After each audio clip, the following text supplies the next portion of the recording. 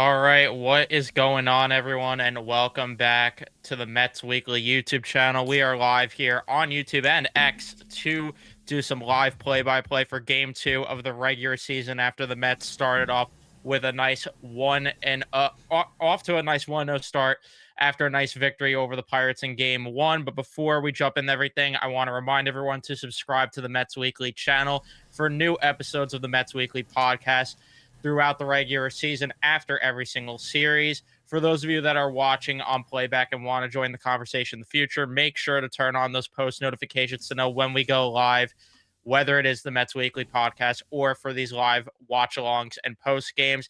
And then to make sure you follow Mets Weekly on X, TikTok, follow all of us individually. The links are in the description, as it is the first game here on SNY as well. We went from a nice 70-degree day to a nice 40-degree day in a matter of seconds. But it will be myself, it will be Carson here. If you like Matt more for the play-by-plays, too bad. You're going to have to deal with us today. Matt is in the chat, though. He's in the chat right now. Oh my But, god. um, That's yeah, Matt from the play-by-play. Wow. in the chat. But yeah, so a lot to look into here for this game. The Mets offense hoping to replicate what they did in game number 1. And most importantly, they're facing a pitcher that has gave them a lot of trouble in the past, which we'll talk about with the pitching problems in a minute here. But Carson, you're here. You did the play-by-play for game 1. How are we feeling going into game 2 here? I'm hoping to lose a little bit less of my voice. And obviously we're sharing the play-by-play duties here, the commentary. So I'll talk a little bit less because my throat was very sore after doing the play-by-play for over 3 hours. But either way, it was a fun game to do. Great first game. Let's just hope they can replicate it and continue consistency, which I think is definitely the plan right now. I'm not sure if the streams are going to the Mets Weekly Twitter because it seems like it's kind of glitching out right now, but I guess we'll try and figure that out. But either way, for those of you here on YouTube, like we said, like the stream, subscribe, all that great stuff. And, this is usually an odd time where we're usually live, so we'll see either way. I guess if you want to get into the lineups, we can, but Yeah, we'll do that.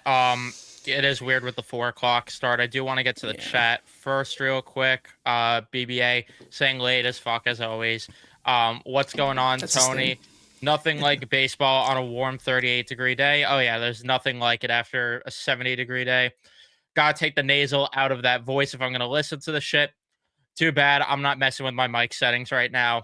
You're gonna have to deal with the fact that it's like I think that. I'm going to make my mic a little bit more nasally just for you, man. Hold on. Let me see if there's any way Yeah, I no, can I do don't know why that. I sound like so much more nasally through my mic compared to in person. I don't know what it is. I notice it also when I listen to the streams back. So Yeah. nothing I could do about that. I Well, I, apologize. I was doing YouTube, what was it? And I was doing like gaming videos a lot younger when I was like eighth grade. There was nobody parked outside my house in a Ford, but when I was in eighth, sorry, I had to do it. When I was in eighth grade, I had a lot deeper of a voice, but I sounded like I was, 3 years old. So yeah, it's basically, I think YouTube is just out to get us at some point. I don't know, but it's whatever. We go on. Yeah, it's Abolish something I'll 4 p.m. fix with my mic at some point. But yes, abolish the 4 p.m. starts. It's also something with StreamYard because I feel like when I record through OBS, it's not like that either. So I don't know what it Maybe. is. But let's run down everything that we need to heading into this game. First, we got the lineups here that you can see at the bottom of the screen for the Pittsburgh Pirates. Leading off will be Jared Triolo. He is playing short. Ryan O'Hearn will be batting second, playing first. Brian Reynolds will be batting third and playing left.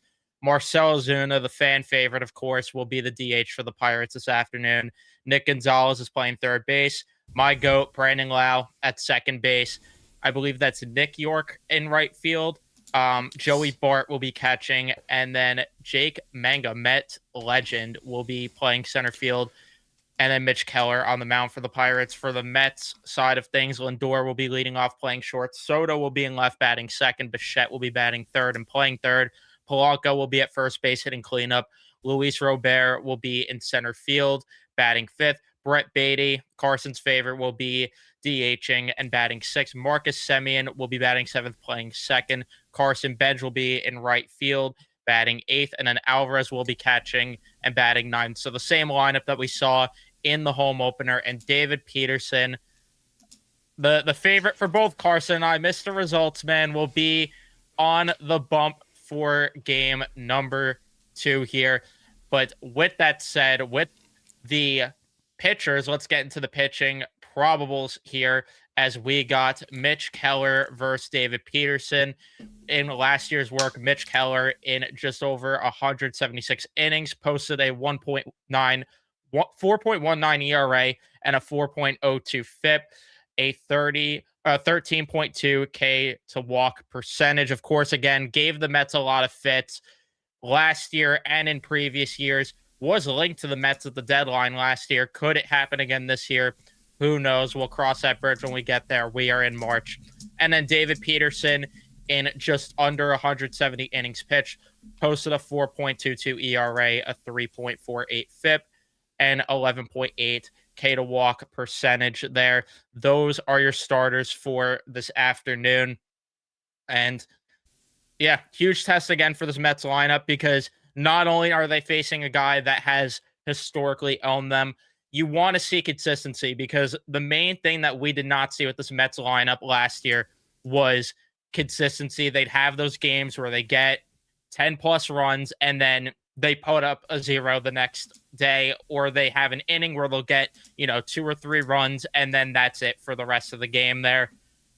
You taxed their bullpen in game 1 as well. So if you could get to that bullpen early, that should help you despite the off day.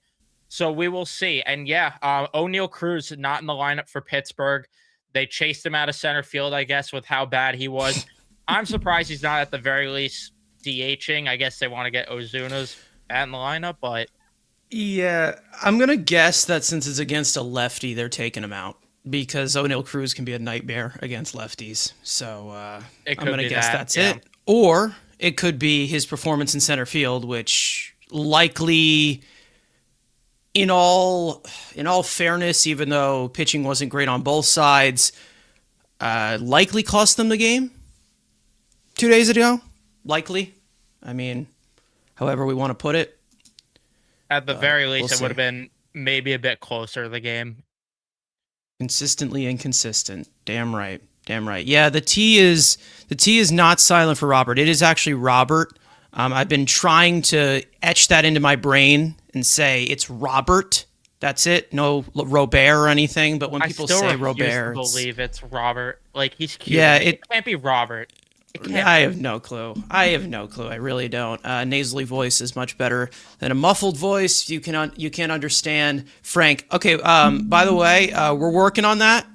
We're working on Frank's mic. We're gonna try to put them to the right levels, because I was realizing that his was a little bit more quiet than ours in the playback audio. So we're gonna try and work on that. But I do not think Frank is gonna be present for the next episode, which is going to be a recap of this series. So either way,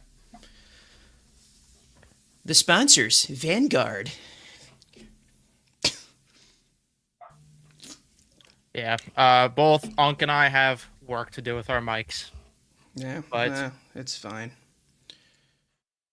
Closing in here on first pitch, we get the sexy Gary Cohen. Yes. Absolutely. So I feel like people will be muting us throughout the game, and then they will try to just see our reactions to if they do something or if they don't. But either way, let me just update this real quick to the first inning. First inning, top of the first here. The Mets also wearing the fan favorite City Connect jerseys today, which everyone's totally loving right now on Mets Twitter because it wouldn't be Mets Twitter without making a big deal out of absolutely nothing. I don't care if they're wearing bright pink jerseys, win a baseball game, and that's all I Yes. care about. But To be honest, I'm kind of upset they're not wearing nipple tassels. Not gonna lie. I was hoping they were going to do a shirts versus skins game today, and I was going to Yeah, it get would to have been see nice. because they're showing Polanka right now. I'd love to see his nipples. Yep. Do a little nipple rub between pitches. But here we go. Alvarez looking like Grimace behind the plate. Everyone loves Grimace. Peterson deals the first pitch, grounded to Bichette at third, makes a nice grab, throws it over the first, and we got an easy out here to start the game. But Yes. Bo Bichette cannot Results. play defense, but David Peterson's devil magic doing God's work early here. He played that a little awkwardly, but we'll take it. One pitch, one out there. I think the Yes, hands more are fine Savannah with Bo. Banana type uniforms. Yeah. Ryan Savannah. O'Hearn Yeah. up. First pitch is a strike on the inner part of the plate there. All right. David had a little bit of a rough spring, so 0-2 results, man. Dealing. Let's see if he can help the parlay out because I did put 5 strikeouts in because I'm a gambling degenerate. I apologize that I'm going to be stressing about that throughout the game, and I'm not going to get help there as that's grounded. Polanco bobbles it, recovers, and makes the throw, gets the out. It looked like that maybe went foul at first, but sure.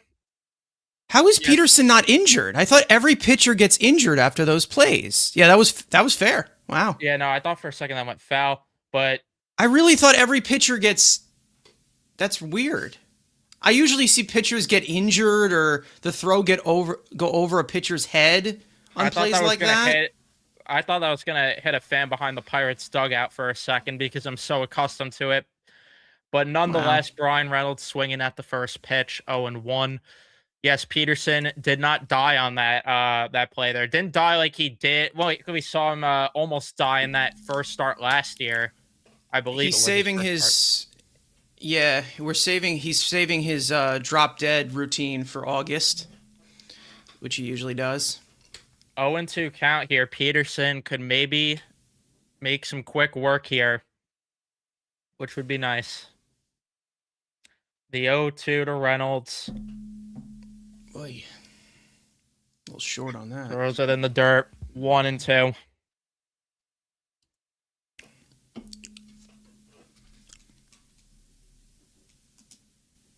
All right. There's Willie Justin Pooh. Willis. He's so cute.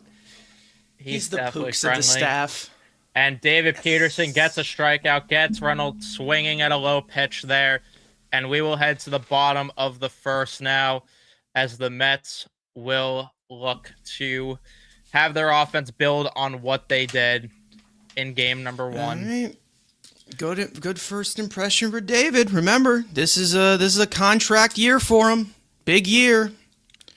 He wants that money. Are you kidding me with this? I thought I downloaded the font here. Yeah, it could be. I can switch it over if you need me to. Yeah, I'm just trying to find the font for it because I thought I downloaded it. Yeah, I can just switch it over while you're scrambling for it.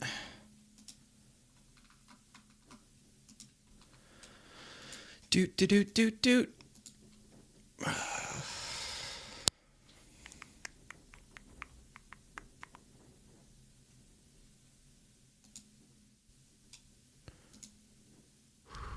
Yes, everyone leave a like if you haven't already. Subscribe. Drop your score predictions too in the chat. Why not? Drop the score predictions. Are you guys or feeling... drop your bets for some degenerate gambling? Yes. Drop your bets. Tell me the money that you're gonna win that I won't win.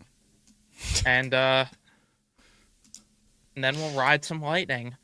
Tony saying 6-2 Mets. Hopefully, I'd love to see the Ooh. offense. Great reference.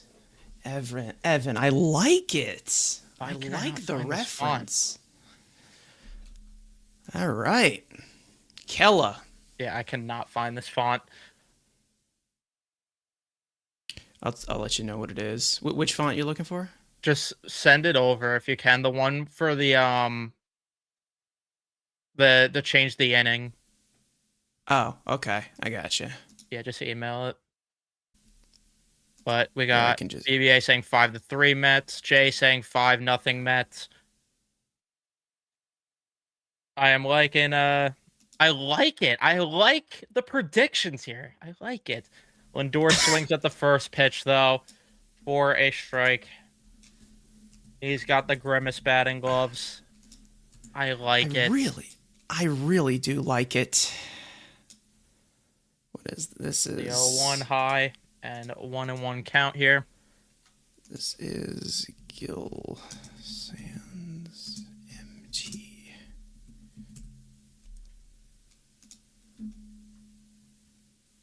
Lindor takes a ball in the dirt there. 2-1 count. Crowd gonna be hype when Jared Young makes his season debut. Absolutely. I We can't love wait. our Canadian. Lindor Our takes a silver pitch medal inside. Canadian. 3-1 count. Huh.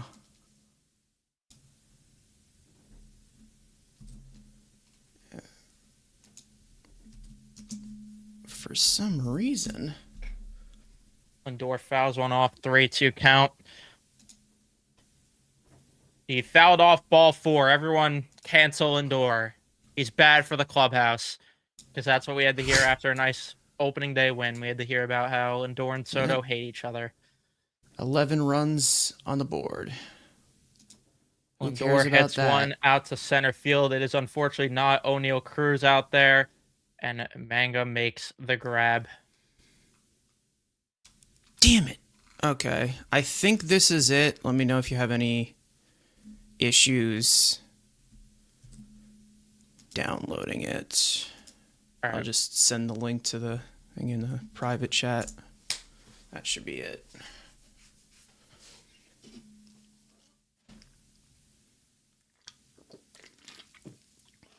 Apparently they took it off to font. Soto First pitch is away to Juan Soto. Yeah, I thought I downloaded this just now. Huh.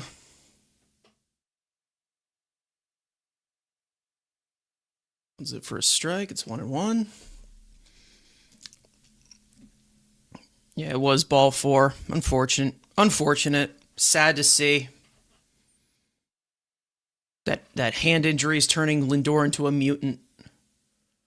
Curveball is bounced foul. It's 1-2. Yeah, I don't know why it's not working. Because I downloaded it, but it's just not working. Huh. Let me try downloading I think it. sometimes if you restart the app, you can probably do that. Yeah, Looks like that's what I'm going to try doing. Soto's hurting a little bit from that foul ball. It is a little cold out, so things are going to sting a little bit. It's okay, Juan. You can take my shin. Looks a little uncomfortable to get into his 2-strike stance. 1-2. Slap toward the middle of the diamond. Triolo cuts off the second baseman, throws on to first. 2 away. Soto's limping a little bit, but I think he'll be okay. I hope so. If not, he can take my leg. I don't really need to use it.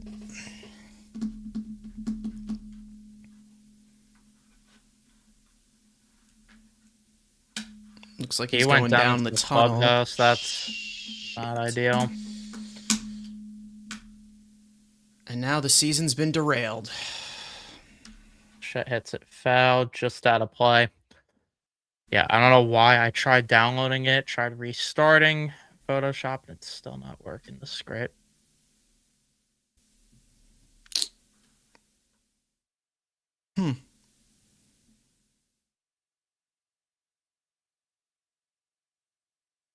It's just not showing up in Photoshop. Whenever I go to edit the text, it says that I don't have the font for whatever reason. Interesting. If you want to use a different font, you could. I mean, it's not like it's Yeah, I'll you're just do that. you're in just complete demand to do it. I just like try one that's just like skinny enough to fit in there, I guess. Maybe like impact or something.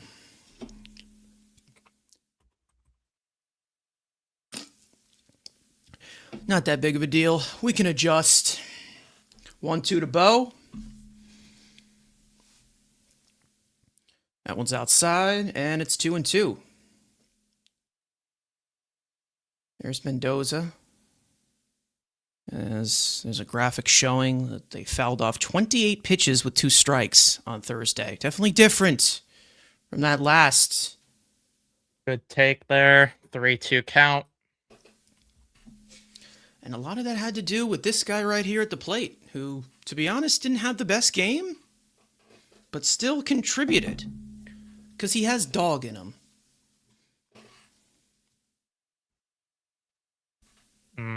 Oof. God, Mitch Keller has our number, man. Jeez. Hey. Both Lindor and Bichette swung at ball 4. You don't like to see that.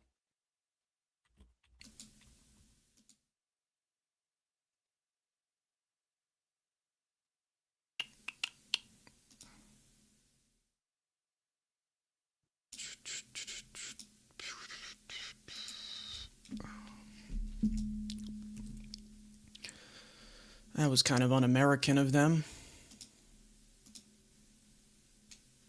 Forgot Mitch Keller is good. Yeah, we had some attachment to him a little bit, and I was talking a little bit about him. He's not a frontline guy, but he's a middle of the rotation guy.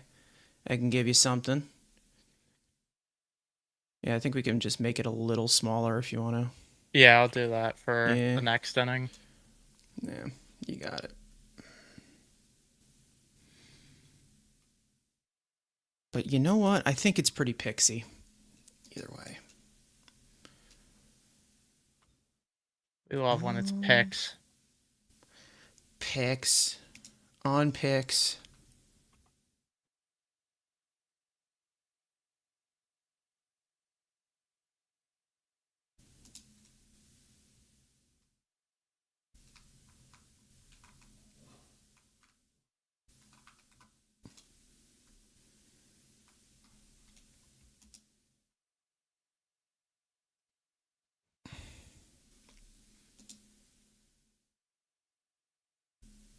Thought I just replaced it. What the fuck?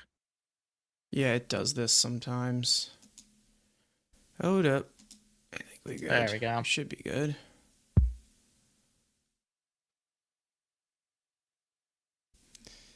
Yeah, last deadline we were talking about the Mets potentially getting Keller, especially because they just were not getting innings, so it would have been nice to have those innings. Unfortunate, yeah. But then they ended up going with nobody for the rotation. I mean, the asking prices for starting pitchers were ridiculous last deadline. Here's Ozuna from the Braves.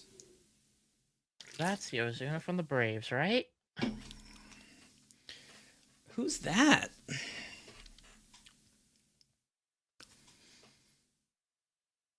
Grounded to third. Bichette with the grab throws it over the first offline, but Polanco tags him out.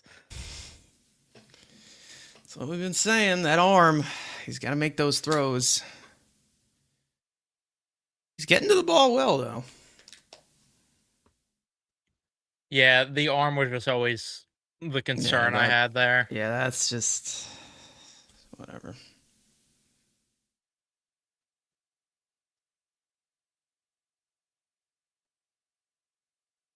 First pitch to Gonzalez in for a strike. I know it's super early too, but name redacted 1, named redacted 2, named redacted 3 are combined 0 for 10. Well, listen, you know what? They'll get into it, you know? Stop. As we always say, People like you are what make Met fans horrible when you're saying stuff like this. So it's just, stop it. it's, yeah, I mean, I get it, but, it's, again, it's one of those things, where we have to wait until June for everyone to wake up and then they go back to sleep again in like August or whatever. But it's okay. We love them. It's fine. We love them. We love and support them.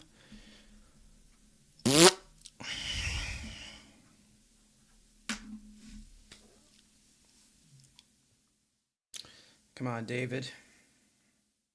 Quick work.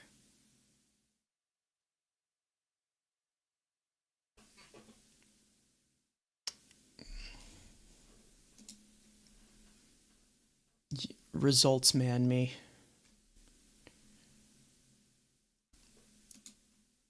Okay.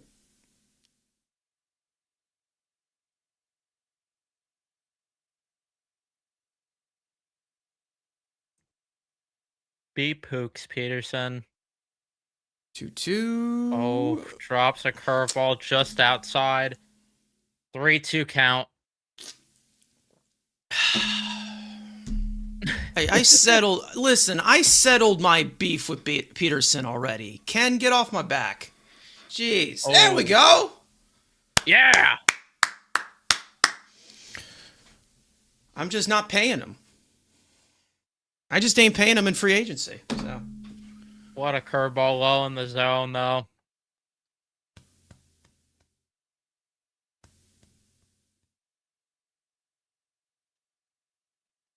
Brandon Lau, it always hits the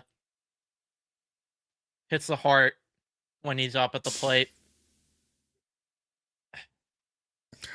My Met trade deadline dream the past 2 seasons.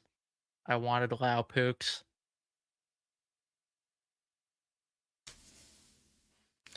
I think that's his I think that's his middle name.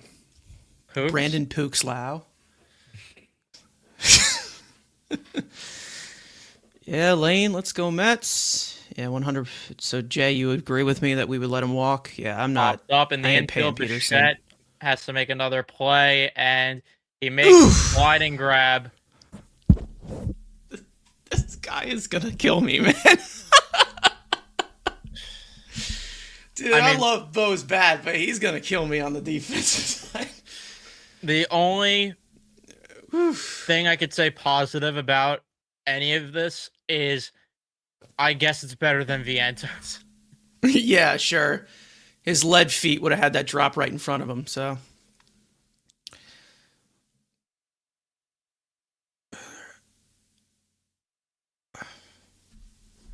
If Bo can give me a 0 OAA season at third base, we'll love him forever. If Bo can give me a boner, I'll love him. Bo. Someone will offer Peterson 4+ years, so no thanks. Yeah, I'm just not about giving him that contract, and I don't think Stearns will. Like we've seen already. A blue Ford ad. Sorry, I like it, but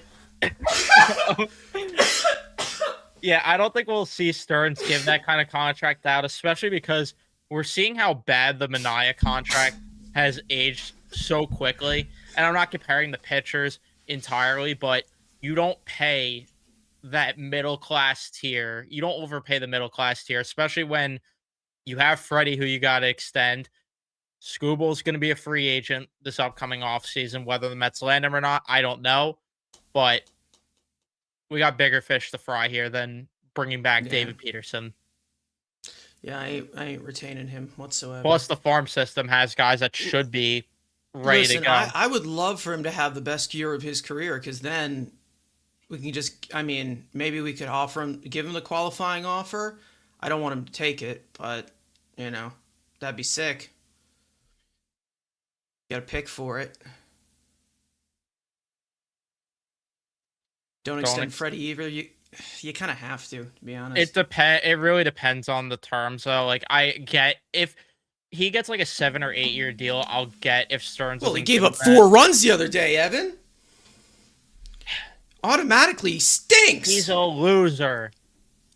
No, but if he gets like a 7 or 8 year deal, I get not going to that extent there, but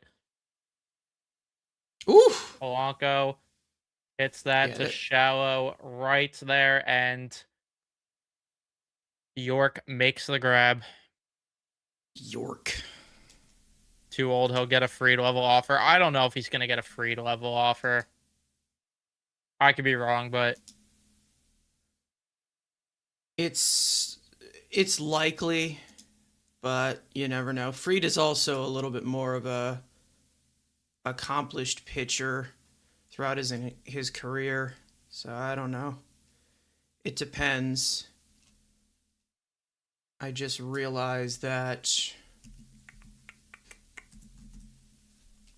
I have Mr. York's last name spelt incorrectly on the graphic, so I'm gonna apologize to him by adding a E to the the rest of his name.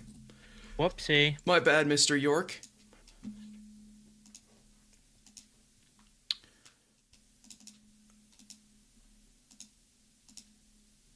Robert hits one over to second, and he'll be put away there on a ground out. Fucking Mitch Keller, man. Mitch Keller. Mitch Keller, man. Peralta's like Stern's nephew. He's gonna get 6 years, 190 million. Nepotism? We'll see. I mean, that's good nepotism, in my opinion. speaking of After good, seeing what Brett these pitchers Beatty's are up. getting, I mean, yes. Gary's got a do-rag on today. So much aura when you think about it. Come on, Brett. Even though I'm completely rooting against you and want you not to succeed, according to Twitter, I would like you to do something here. Whew. Quickly behind 0-2.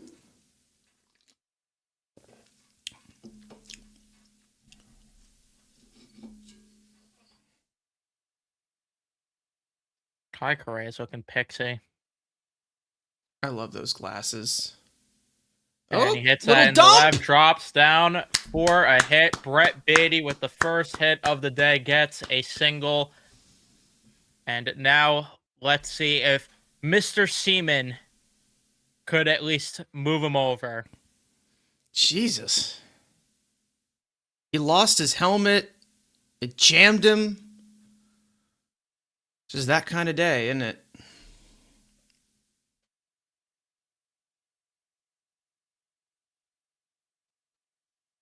Oh, and he's steals second there without a throw.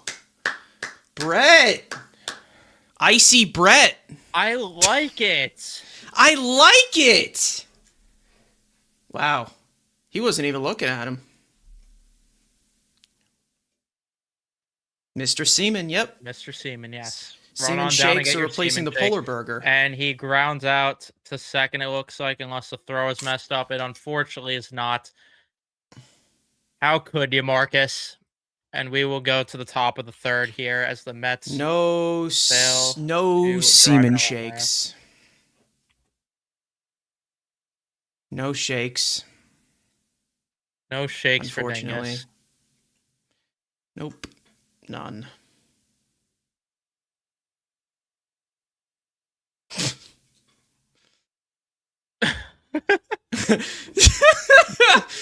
All right. We've reached that part of the stream. I like it. I like it, man.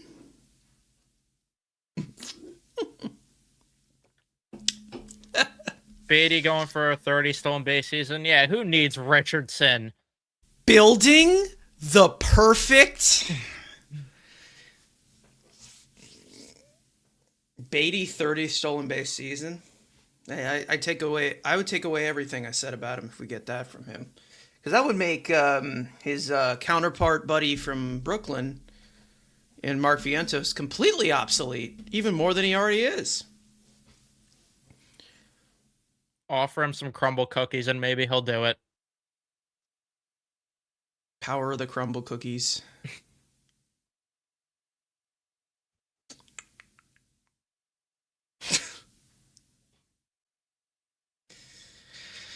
Hey.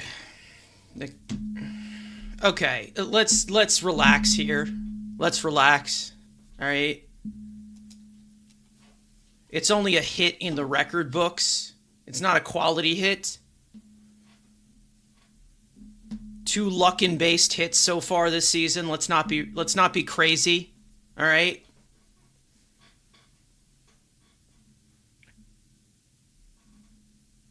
Bring back the spreadsheet. Here comes spreadsheet man. Here he comes. Cue the music. Keep it on the ground, David.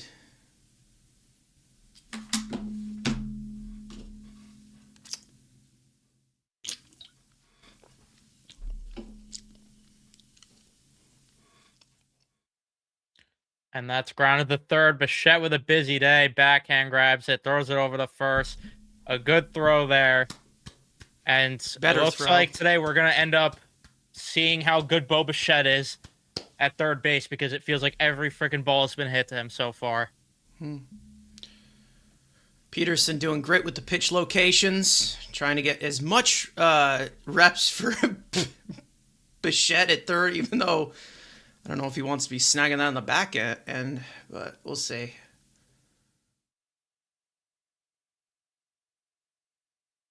The ball will find you, doesn't it always? He's still leading the team in RBIs. Oh well. I thought that was So was the be guy in another grounder Baltimore, the and guess third. where he is? Baltimore. Owned.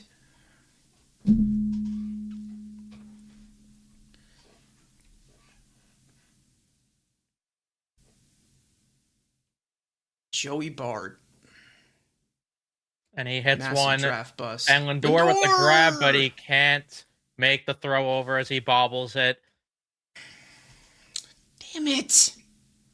Should have just let Bo get that because he's so much better than him on the right side of the infield.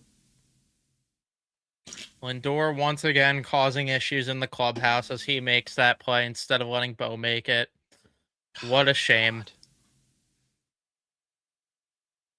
I can see why Juan Soto hates him. Yeah, after that play, I really understand it now.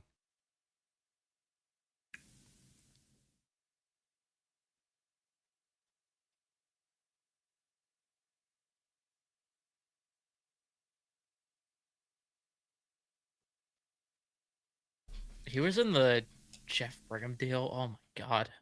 He was. Yes, he was. I don't like it. Yeah. Ep dog. Yeah, it got us Jeff Brigham, who was pretty bad, and then also Eliezer Hernandez, who did not even throw a single inning for us. So that was pretty sexy. So, Mets give away another potential Hall of Famer. Yeah. And Yeah. that's hit into the gap there next to Semien. Bart will go to second there. And that will be a single. And the results not quite resulting right now as it flips back to the top of the order for the Pirates to potentially do some damage. This is so bad. Ugh.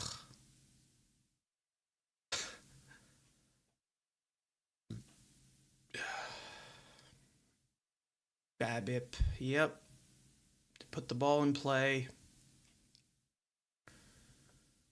When the slider ain't working and he can't get the chases, it's kind of a rough go at it for Peterson. Let's see if he can get out of this one.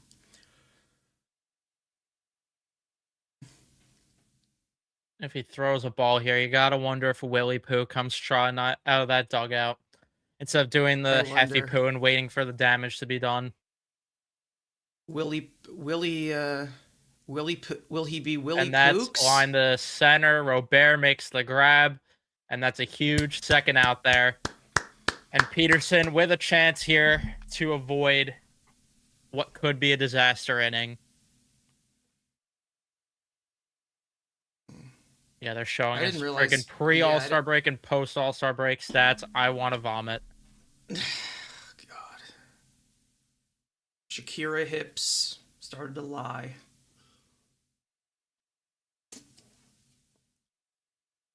Not testing Lubob's arm is smart. Correct. Very smart by the Pirates, a known smart organization. Woo! And that's popped up the center. Robert tracking it, makes the grab, and David Peterson avoids a disaster there as He is we go so to the bottom of smooth. the third. He's just so smooth, isn't he? Very smooth. Lubob Silky and or smooth. Peterson?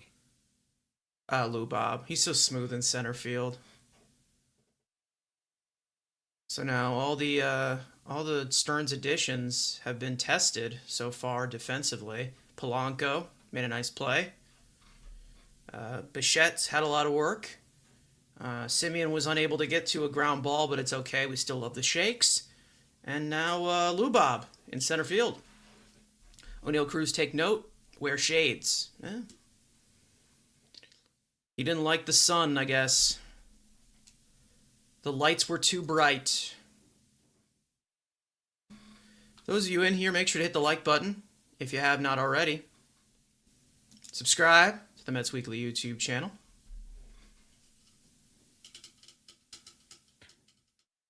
And get ready because Carson's about to get in the batter's box now. Yes, I had a big day yesterday. Yep. Yeah, it is actually crazy. It is crazy. It is crazy, to be honest. Because not only she deaf and blind, she's also dead. So like, it's nuts.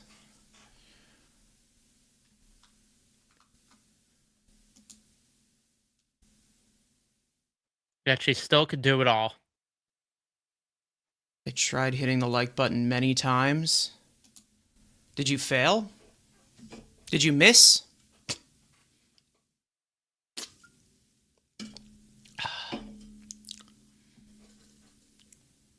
You missed?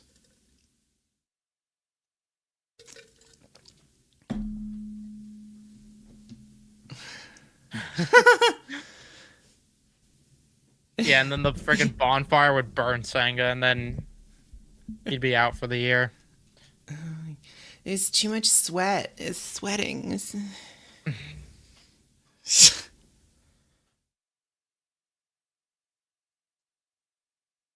Luckily, Soto got it back out there to left field, so that's good.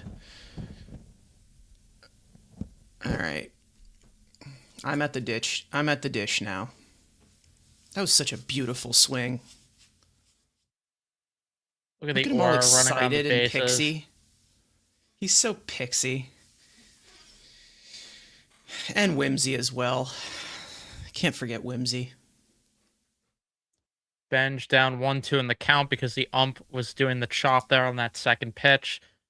Everyone find the ump. Samaj, do your thing. And that's hit to third. Drops in front of Gonzalez, makes the throw, and that's one away.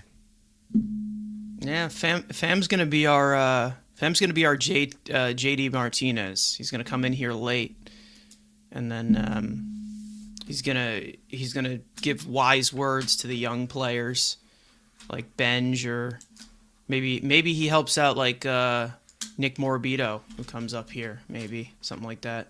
And then who comes up and makes a song? Vidal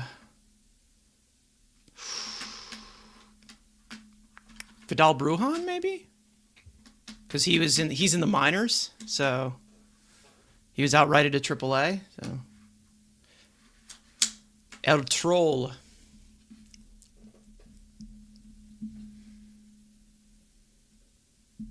He needs to smack Senga. I mean, we're gonna ease off Senga. We'll see what he does. But you know, still skeptical because it's been rough for him these last 2 years.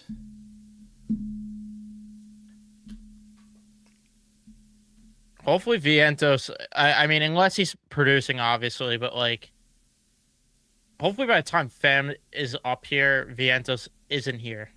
I don't know how long of a leash he's going to have, That's really the question, but We'll see if he plays in that in tomorrow, because it doesn't look like he is. Which is the main thing, is like makes it very obsolete.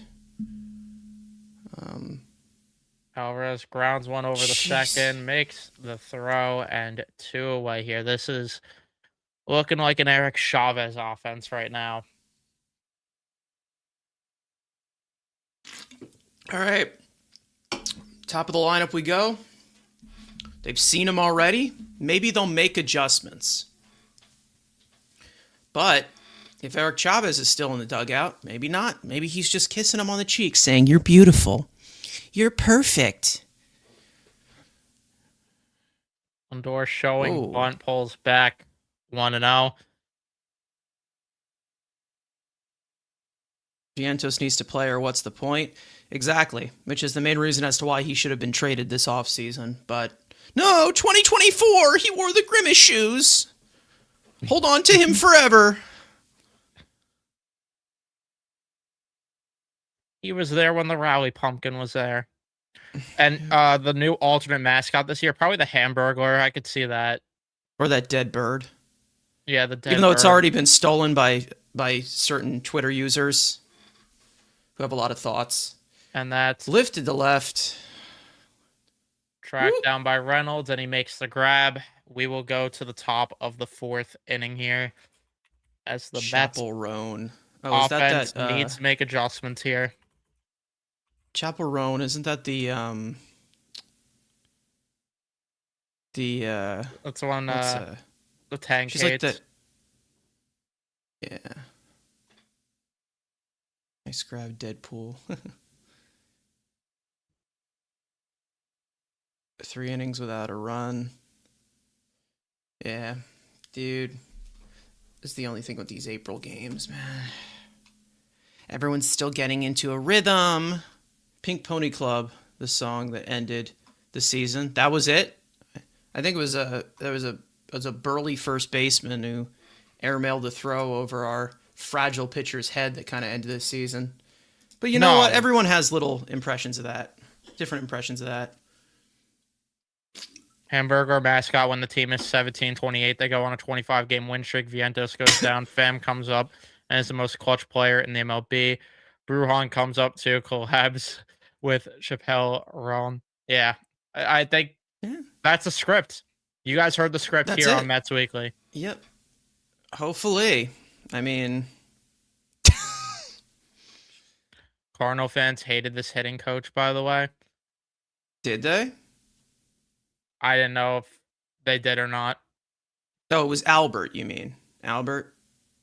I The mean, thing either way, is Albert's that not the main guy, right? yeah, Albert's Snicker's the the main guy. department of hitting. Yeah, he's like the Snitker is the guy from Houston. Listen, I've heard mixed stuff about Albert, but Snitker I've heard some good stuff about. So we'll see.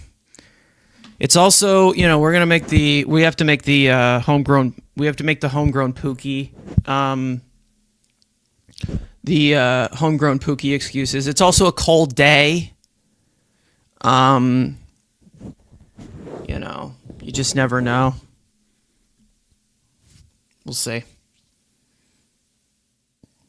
Good fastball there. Attacking hitters. What is this? What is this? Who is that? What's that? Snitker is good. Good baseball family. Yeah, he's the son of Brian Snitker, the former manager of the Choppers. Went toward the two of the MLB. And that's grounded to Bichette with another play there. Makes the up line and Oh, Jesus. and All right. Reynolds will be safe at first. And Mets you gotta Twitter watch is the not throws. going to like that. Phillies Twitter's gonna have a field day. Oh, well. And the crowd is Oh, not Jesus loving it. Christ. Oh my God. Oh, my goodness. Ay. Yeah, Bichette getting booed already. Booed Bichette. Maybe Oh, it's for Ozuna? Okay, I was gonna say. the other pitcher's having a good start. He always has a good start against the Mets. He has a really good career against us, actually. But we're not here to make excuses, Ken. Yeah, Damn! it's like I said in Think the like a post winner. game. It's like I said in the post game. I'm just so tired of having to be like, oh, well, tip your cap to the other pitcher. Like there will be days they're gonna struggle offensively, no question. But at least give me competitive at bats. That would be nice. That would be sick. Hi, Ron. DFA Bo. That's gonna be an expensive DFA right there. It's the shadows. Yes, the shadows. Exactly. Yes. Yes. Peterson falls behind 3-1 in the count to Ozuna. It's just like Lafreniere. He's sad because he lost his softball game.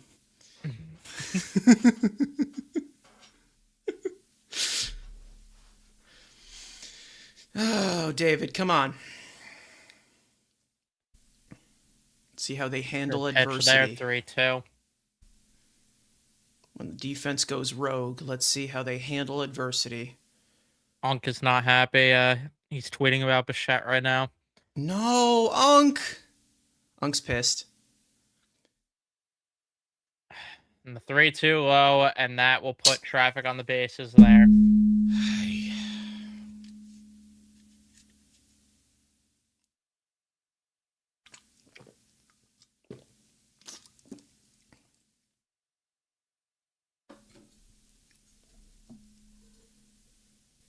Where's Andrew? Andrew is probably Andrew's probably building a chair right now or a cake. Yeah, he's probably baking a cake. Collective sigh. Yeah, triple playtime. That's the spirit. Hey, this guy Triolo's been kind of a pain in the ass, man. Probably why they're giving him the most ABs. Should have challenged that last pitch. Was it a blown call? I wasn't paying attention. My bad.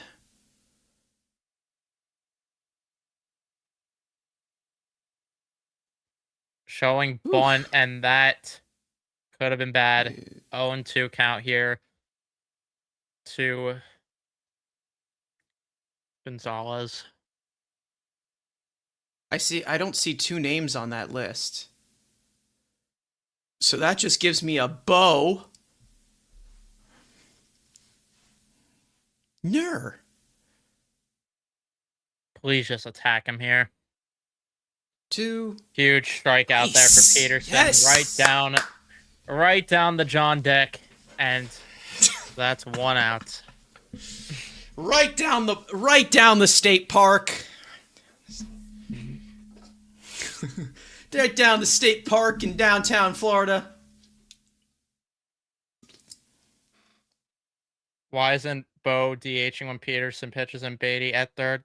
Because it's early in the season right now. Maybe that's something that they'll do later on if it's really a problem with Bichette at third. But for right now, it's game 2. Like, I don't expect them to make that sort of change. Yeah, I think they're gonna give leeway to Bo at third, and then maybe they give him. I don't know. Maybe they give him some time at if Vientos is not doing well. Maybe they give him some time. This is an optimal team, so you can make flips if things don't go well. Either way, you're gonna be 9 hitters deep, unless you have what's his name in the lineup.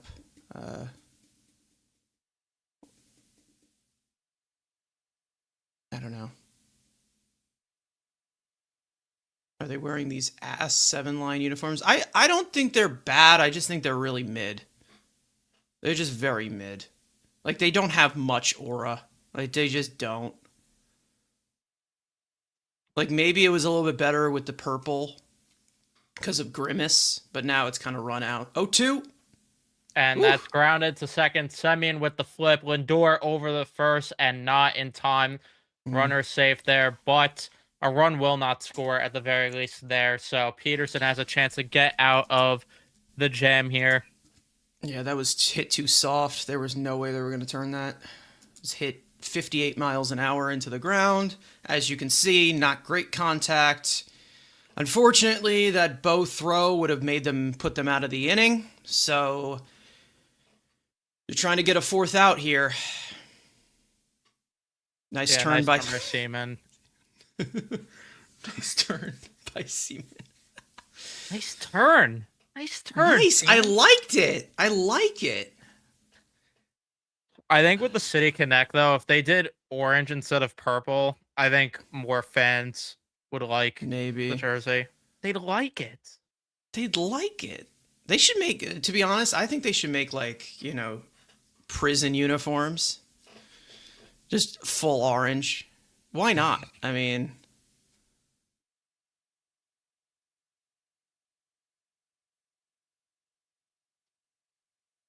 all right.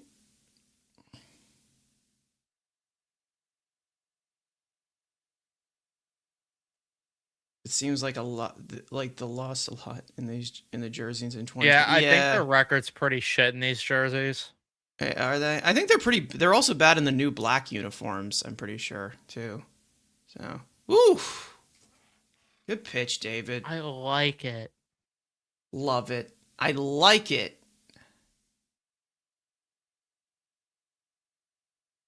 Yeah, you might get 6 from David here. Maybe 7. Huh? The thing? Yeah. Like the kids do? Come on, David. And that's There it is. grounded over to Marcus Semien at second. He steps on the bag there. And All right. Seaman. Picking up I your don't know. I was teammate going right to try to there. make a joke there, but either way, the Mets get out of it. David Peterson gets out of the inning. Big work there. Makes up for Bo Bichette's wolf shit play. Yeah, there. interchangeable puzzle pieces about this roster. Yeah, exactly. Exactly. Yep. And that was it was yep, Jake, it was a solo act for Simeon. But yeah, that's also the thing that Stern said he wanted to do with the roster during the offseason is have that flexibility for them. Yeah, if one guy goes down, they're not going to be like, "Oh, well, this is it," and we're calling up Devin Marrero. You know, they don't want that. How about all blue uniforms with orange pinstripe? Yeah, I mean those were pretty nice. I mean, here's the thing about the black jerseys. Okay, they're decent, all right, but they're not the black jerseys that are elite. Okay, the ones with the actual New York on them, iconic. The Mike Piazza, in the 2000s, those are the iconic one. But of course, we have to modernize it. Yeah, I don't know why they got rid of the white. Happy fun, la la la. Let's grade Peterson's start so far. I give him 4 out of 5. Nothing fancy, but it's working. Yeah, I mean, so far it's a solid start. I mean, he's got out of trouble, which is all you could ask for right now for when he's getting into it. And then again, Bichette makes that bad throw and bails out his teammate there. Yeah, we love these are just like they're iconic, man. They're just iconic. That's a great shirt. They're so pixie. Beyond Great pixie. Shirt. Timo Perez. Oh yeah, we don't talk about Timo Perez. Nah. Even though our old first baseman used to take a little jog to the plate, not slide at all. But hey, everyone loved him. Love. Yeah, that first inning. Low. That first inning really helped them out there. Yep. Bichette scares the hell out of me at third. Listen, I ain't gonna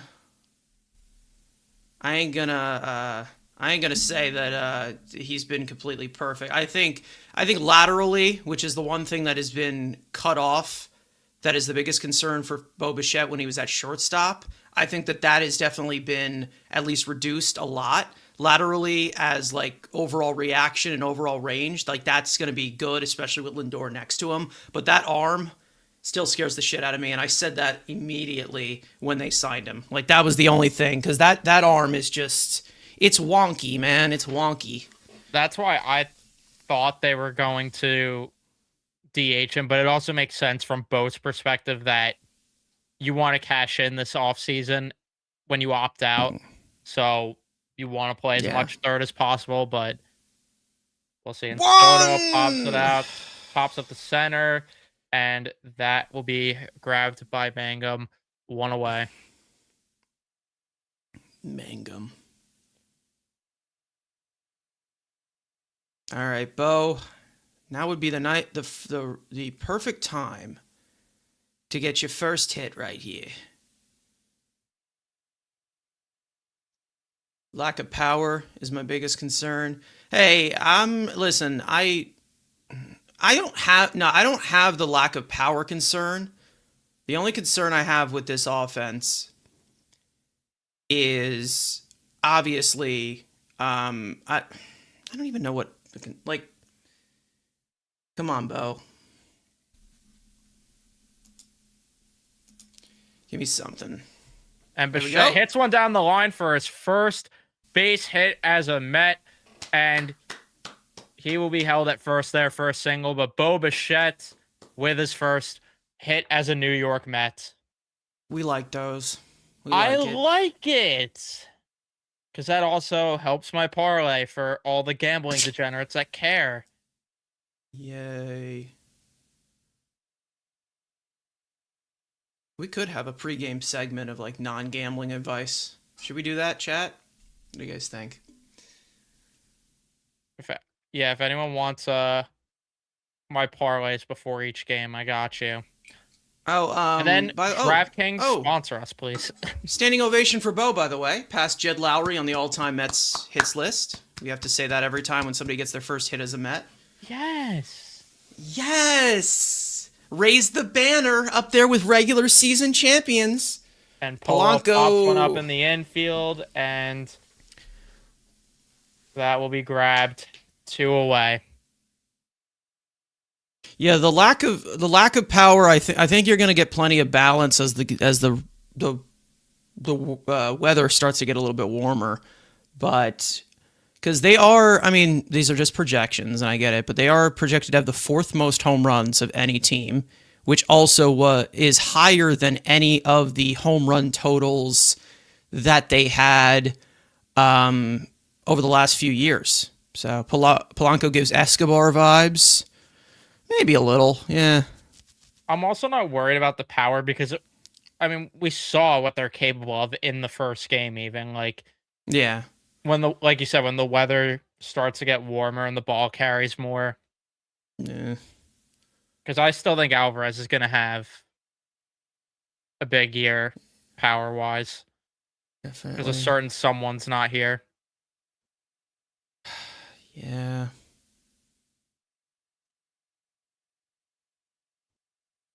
Bo.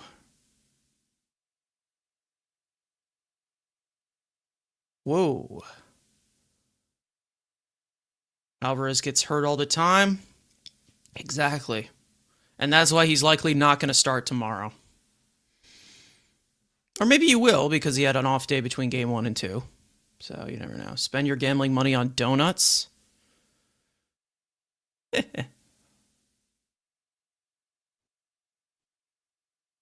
And that is grounded foul. 2-2. Come on, Bobbert. Cook me something. Go, Bobbert.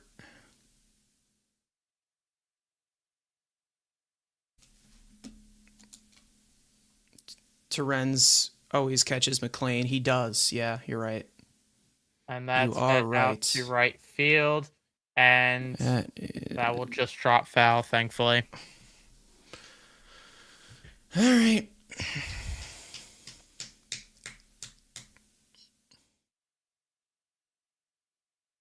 Ooh, Tim Leeper's a little cold too. Our third base coach. He's warming up his hands, blowing into them. Looks like he wants some hot cocoa. What the fuck? I'm just kidding.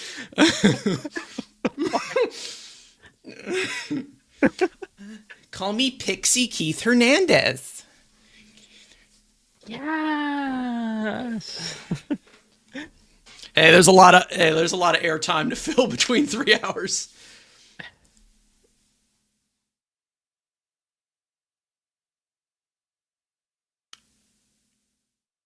Come on, Bobbert. You're used to the cold in Chicago.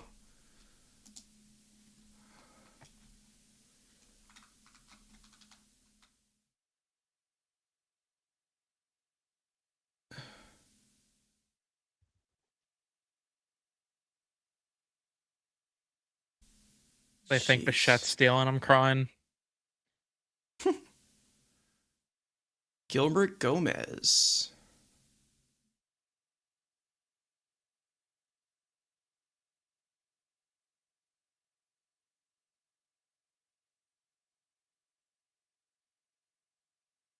Is that a... Yeah, that's Yeah. 3. Yeah. Yeah. Yeah. Now we'll put Bichette in scoring position there. I like it. We all like it. Ooh. That's Pooks. Ooh. All right, Bobbert. First RISP opportunity, I believe.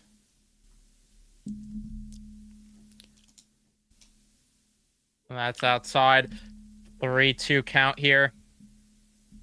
Forgot how to count to 3.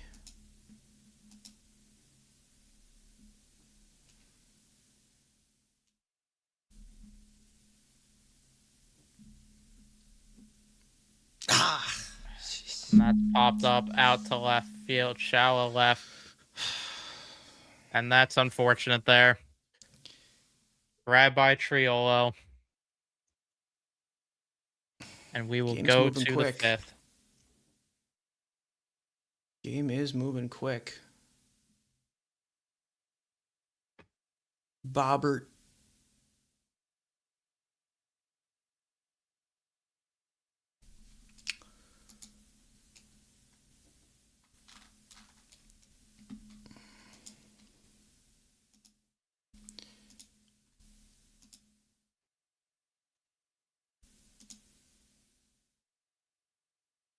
Ooh. Ooh. I like it.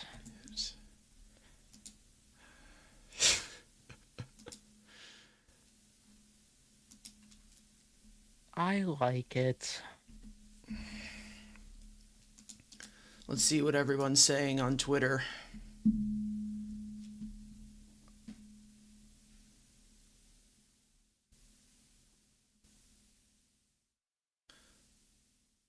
Bo Bichette's arm strength on that play, that it was a mess up. The good one, the third one he had.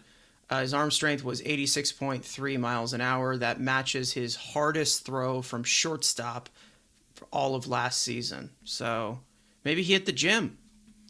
I don't know.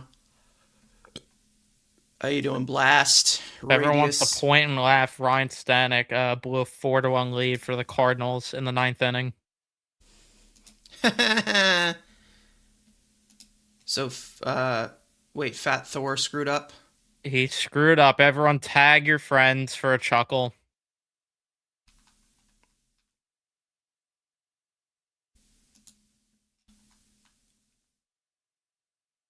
Ryan Stanek.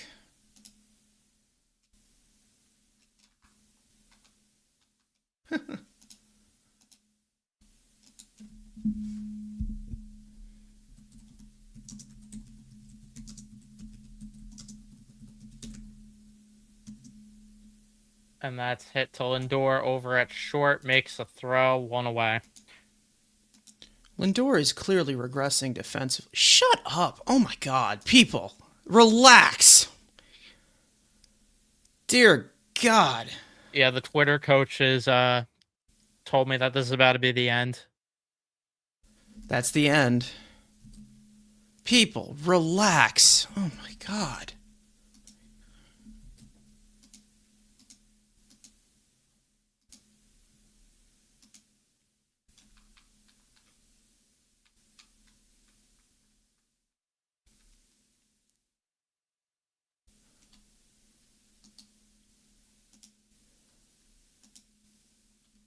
Stanek was robbed of the Cy Young last year. The league is becoming a joke. Yeah, I agree with that.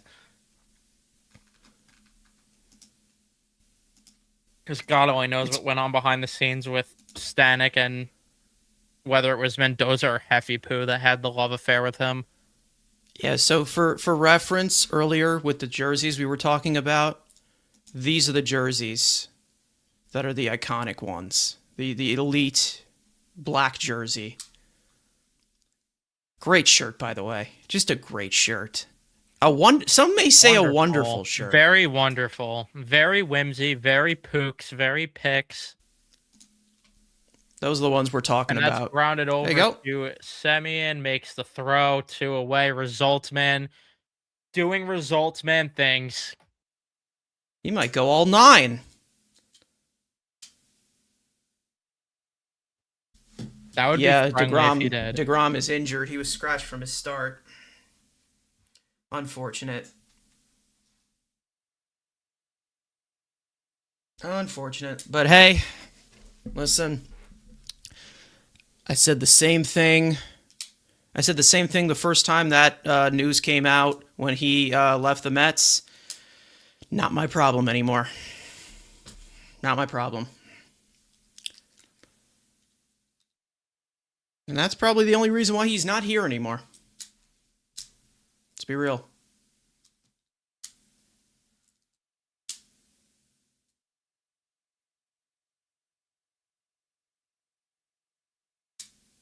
And that's grounded. Peterson makes the throw, and that is not in time. What an athlete, though. That was a better throw than any throw Bo has had today.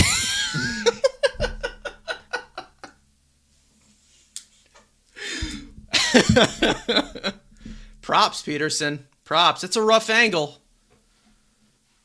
Gold Glove. Isn't Peterson a former cheater? Yeah, isn't Peterson a former shortstop or something, or a third baseman? I know he played football. Yeah, he probably played somewhere in the infield. Maybe, possibly.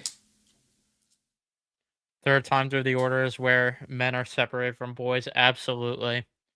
Damn right. Damn right. And Peterson definitely struggled with the middle innings. Just like every single pitcher on the staff last year. And that finds the gap there into right field. That will be a base hit. All right. All right. Let's settle down. Peterson. Peterson has gotten into trouble a lot today. Has got out of it. Let's see if he could do the same thing here with Brian Reynolds coming to the dish. They're probably going to cap him out at like 80 pitches, right? Most likely. I'd assume so. He's at 62 now, so maybe you either you get this final out here and he starts off the 6th, or 8 more pitches and someone's going to make a tweet about the number of pitches he's at.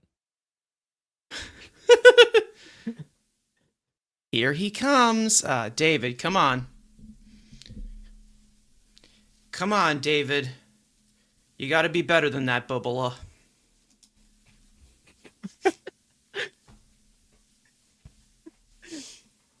Be great, Pooks. Hey, go out to the mound, someone. Willie Poo signing autographs now, too. On. Willie Pooks. It's Willie Pooks and Heffy Poo. I think that's what we're going to go with.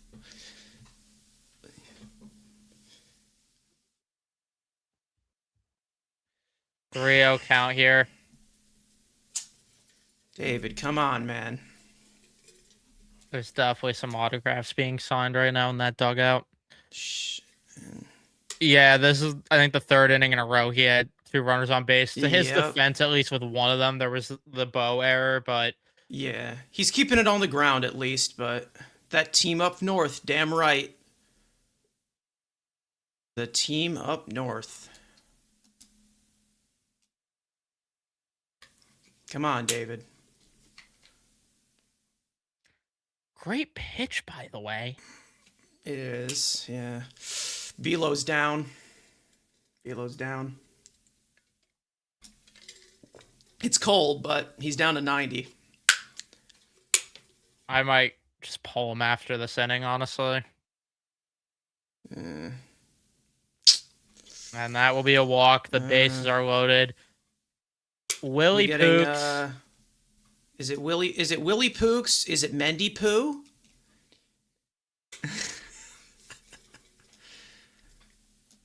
It might, I mean, yeah, Ozuna. And here's Willie Pooks.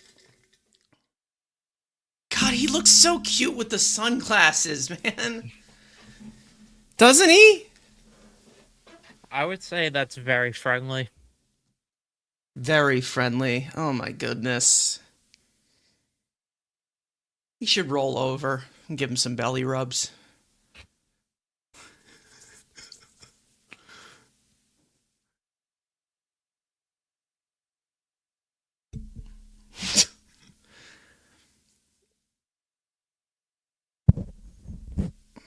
Willard hopefully gave him the secret sauce. And X is up in the pen. Yes! Get your yoga mats, everyone. It might be time for yoga class. Hey, David. 6-7 pitches.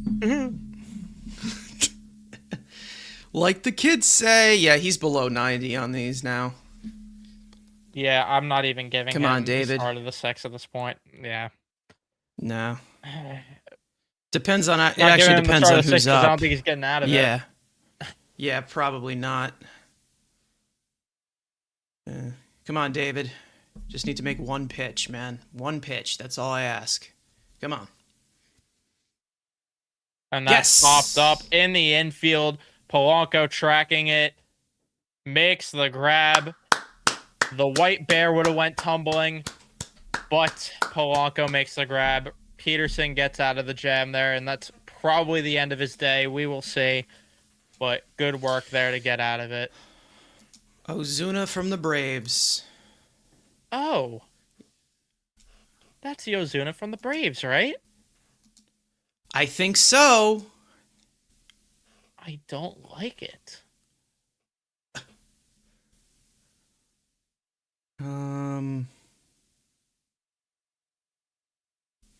Not a big fan. Oh, whoops. Let me upgrade this.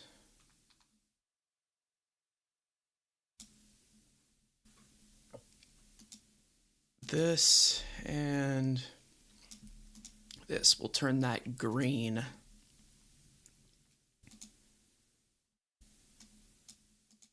Ooh.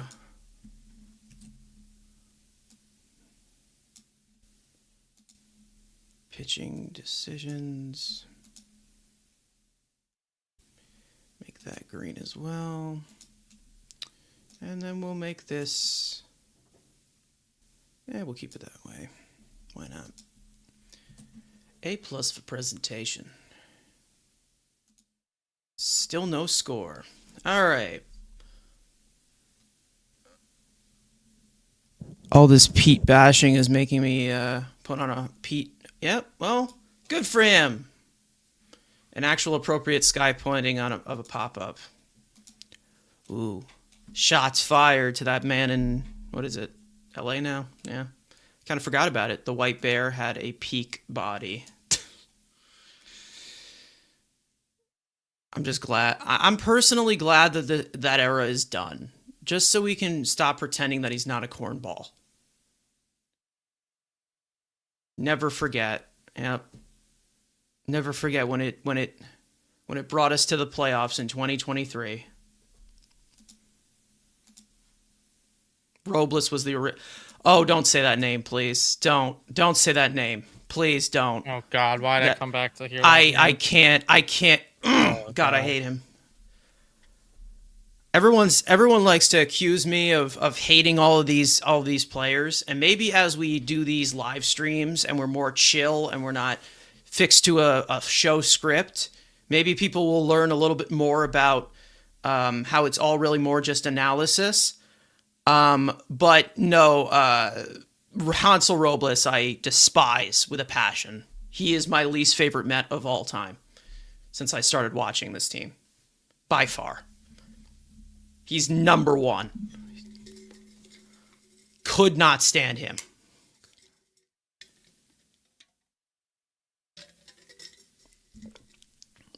Robles had a few good... He did.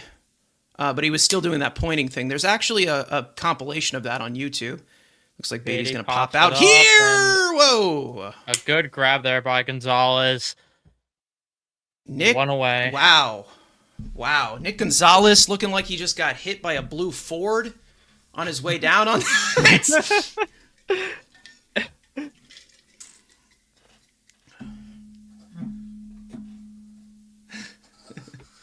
You know, those blue Fords, they're always lurking. Binoculars, sometimes. He had they to use put a lot on of the brakes technology. there because he was going through a school zone. And that's one out there.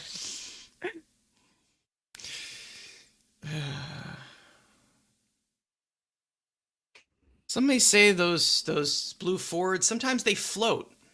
And do a lot of Semien floating. hits it out to center. That is grabbed there.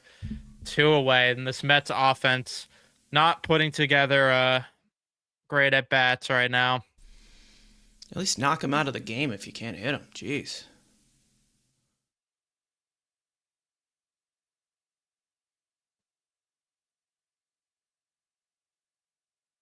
Looks like Lindor is letting Semien know it's okay. Ben showing he is a bunt. Not what we like to see. Don't worry, TikTok. Yeah, hey, magic of editing. Magic of editing. Man, I think Beatty's actually taking some good ABs. She want to go viral.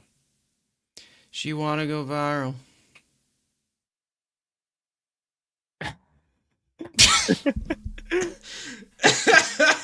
Jay's having a good time with these references. Yeah, the Seaman Shake is replacing the Polar Burger at Shake Shack, in case you guys didn't know. That's some... And that's popped up, but we'll go out of play. Still 0-2. How many balls have we hit hard? Is that a need for a pause? I don't know. Let's see. How many hard hits have the Mets had? 1, 2, 3, 4, 5, 6. They have had 6 classified hard hits, which is 95-mile-an-hour exit velocity or higher. So they've definitely gotten a decent amount of contact. However, still, the swing decisions are not the best. Let's just say that there's been some of swing edits and pitches outside of the zone and putting them in play, which is not something you want to do. Kind of want to go through the barrel zone here. Maybe the kid could get him started. I don't know, but Mitch Keller has the Mets stymied so far. Let's see if the kid with his floaties coming out of the kiddie pool could get it started. And that will go out of play. 2-2 count to Benj. At least a good at bat here to drive the pitch count up because, like I said at the top, gets to this freaking bullpen. Give Peterson the 6. Why not? I don't know if they're going to. Maybe. Yeah, you might go batter. You could go batter to batter. However, I think that there's right-handed hitters due up for the 6th. So Gonzalez leads it off, and then maybe Brandon Lau is the last batter they try to give him since he's a lefty, but maybe, yeah, I don't know. We'll see. Depends who you put in here. Maybe you have him start you could have him start the 6th, maybe, if you want to, but I don't know. It's his first start, so I'm okay with either plug, to be honest. Yeah, I'm good with whatever they end up doing, as long as they pull the plug quickly on Peterson if they keep him in.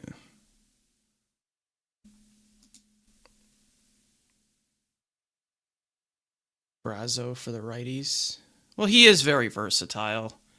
Handles a lot of pressure well. Cleans the dishes efficiently, Yes. goes to space, teaches yoga. He's a very helpful stepbrother. Yes.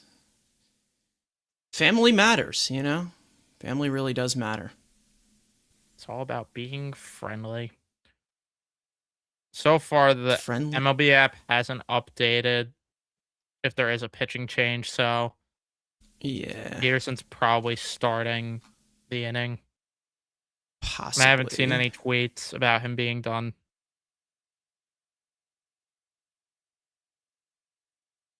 Oh. He has thrown 69 pitches. Certain someone should tweet about that. Yep. 69 joke. I'm 50 years old. Give me my likes.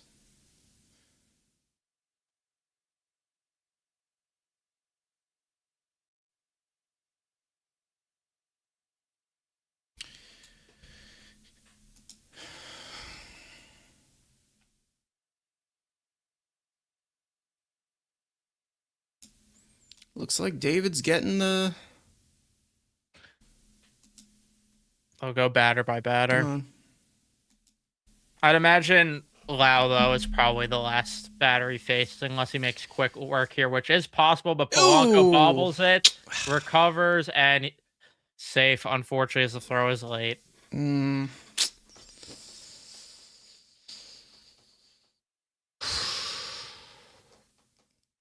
I don't know where you And the go. Cheeto Army's not going to like that.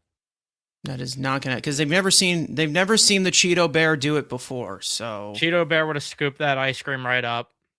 yep, yeah. Probably should have just put it in his pocket, to be honest. But he made the Scored throw that anyway. hit. I don't know about E3? all that. Is that an E3? They just scored a hit, Gary just said. They scored it a hit. Okay, I don't interesting. know about all that. All right, all right. They're keeping him in against the lefty here. Let's see how this goes.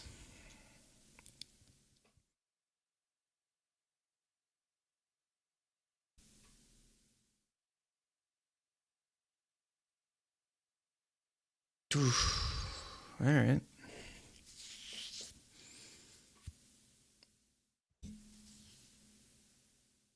Towering shot, man. Yeah, it should be an E3. They'll probably change that, but Possibly, yeah. It might be ruled a hit because it was a fast runner. It all really depends. I have the broadcast audio on and I just hear Keith go, "I love that. I love that."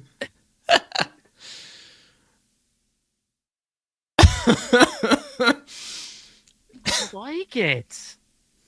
I like it. Should be a hit. It wasn't. Yeah, I don't know. We'll see. It was hit 99.3 miles an hour, if that has a factor. We'll see. Ooh. And Lau pops it up, shallow right field, semi, and tracks it down, makes for the grab, Yes. one away. And I'd imagine Peterson gets pulled here, but we It will see. might. It could be. Could possibly be. Where's York a lefty? York, I think, is a right-handed hitter. So is That's what I thought. Bart. And Mangum, I think. Or is he a switch? Seaman over the shoulder. Nice little back shot. They're still going with him. Great All right. pitch, by the way. Great pitch. Great pitch, by the way. All right, come on.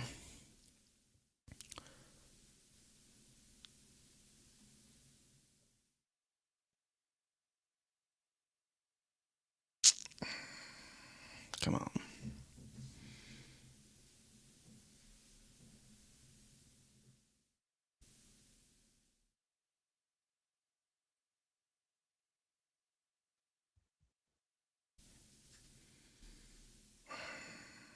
And that's popped Ah, up. Shallow center. Just over Seaman again. And 2 on with 1 out. This will probably be that's the it. end. Yeah, You have to pull him. yeah, Pull him out and bring in X. yes. Pull All out right. for X. Quite the day for David. He did good. Unfortunately, I don't like Yep, this. and there it I is. don't like it. Unfortunately, I don't like it because I'm rooting against him and hate him, according to, Twitter. But good day for him. Good day. Not bad. Limited the damage. Gave up some hard contact. Gave up some soft contact. It was a decent outing for him. Not bad. Who's coming in? It's probably Brazaban. Waskar X Brazaban will be coming in. Yes. Here comes Brazzers. Make sure you confirm your subscriptions. All right. It's So time we'll for put- Brazzers, who had a really good WBC. He did. Even Scott Van Pelt gave him a shout out.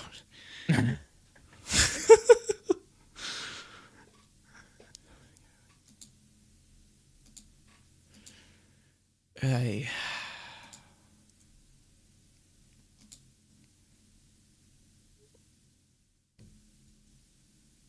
I'm fine with them pulling Peterson there. It makes sense because every inning he's been putting guys on base. He's done a good job, though. He did a good job with keeping the ball on the ground, and some of it was the defense, so I can't blame him on that, but it makes sense. And you don't wanna push Ken, him you too think much. you think I despise Peterson, yeah. He drives me nuts, but If the offense put up a couple of runs, Peterson probably would still be in, but not in this situation. I'll tell you what I do love. What I did love seeing yesterday was Jeff McNeil in an A's uniform. I really enjoyed seeing that. Yeah, I'm giving Senga a chance, but listen, I'm near the wit's end, just like you right there, Doug. I'm at the wit's end. Brazaban, I'm gonna need you to be big, huge. We got a situation. Someone is stuck. Help him out. Come on. And we might have a pitch com issue already. Never mind.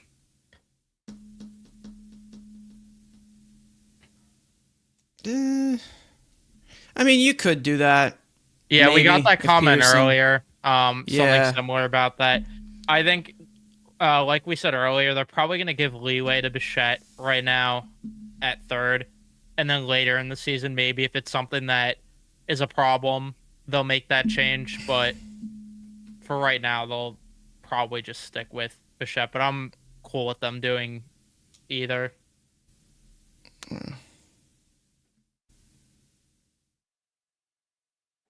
This is not like old Mets teams where I'm not okay with like some of these situations and I'm just like gonna have to sit here and deal with it. Here's another guy a tale of two halves. But that's because a certain someone freaking killed him. Too many dirty dishes.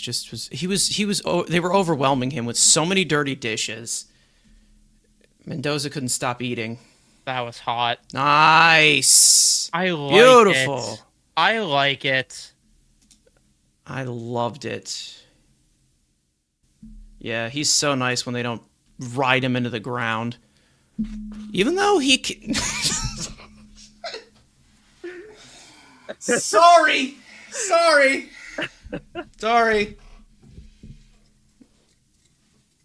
The arm can only handle so much. Mm-hmm. Sometimes rides break down. Yeah, Mangum, I think, is a switch hitter. And that's grounded the there first. we go. Polanco makes the throw to X. Ooh. And that will end closes the book on inning. Peterson. And the dishes have been cleaned this inning. Great work Good outing there there for David. by Brazzers. Beautiful. Beautiful. I like it. Yes. What was it? 2 walks from Peterson? I think. Yeah, I think. Yep. And then... Yeah. Yeah. 70.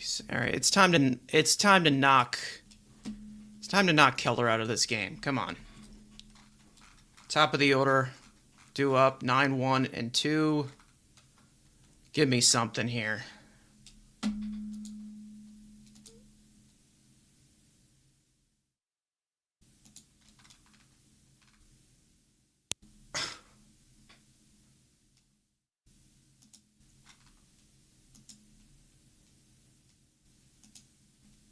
I had a tweet go a little small viral last night of me being so happy to see Jeff McNeil in an A's jersey. Somebody commented and said that people like you take the joy out of being a Mets fan.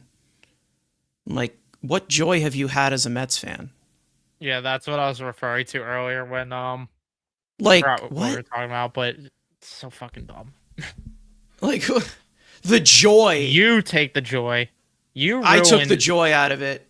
Get out of here, You man. ruin Mets baseball. Shea Langoliers now has his 3rd home run of the year. Oh Hit a my God, grand it's Cal slam. Raleigh.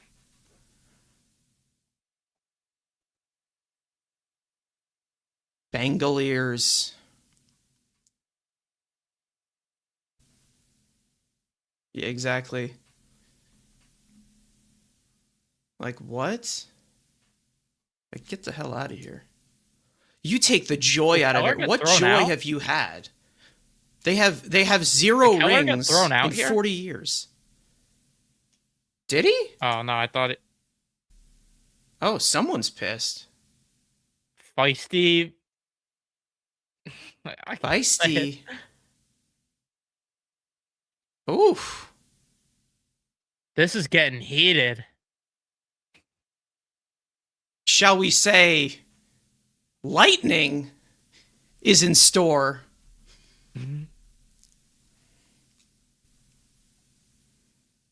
Brazaban gives us a nice ride. And then, in the bottom of the inning, some lightning occurs. Ooh, I like it. He has 67 pitches now.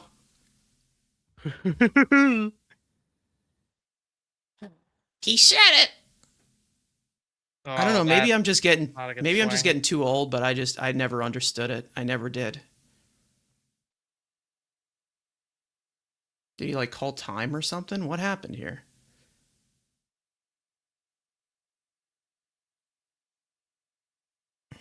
Come on, Albie. Let's do a little trolling.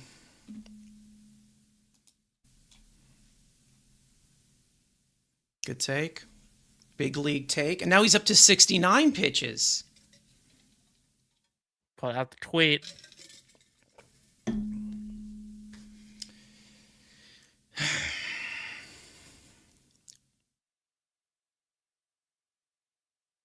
Come on.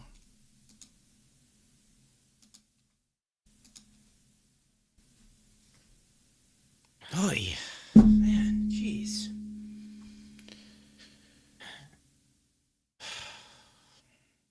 Keller's still shoving. Yeah. Sad to see.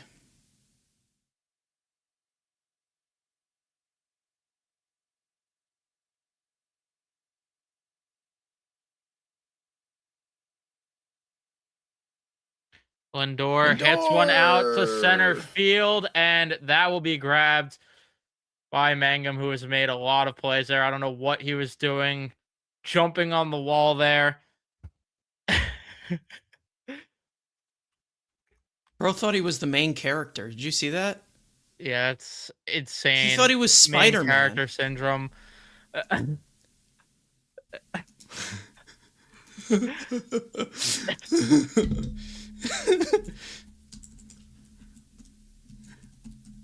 2 outs.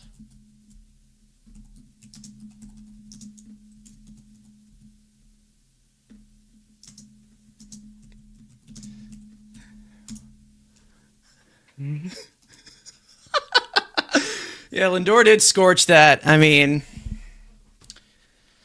what are you going to do at this point? Come on, Soto. Give me a statement. Not O'Neal Cruz. True. O'Neal Cruz had quite the journey. Quite the Yeah. lightning journey. Fuck, I was just about to say that.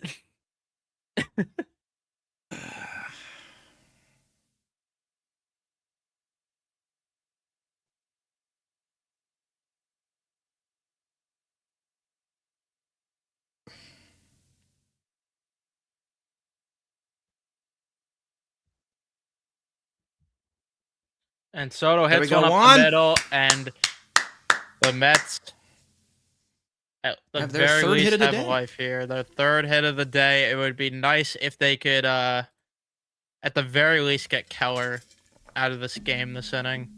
Just knock them out. Remember, Pirates used a lot of their bullpen on opening day. However, they also had an off day like us. So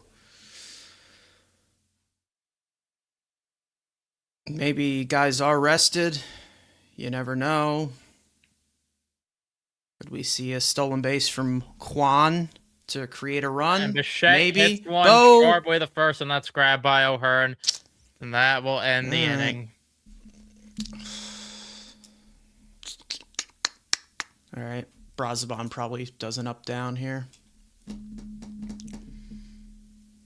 Which batter did he last face? Bart, right? Yes. Yeah, he'll get a... Yeah! He'll probably go up to O'Hearn, and then maybe they'll bring the Patriot in. Maybe. Unless he gets the they'll probably do that. They'll probably have him face Mangum Triolo, and then I guess depending where he's at with O'Hearn. O'Neal Cruz might pinch hit this inning. He could, yeah.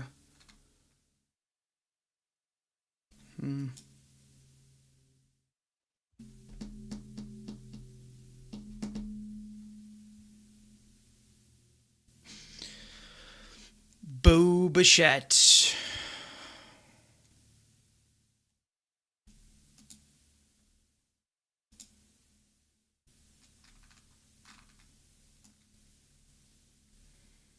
Bo hit that 96.7 miles an hour. Dick Devin. The funny numbers. The numbers that make us laugh. Ah!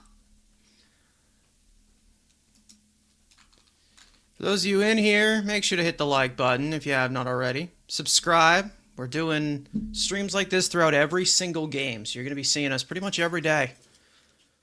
Whether it is Evan and I, or Evan and Matt, or 3 of us, 4 of us. I think a lot of the night games should be fun. Those should be fun. Especially on the West Coast.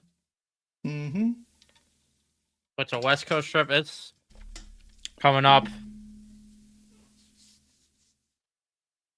Mendy looking like a genius.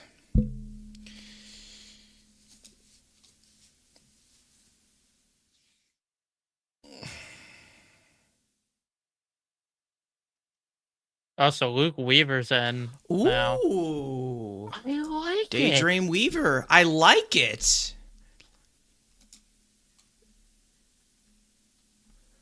All right. So that was just dog. Weave. B Weaver. Luckily, this pen is rested pretty well.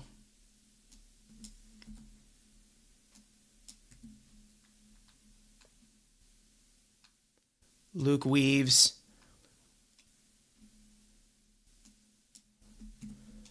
Oh.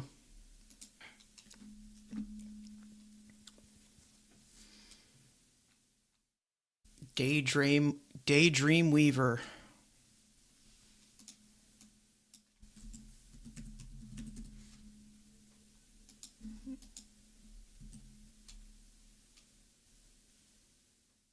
Ooh. Please don't challenge it.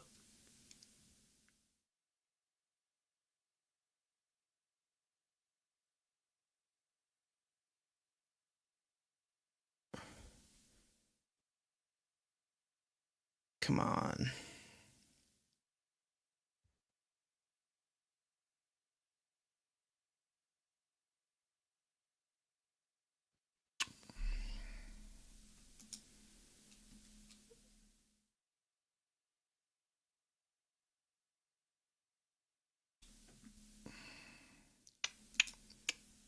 You How guys you remember doing, Big Christmas Stanley? hit an absolute piss missile off of him in 2024 that started Weaver Redemption arc? I do remember that, and that's hit out to right field. Bench gets under it, makes the grab, one away. Pooks. Does Pooks that catch. does that make does that make Semyon the Cream Weaver? Oh, God. Keller's done? All right. I like it. I do Justin like it Lawrence, too. who pitched in the first game. So that is 6 scoreless for Weaver. Oof. He's got quite a... Ah. Ah,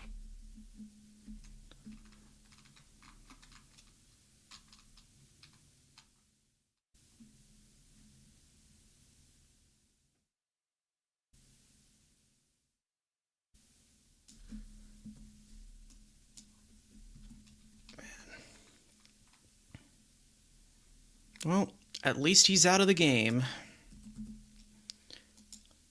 and that's grounded over to Polanco at first, makes an underhand throw. Weaver steps on the bag, 2 away. Not the best Wow. throw, but at least it He didn't did go get over the his out. head. Yeah. Not bad. Oof. Weaver, little stick man, as he's built. Yeah, so it looks like who did it look? It was Lawrence who's gonna come in? Yeah. Likely, okay. Unless it's just dry humping. From the Mickey Callaway days. God, PTSD there. That's how the bear caused the Senga injury. Yep. But look at Weaver, still standing. Time for the Mets bats to wake up. Yeah, you gotta jump on this bullpen. You do. You definitely do.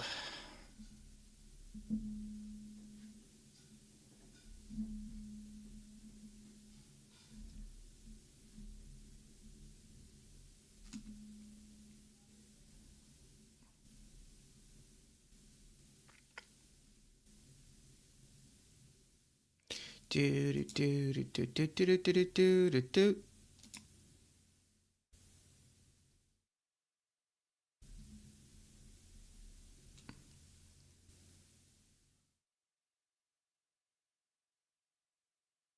Daydream Weaver. There's Manaya. Hi, Manaya. Pooks.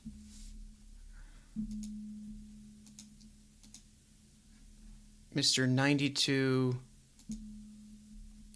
93 with adrenaline. Come on.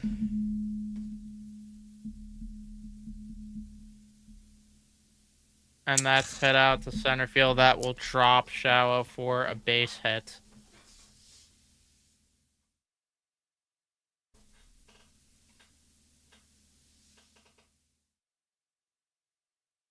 My favorite Callaway moment was when he was him telling McNeil he wasn't a man for caring to his wife on the dog. Wait, what? What did he do? And the Patriot is up in the pen. To be honest, I agree with Callaway there. Yeah, McNeil's not a man.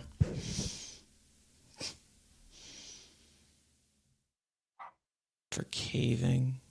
Caving to his wife. Oh, caving to his wife and getting her a dog. What did he want him to get her? Get her a Got a little fish? dingus. Yep. Too many belly rubs for McNeil. Callaway wanted him for himself because he's a fucking creep. Looking at Weaver's legs. How was Benj today? Benj has played a decent right field, I'd say. Yeah, I don't know what's up with this, but this is Yeah, they're annoying me not. as You're much right. as it really annoyed me being uh at opening day and they didn't have the pitch sequence up on the scoreboard. They're chanting DUI right now? Yeah, I No hear way it. they're not. I hear it. They are? DUI. How the fuck did you sync up with the chant there? Because you don't have the audio on, right?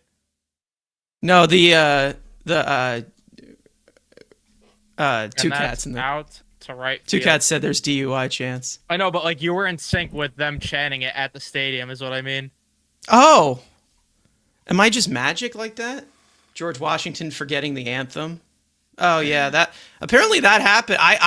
You know, what's funny is if you go back into the stream I did of the play-by-play, I said they're singing the national anthem. I don't have the sound on, but I'm gonna guess that he's doing a swell job, and apparently he didn't. So, I guess I was wrong on that one.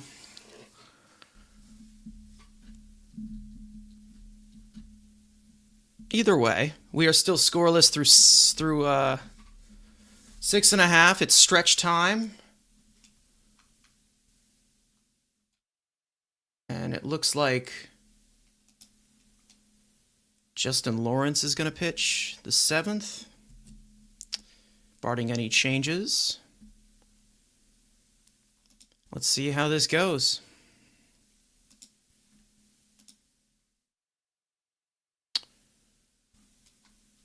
That's elite stuff, whoever started that chant, though. I don't know how the hell he's still in the league. Peterson's average fastball velocity barely eclipsed 90 miles an hour, but he did not allow an extra base hit all afternoon. He'll take a no decision. All right. Yeah, his velo is down in spring too, so we'll see. We will see. All right. Someone's going to have to wake up here. Yeah. Yeah, Peterson's usually 92, 93. But it is a cold day. And, you know, cold days can make you do some awful things. Was it down his last spring start? Because I remember his last spring start was a bit all rough. spring it was down. Yeah. Low velocity isn't as alarming with lefties for some reason. Yeah, it's obviously the arm angle they throw from, but there's a certain amount of velo you need for good fastball shape, and that also helps your breaking pitches to get chases. So it's all about tunneling. Lawrence is in. Yep. All right, Polanco. Time for the offense to do something. Time for them to create some lightning. Yes.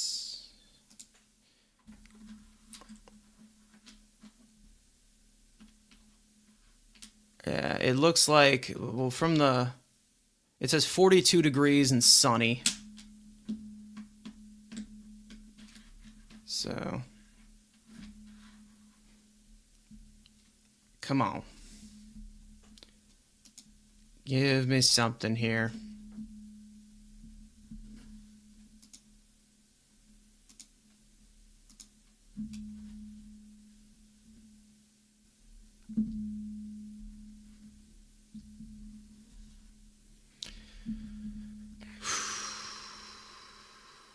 So I guess the Patriots starts next inning, and then Williams. Possibly.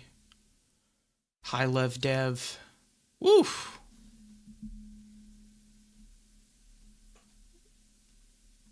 Kind of wanted the Mets to pick up Lawrence, but I'm pretty sure he went to the Pirates on waivers, and they were the first to grab him, obviously.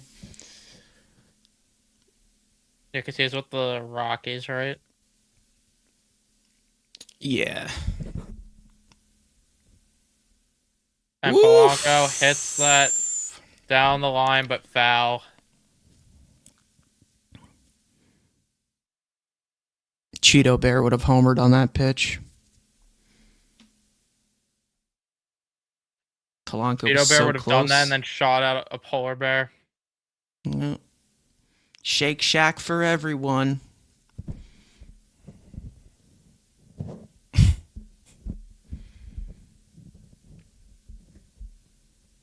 Good at bat there. And Polanco is on with a walk. Good at bat. We like that.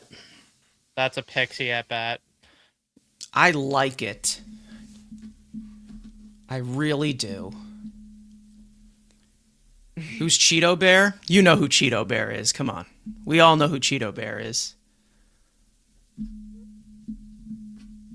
Well, let me just say, he's on a team that's orange now. He was a polar bear. Now he's Cheeto Bear. Coined by our co-host, Andrew, who is not I think Andrew called him the Orange Bear first. I think it was the Orange Bear. Matt and I then turned into the Cheeto Bear. Yeah, the Cheeto Bear. Yeah, it fits him. It fits him. It definitely does. And then we also got Dexter Henry from the New York Post started saying it too. So it is inspirational. Let's just say that. Give me a good at bat here, Lou Bob.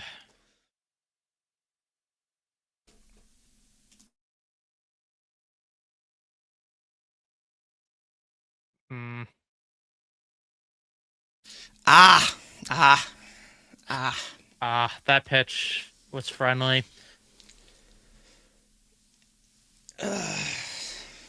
Doug, we're not gonna address that comment here, but we do know how you feel.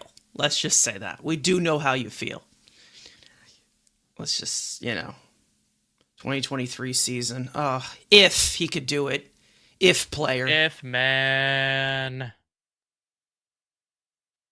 Woo. At 3-1 count here to Lou Bob. It seems like Robert is in every single one of these ABs. Like he's not going 3 pitches goodbye anymore. Yeah, his at-bats are a lot better. Yeah. Yes! He's Brett's next! Sorry. I got excited. Good. Yeah! Good. Yeah! 2-1, no out. And here comes the TikTok star, Brett Beatty. Does he have something? Does he have a crumble cookie up his sleeve here? Can he make the magic happen that he had in opening day? Will there be lightning?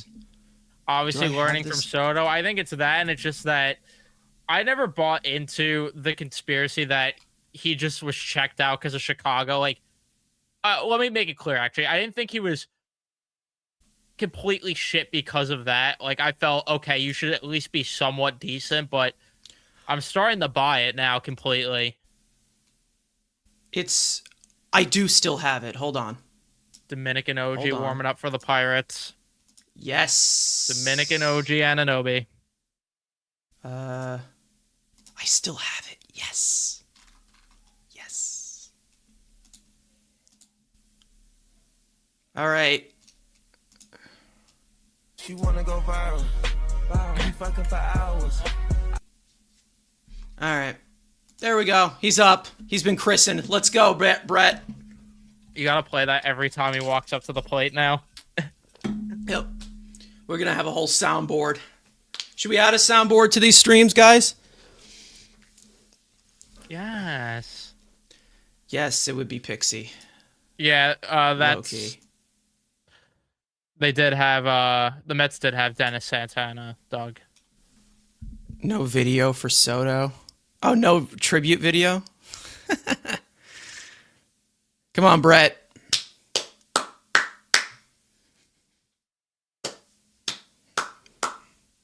Come on, Brett. I'm rooting against you. Let's go. How else is Beatty gonna do the TikTok dances without the music? Exactly. Yeah. So we gotta play Exactly. that every single time now. Yeah.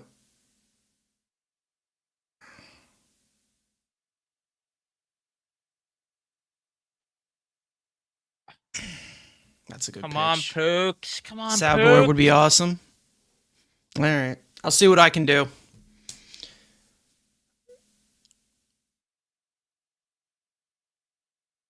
We will try. Will we succeed? I guess we'll have to figure it out. Come on, Brett.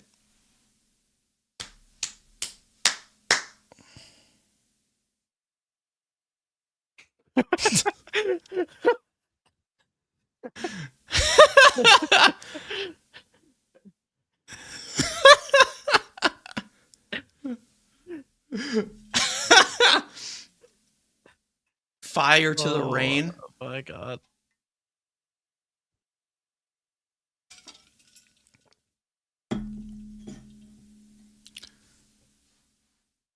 Come on, Brett. Don't do what I think you're going to do.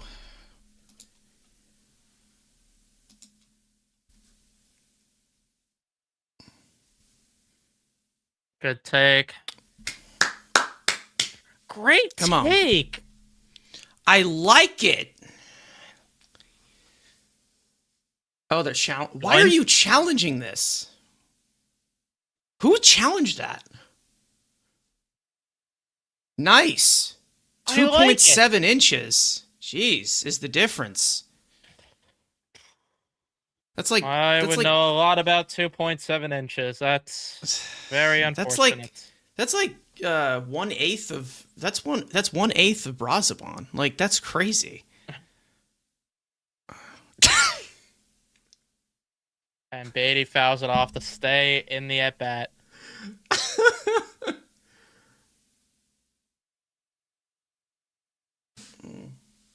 Thank you, Jose. We appreciate that. Thank you. Yeah, it's just that we're bantering. It's basically we're trying to make it like half commentary / play-by-play, and then also like just a bunch of dopes joking around, basically. Come on, Brett.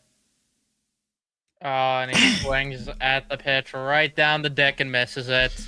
And that will bring Seaman Man up.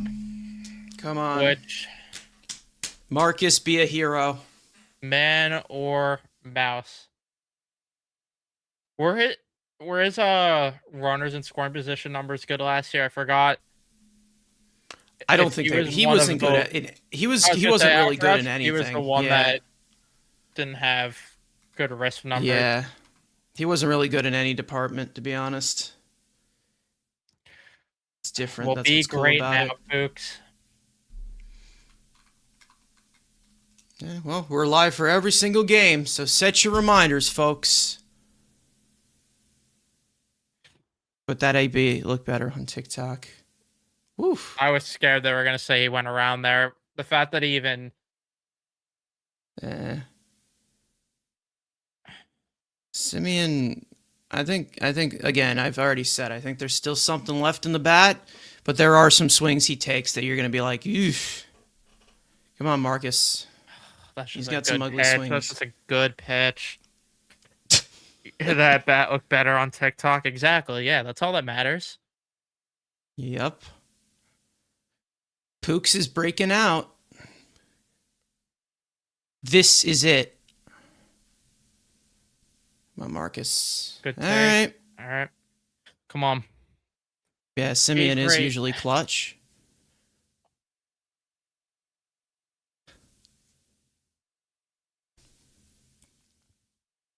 Marcus. Demon.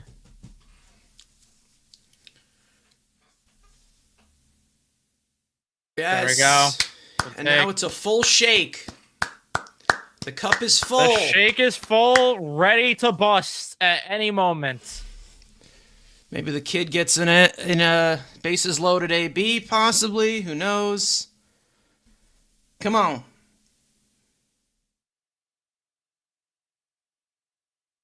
No. Jeez. Oh, no. come on, man.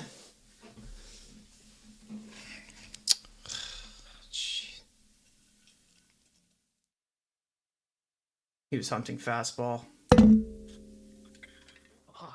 Fuck. Is a semen shake real? If we're playing pretend, yes. Yes. Oh, here comes Dominican OJ. I need a to get Dominican to OJ get the disaster lefty class, out. which he couldn't do it all last year, so please. Yes, semen remains Blue in the balled. balls. Blue No balled. cup full of semen.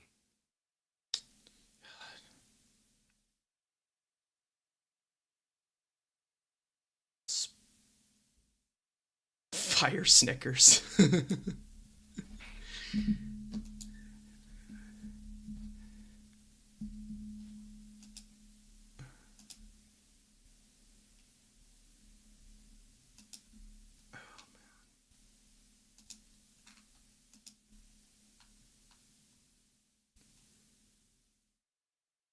Some NBA news while we wait. The Bucks have been eliminated from postseason contention for the first time since 2015 to 2016. Okay, so Giannis is already a neck. So Giannis is a Nick.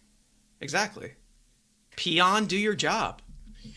If Mendoza fucking does this, I'll lose my shit. It won't happen, but if he does, if they put in Vientos for the kid, that's just fucking ridiculous.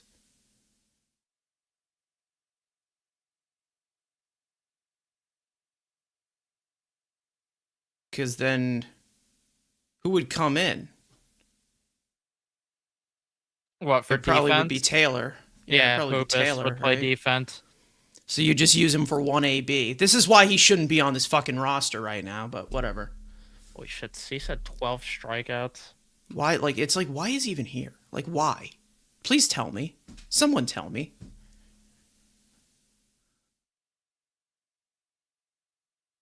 You have a bench platoon. You have a bench hitting platoon of Mark Vientos and Jared Young. Like, why?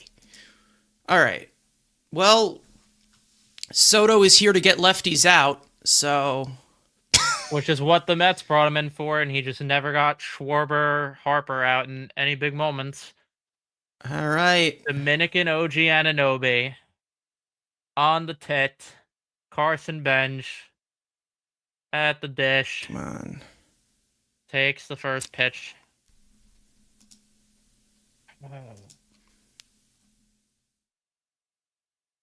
Don't be aggressive here. Don't be aggressive.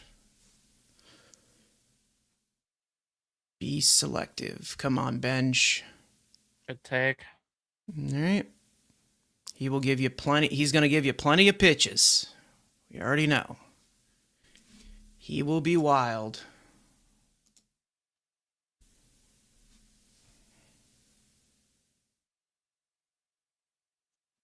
Come on, good take. Come on. I would do nasty things for Alvy to get a grand slam, even though it won't hit the same because I can't tag the Instagram thought.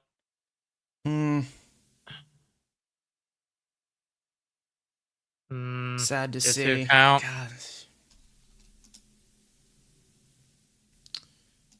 Come on. Kid, it's all up to you. Come on, Carson from the chat. Oh, that's who that is. I didn't realize. I don't think I've been on a panel. The fact that I added to that banter, shit's crazy. Come on.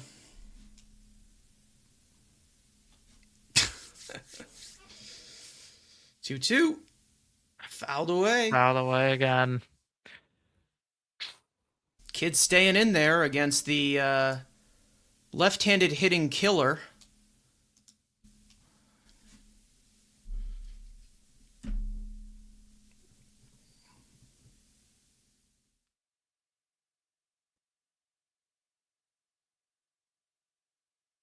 On bench, swings at a pitch inside. And the Mets fail to capitalize on a really good opportunity there. We will go the 8th inning.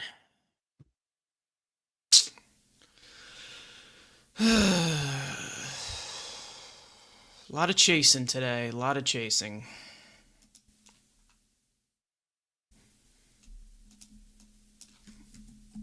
These are bad swing decisions. Bad. Bad Mets.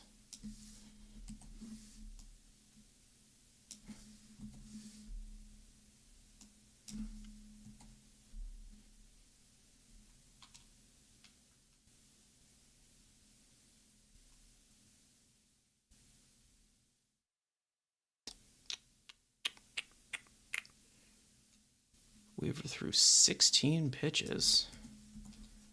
All right.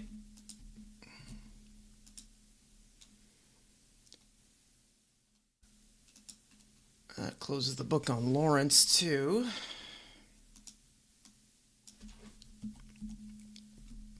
Does Dominican OG get another inning? I guess we'll find out.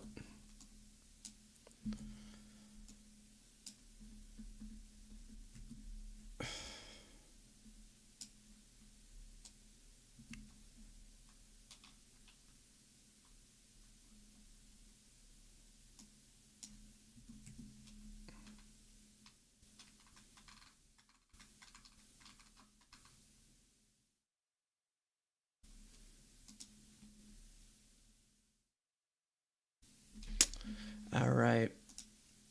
Do you think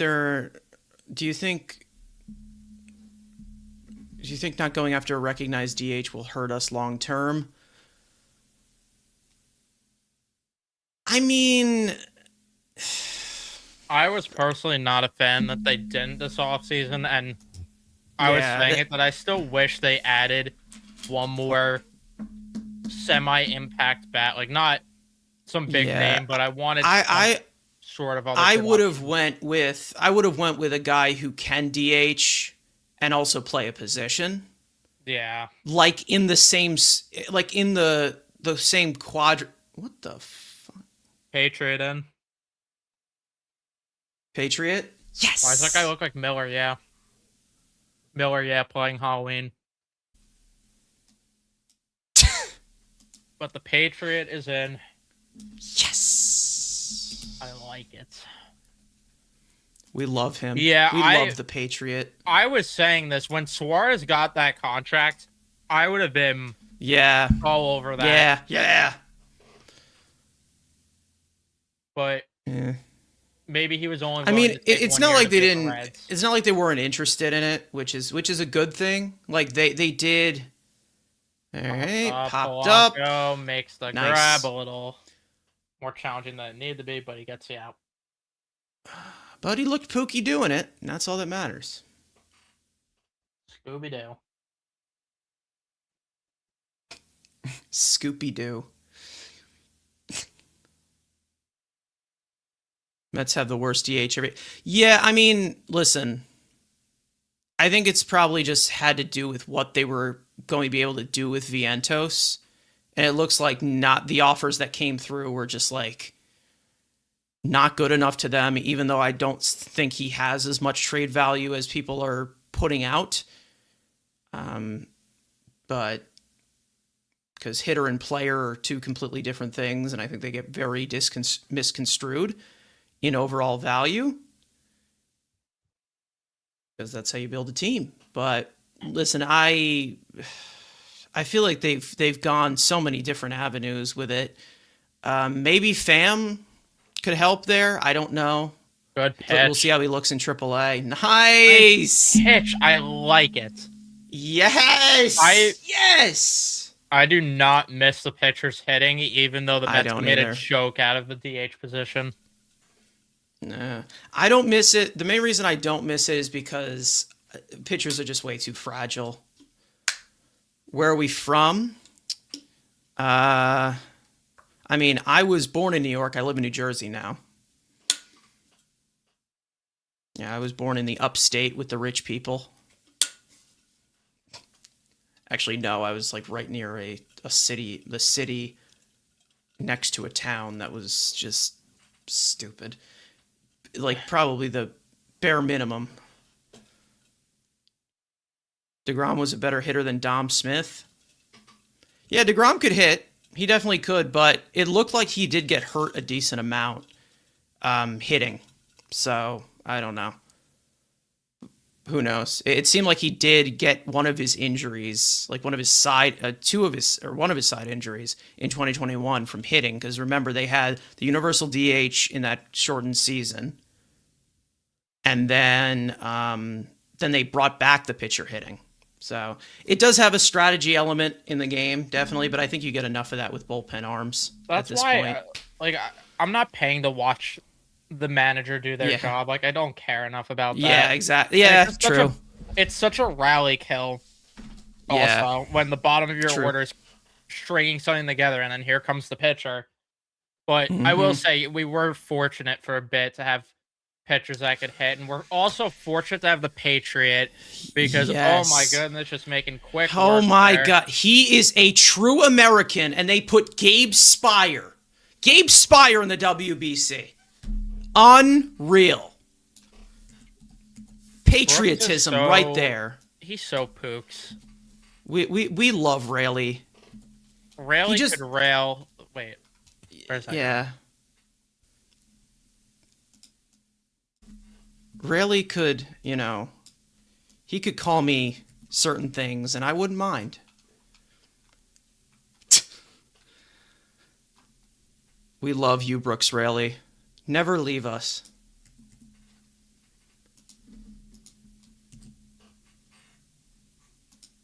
Rayleigh's the best, man. We love Rayleigh.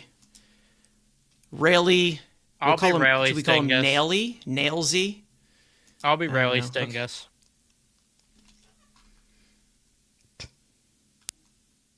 I'll be Rayleigh Stingus. I'll give him access to my front side.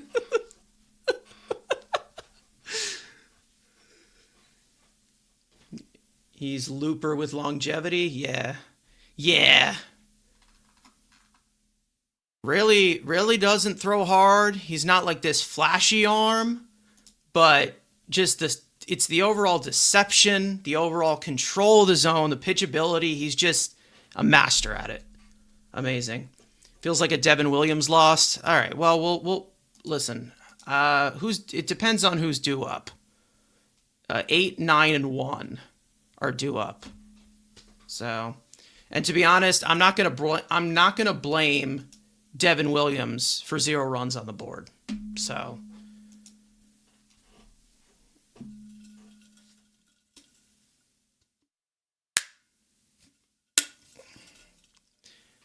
Offense had to do its job, and it hasn't today. So,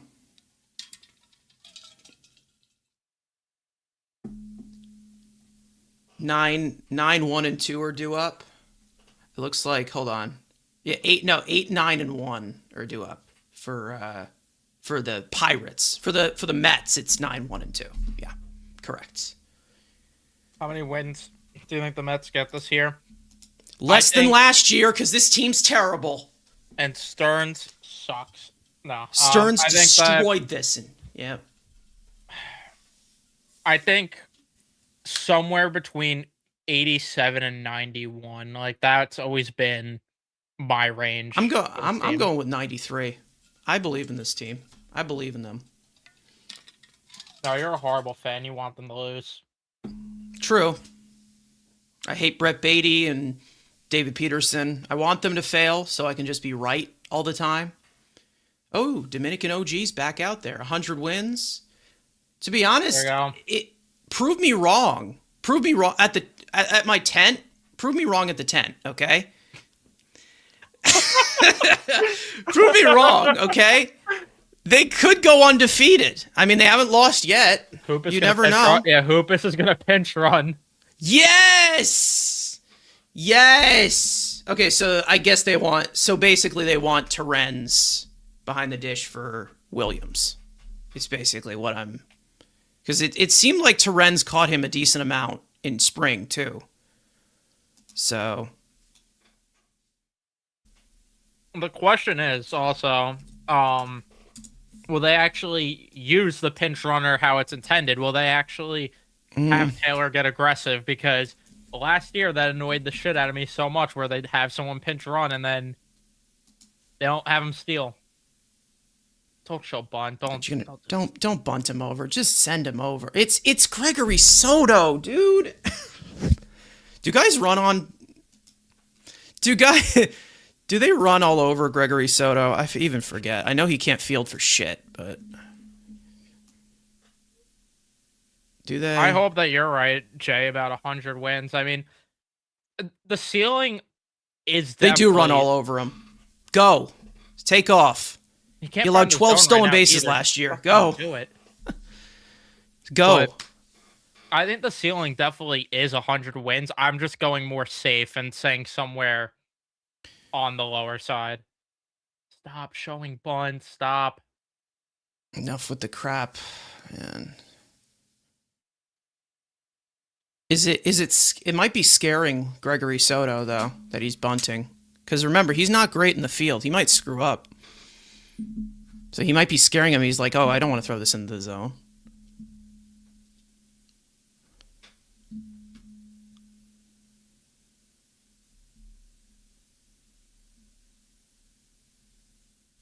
There he is. High Lev Dev, baby. We believe in you, King. Did that hit? Don't tell me he's out because of that. All right.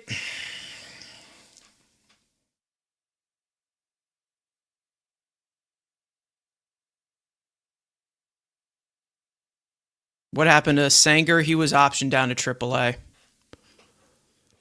To be honest, I would have took a third catcher over what they're doing right now with Vientos and Jared Young, but I agree. I was that's about whatever. to say that. It wouldn't have been my first choice, but I obviously wanted Sockman on here, but speedy recovery to him. That or It looks like Slater he'll was it available looks on the like he'll be waiver wire for back. them. Yes, Slater is available. No, he got picked up by the Marlins, I think. Oh, he got picked up by the Fish. All right. We'll see. Come on, Lindor. Good take. Good take. No Mets season is predictable.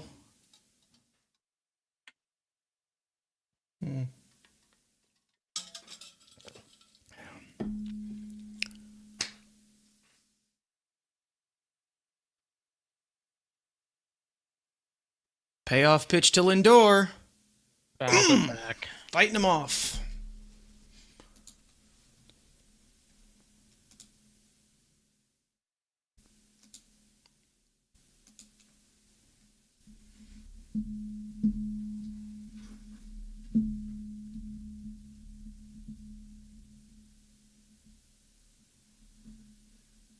Come on.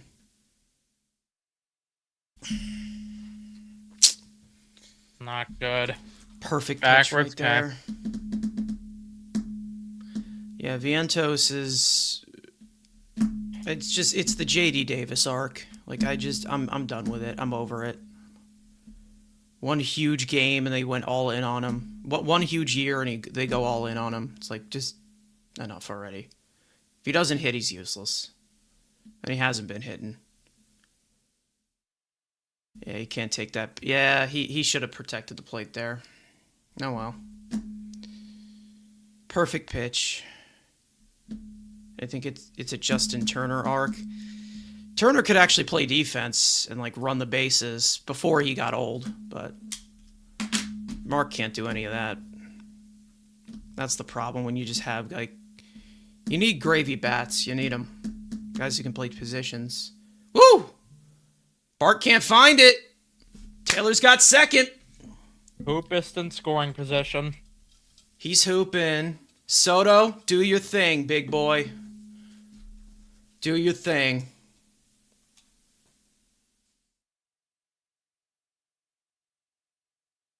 Oh my god, it's Soto versus Soto. Did you notice that?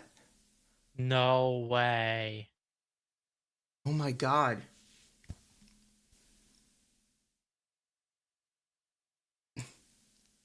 That's foul. Come on, Quan. It's a rough. Yeah, I mean, stealing. That's a rough angle for a lefty. So if you want to take third, go ahead.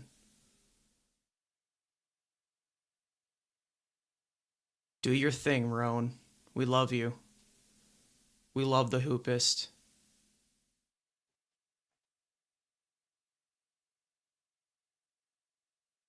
Come on.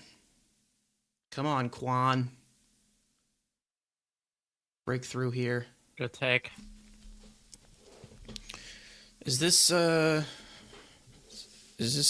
yeah. Yeah. Look at those numbers at the end there with runners in scoring position. Fortunately, the first ones. 2-2. Just get a hit. That would be nice, wouldn't it? And you got the guy for it right here. He's a RISP legend. What do you got for me, Wristman? Risk me something. Dumbest move they made was getting rid of Nimmo. Disagree. Yeah, no. He was going to be a DH just like Vientos has become. Imagine Nemo was up in the spot right now instead. Or this could be Cheeto Bear. Wild pitch for the win. Yeah. Would it be nice? Could be the Cheeto Bear. I wish the Cheeto Bear was up here. So he can strike out and break his bat. Leaving it a lefty face Bo. Yeah. Come on, Bo. Give me something. We need you here.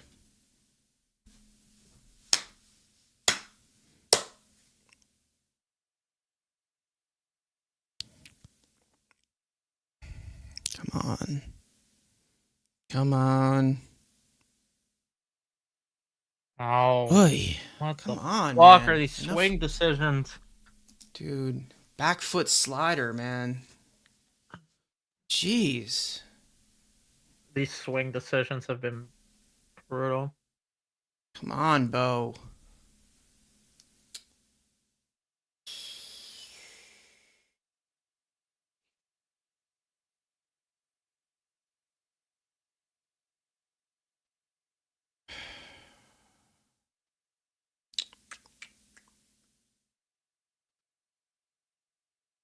Get a hit, man.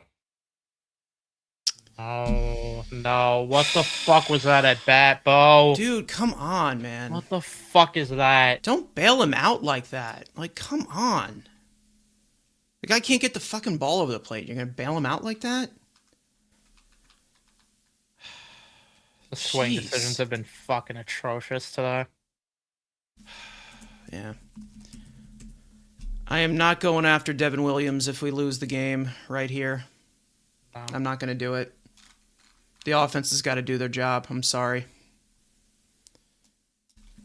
I don't know what to tell you. They got to do better than this. Who even is the Padres closer? The Pirates closer.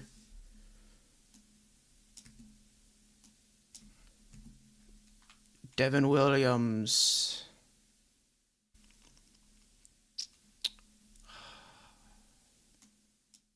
Bailing out Gregory Soto. Have some shame.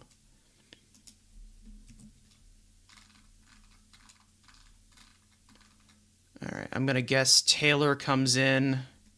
Or no, it looks like Terrence is just going to come in. Huh. Okay.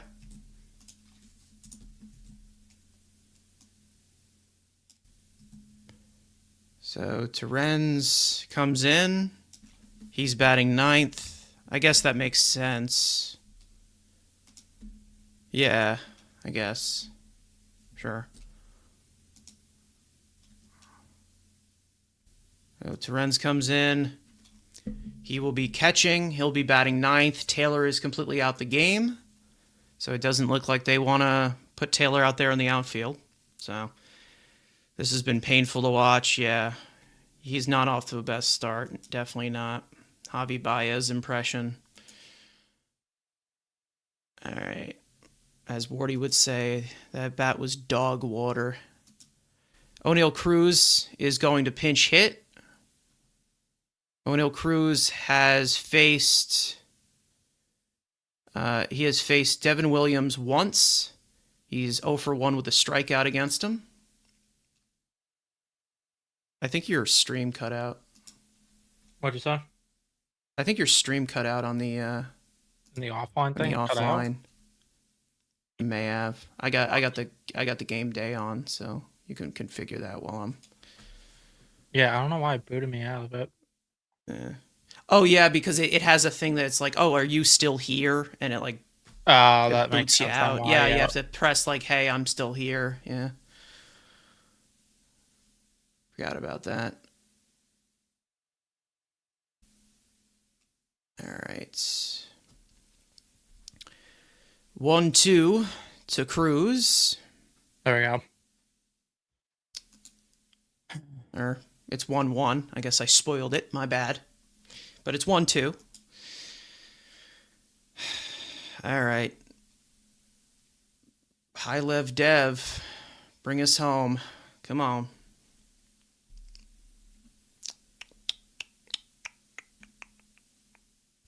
Yeah, so he's into pinch hit.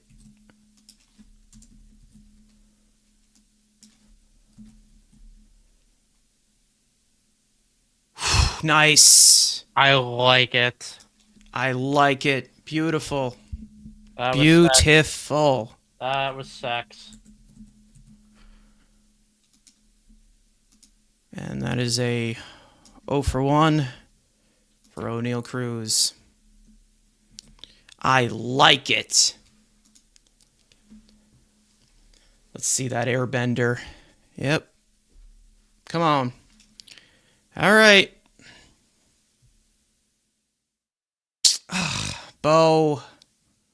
Shit fucking day for Bo. Yeah.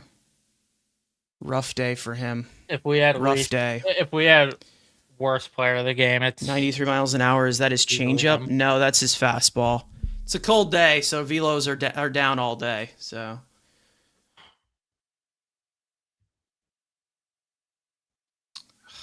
fucking come on.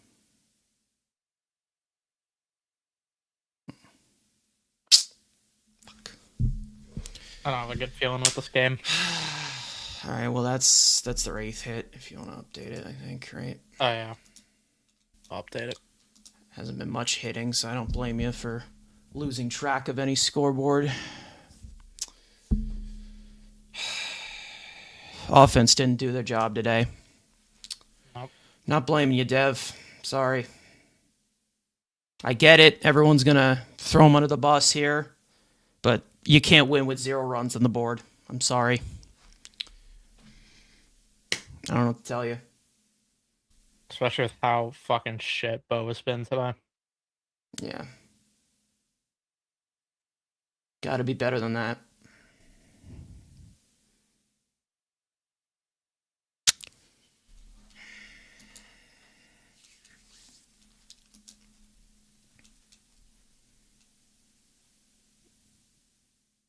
Oh for 7 with runners in scoring position. Not ideal.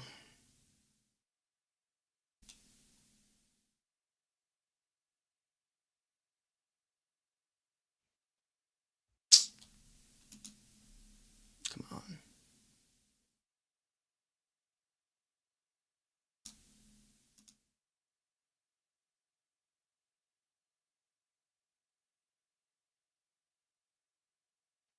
Come on. All right. Simeon's got that. Back page of the New York Post is salivating right now. Damn right. This would be their wet dream. You have Devin Williams get charged with the loss here. Bo Bichette had a horrible day at the plate and in the field. This is Mike Puma is and Alonso's gonna homer today. Mike Puma is a wreck. Former Met Dennis Santana getting up for the 9th.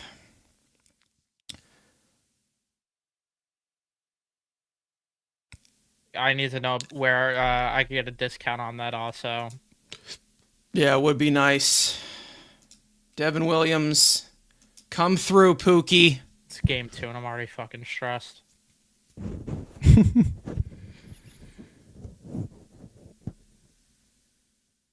Yeah,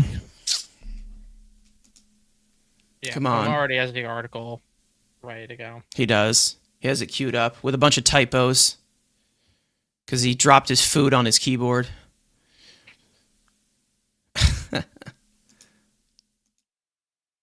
Dev the Lev. Come on.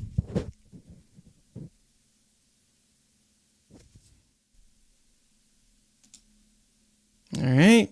Put him away. I want Willard magic. Willard. Be pooks, Dev.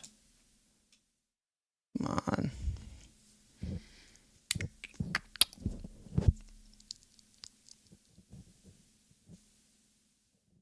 Come on.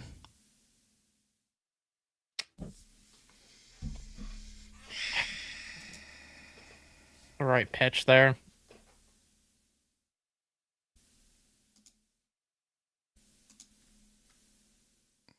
On Devin. O'Hearn is 0 for 2 against Williams in his career. Fuck. Keeps missing. He's missing both pitches. Gosh. Gosh.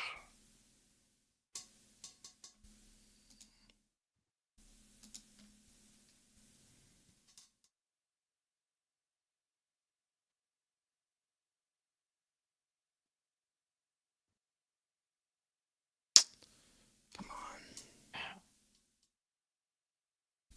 Shit. Oh. Hey. No. This is not the matchup you want. Correct. It is not. Brian Reynolds in his career, 4 for 12 with a home run. Shit. Mound visit. At least someone's taking an initiative.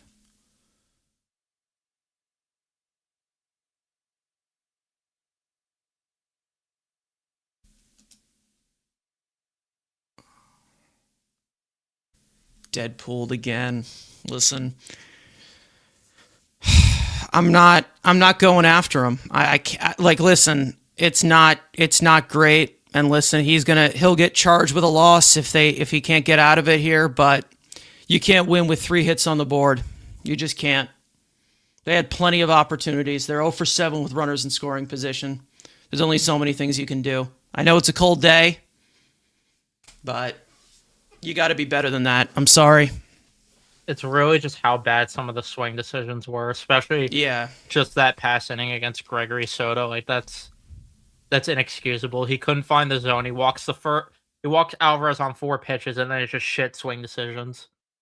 You can't bail a guy out like that. Yeah, Reynolds has quite the career against Devin Williams. So close your eyes, guys, if you don't want to see it. If you just want to hear the sounds of Gary, Keith, and Ron. Come on.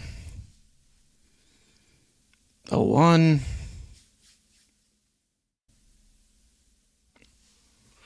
On Devin. All right. Do you go to the changeup here? Please tell me Willie Pooks had some magic here.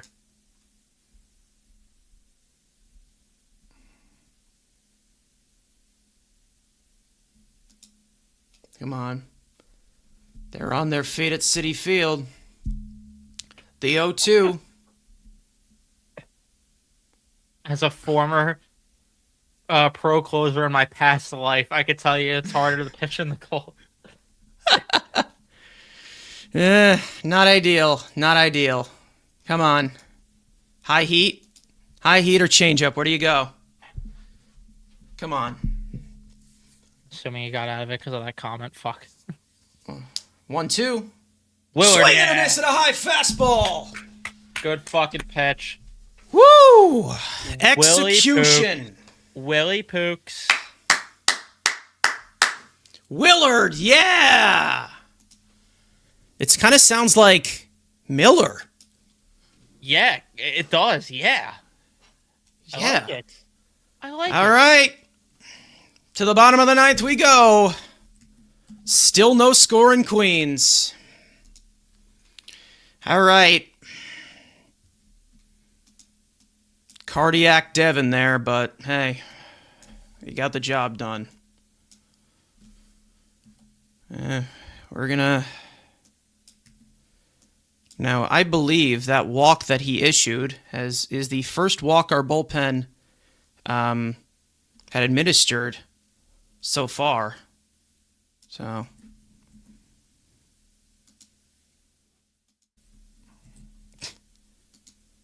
Could you imagine Willard just went out there and was like, throw some fucking strikes?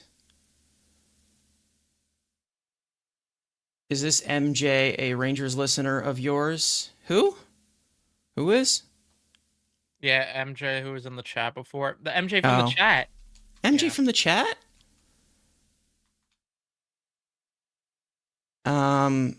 He might be. Mike Puma Yeah. is in shambles that he doesn't get to write an article about that. Mike Puma is crying and his tears taste like mustard. Fat ass. Time for some offense. It would offend me if they didn't have offense. Ha! Get it? Knee slap. All right.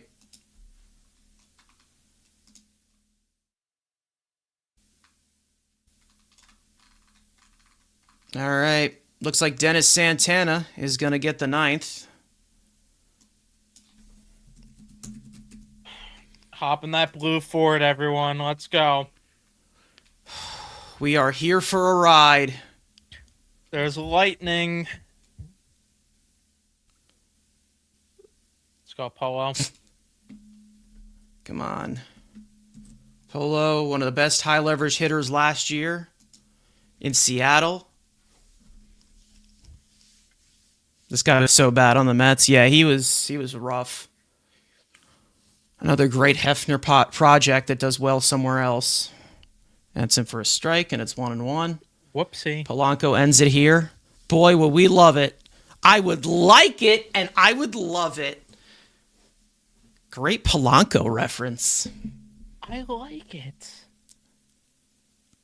Good take. All right. Thank you, Tony. Appreciate that. Thank you. Make sure to stay here for postgame as well. We're gonna do some postgame. We're gonna get in the blue action as Ford well. and ride some lightning into the post game after. Yes, absolutely. All right.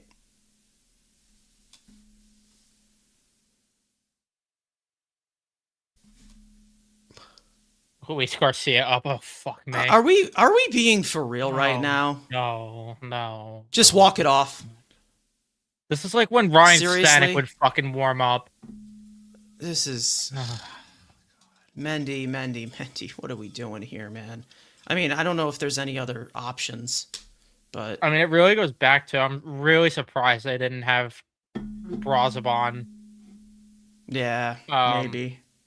That is a leadoff walk for Polanco.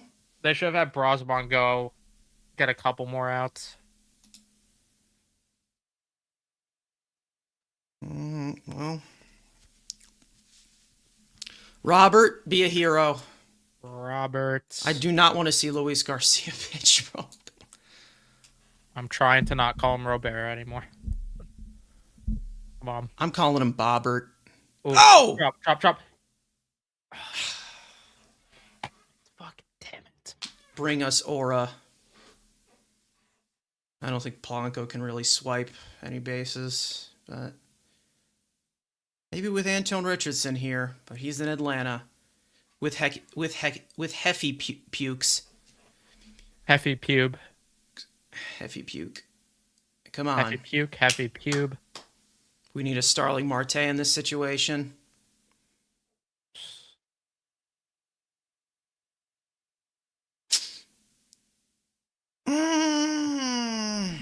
That's borderline. Not like this, Lou Bob. Did he Not go? like this. Did he go? Come on, man. Not today. Come on, man. Not again. today. Not again. Good take.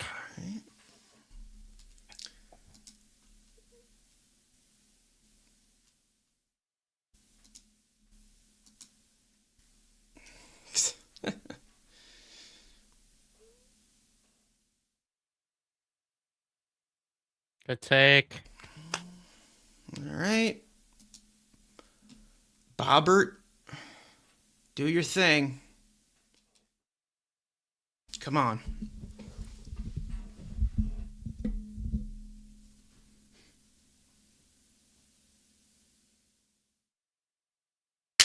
Come on. Come on. Good take.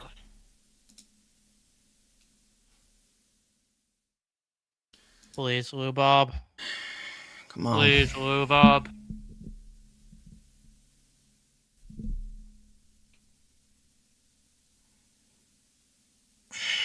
All right. Well, All right.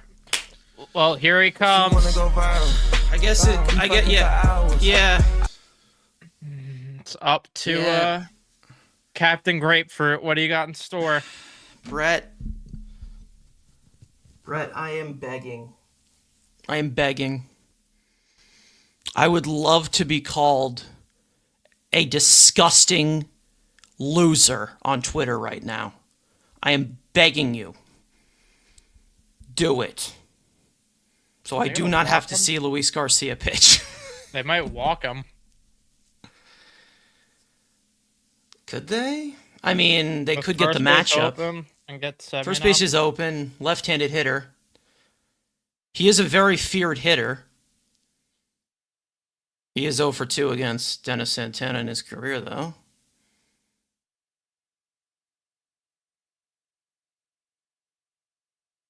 Simeon can't do anything. I don't think any of them can. Come on, Brett. Bredethin. Come on.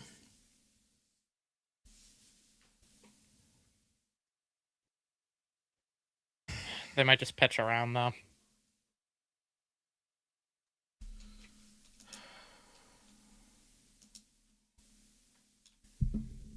Probably not going to challenge him with fastballs.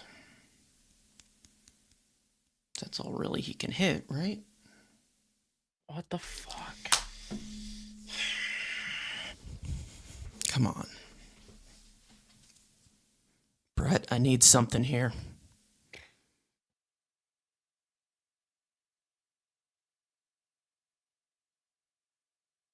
One to Beatty.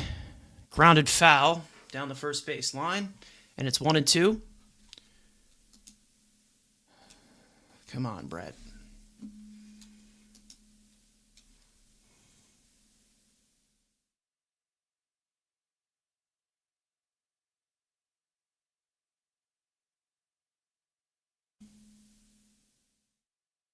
One, two. In the dirt. 2-2.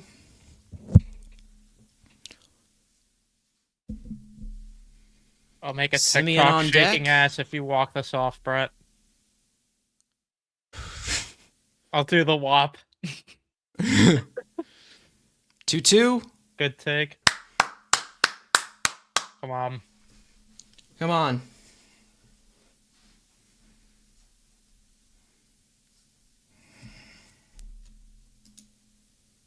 Come on, Brett.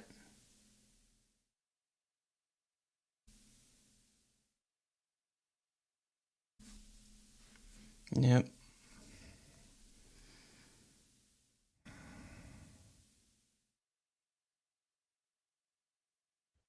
Oh my fucking god, come on. And he got doubled off a second. You have to be fucking kidding me, bro. God. Alright, well, Beatty, you got a good swing there, but... Fuck. Shit, man.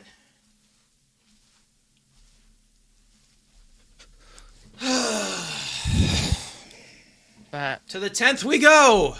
fucking sucks.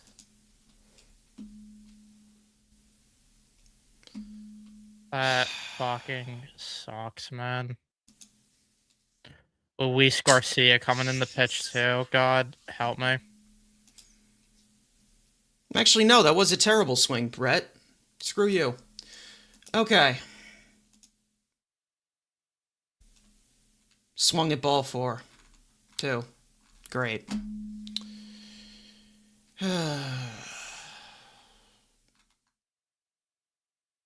We're not friends, Brett, after that. Never mind.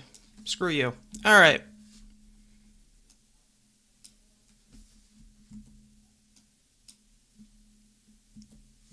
I was giving him credit there.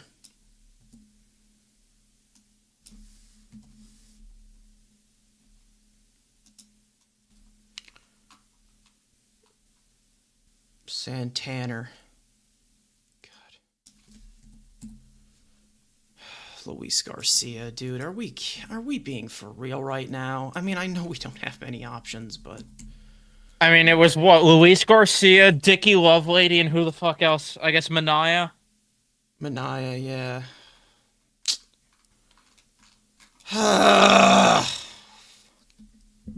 Well, however, the pitching is not to blame today. Not to blame at all. So, I guess try to avoid allowing 2 here.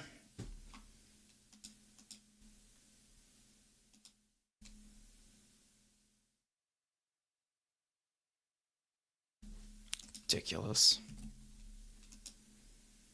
Not our day, folks. Not our day. Not today.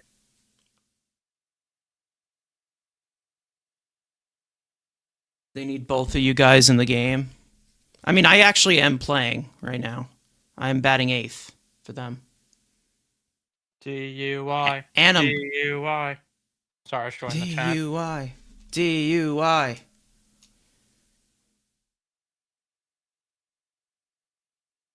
Really was so pooks. I wish Marlon could pitch right now.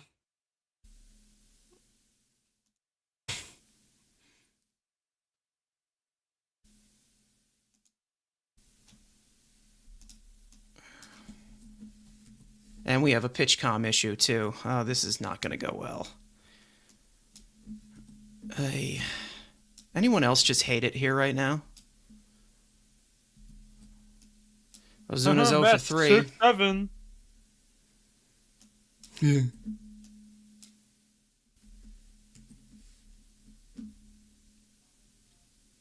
Go Hawk.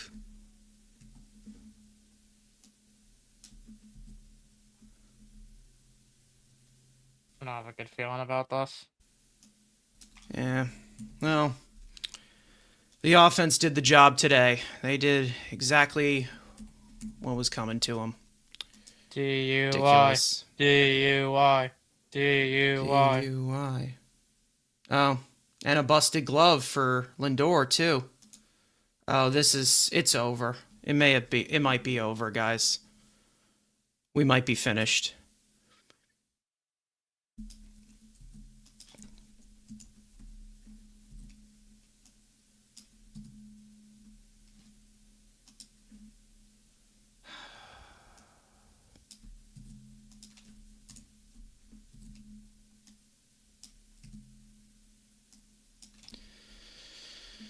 Oh, man.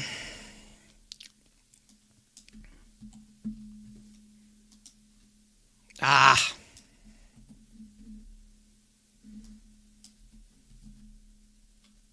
What the fuck is happening here? I have no idea. This is not going to end well, is it? No. Like there's like no chance this ends well, right?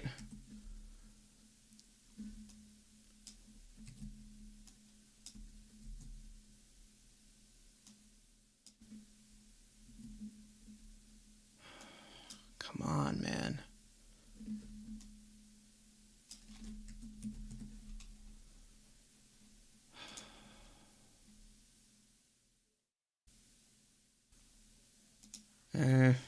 The trap game feeling. Yeah.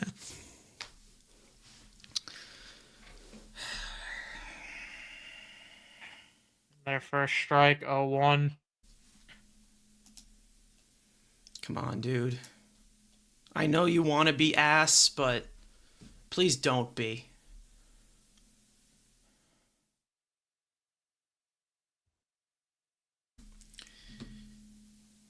DUI. DUI. DUI. Baseball's Ray Rice. Sorry. Sorry. That's going to stay in the park. Will Robert. All right. That's one. Cassandra for Robert. Robert, I apologize. Chat. I apologize. You're not going to challenge the Bob. Not going to challenge the Bob. I apologize to the Adam from the chat. I am sorry. For those of you in here, make sure to like the stream if you have not already. We got post-game coverage about 10-ish minutes. Oh, no. He's upset. Too much plate there.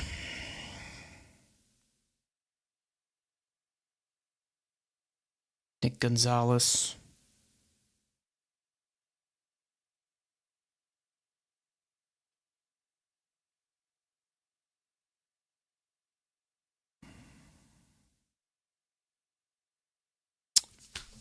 Yeah. Luis Garcia fucking sucks, man. This guy sucks. You just knew. Any ball put in play, man.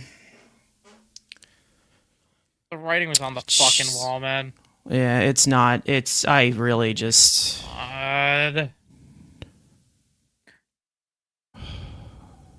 You gotta leave him to 1, though.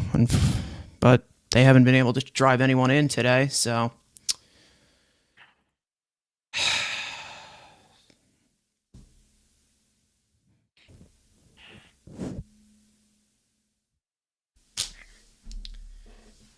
Already our biggest weakness. Come on with this shit, dude. Infield single. Runners at first and second.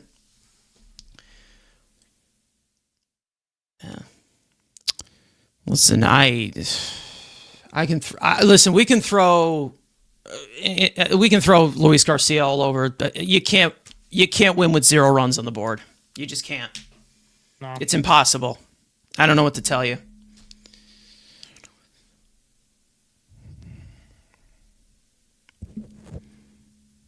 You got to hit 3 fucking hits, for God's sake. This team 0 for 8 with runners in scoring position.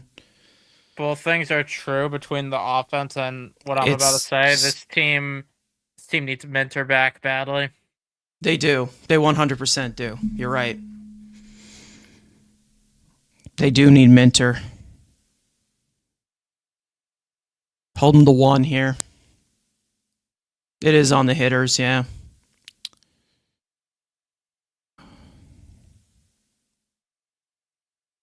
Well, you're going to have at least 3 runners in scoring position chances unless we line into another double play or something. Oh, yay, just to make it even better. Oh, my God.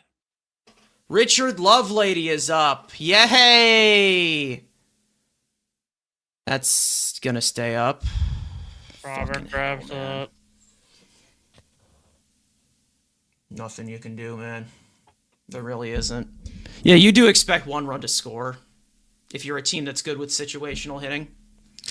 But I mean, the amount of balls that were put in play today. I mean, Pirates have 10 hits, for God's sake. I mean, eventually it was gonna come back to bite them.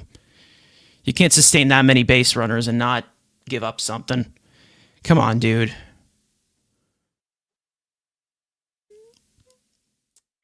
What you're saying, Jay, is how I feel about Scott. How I want Scott in the pen at some point. Been a good season. It has been a good season. I enjoyed it. Did you enjoy the ride? I enjoyed it. I enjoyed the ride of Lightning. Yeah, Lovelady is up. I think he's the only one left in that pen, is he? It's him or Manaea, right? Yeah, outside of Manaea, if they have to use him.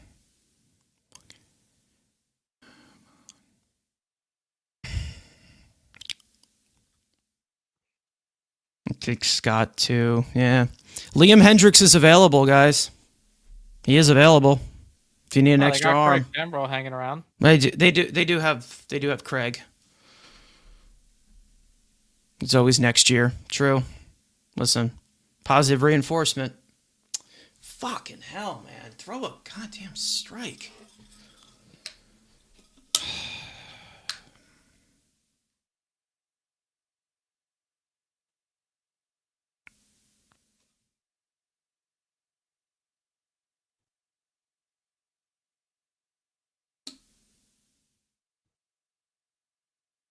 Fouled away. Please don't walk him. Please, for the love of That's what God, I'm don't saying, walk Shay. him. They need Minter back They really do. badly. And I still think, like, I know it's March, but I've had this feeling even going into the year that like the big ad this team's gonna make at the deadlines for the bullpen because of how many relievers they are linked to this offseason between like Yeah, all those Padres arms amongst others. possible. Yeah.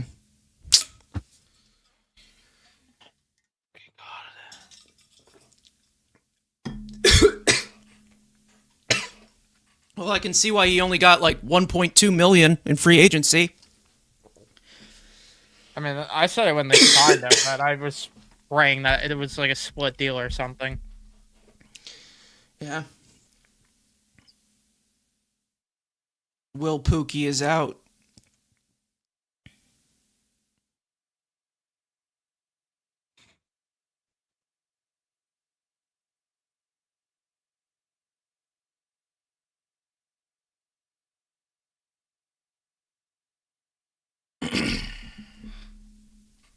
Fucking Garcia, dude. Oh, Big Boom AJ, where you at?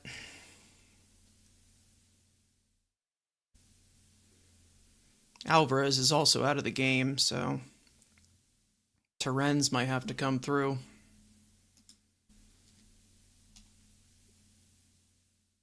Here's Mangum, the former Met. Could he put a wrench in our hearts? He's had a good day.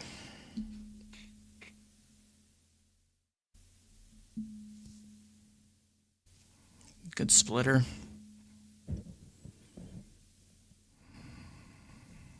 Who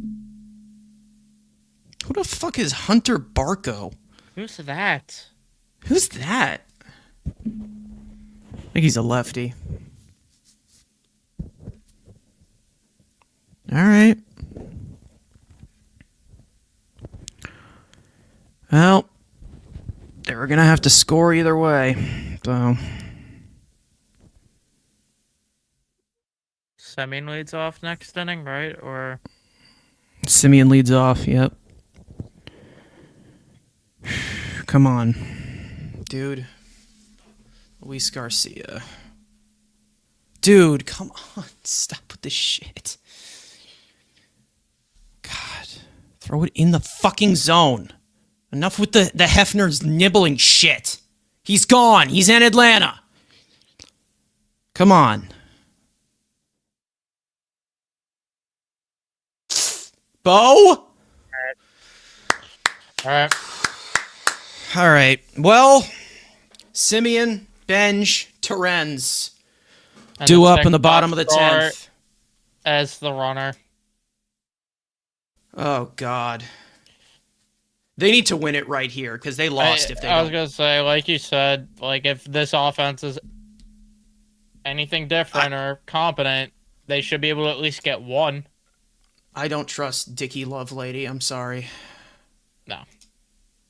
Not in a Garcia will be cut soon. I mean, likely. yeah, hopefully. If he keeps pitching like this when Minter's back, he's gone. Unless they start the Syracuse bus early this year. They might. Who the hell knows? I don't know. I think he's too shaky, Garcia. Way too shaky. Yeah. I thought he made some decent pitches, but he was missing way too much. You got to throw strikes, dude. You got to throw strikes. Billy Cook comes in. That's not a real person. Brett Beatty is the runner at second base.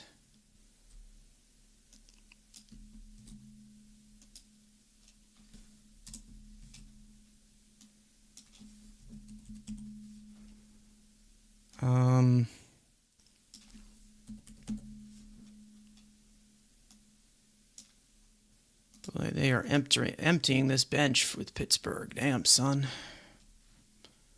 All right, Simeon. Posting a TikTok. Yeah, he's gonna get picked off eating a crumble cookie. But at least he looks good doing it. She wanna go viral. We fucking for hours. We're definitely making a soundboard. I think we are. It's We almost have to. destined. It's almost destined at this point.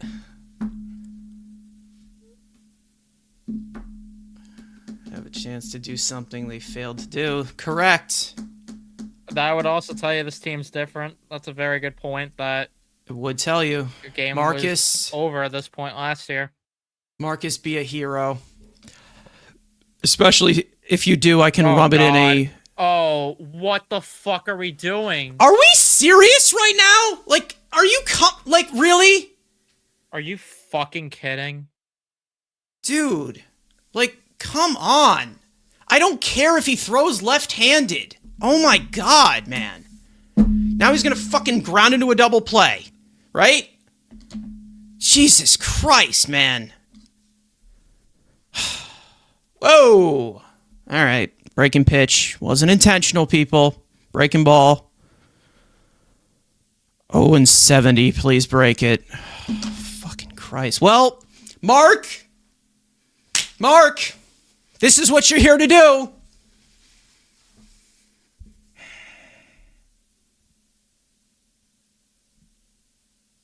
Why the fuck? Why? Like, why? Mark's not going to bunt. It ain't going to happen. Maybe Benj would have bunted. Honestly, it's probably might be a win for the Pirates if they fucking just hit Semi in there. Free double play here. I'm going to lose it, man. I can't. I fucking can't, man. Prove him wrong. Prove him wrong, Mark. Go ahead and do it. This is all you're here to do.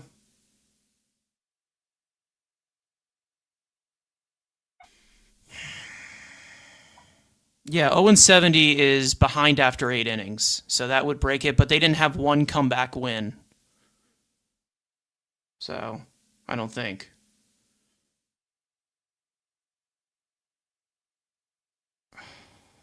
Mark, come on, dude. I am begging.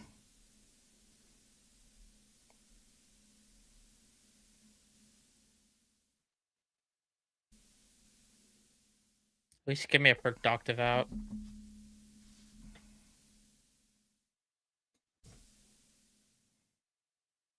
Mark.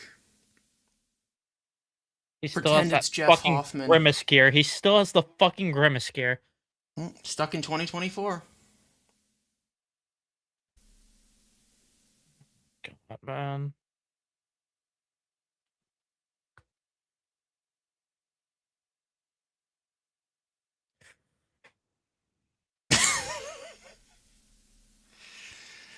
I'm going to lose it, man. That's a horrible. That's horrible. That was a Come swing. on. 2-2 to Mark. Grounded. Oh my Past God, the diving yes! shortstop. Hold him. Brett stays at third. Everyone moves up a base. Bases my are God. loaded. No one out I'm for sorry, Mark. Pookie Terens. I'm sorry, Mark. We are sorry, even though it's a ground ball and that's what you've been doing all spring. Whatever. Results. It's a David Peterson day. Results, man. Come on. Pinch runner replaces... Okay, so Jared Young's coming in. as a pinch runner. Whatever. Because he can play right field, I guess. That's probably why. This is where The end. it's like maybe Pinch carrying hit. Pache would have been better. I don't know. Whatever. Yeah, it would have been, wouldn't it? Would have made sense, but I guess we don't make sense here.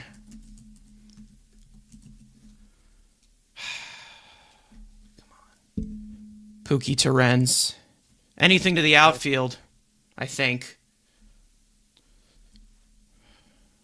Please, please, please, please. Come on. Terens. Bring me something. 1-0. Line. Base hit in the left field. Beatty will score. Everyone moves up a base once again. It is a tie ball game here in the 10th. We fucking for hours. Yes! Holy Yes. shit. Thank you. Thank you. Look at Terren. that. I fucking Our love friend- Terren. I fucking We love Terren. Louis Terens here. He's friendly. We love him. He's so friendly. So pooks.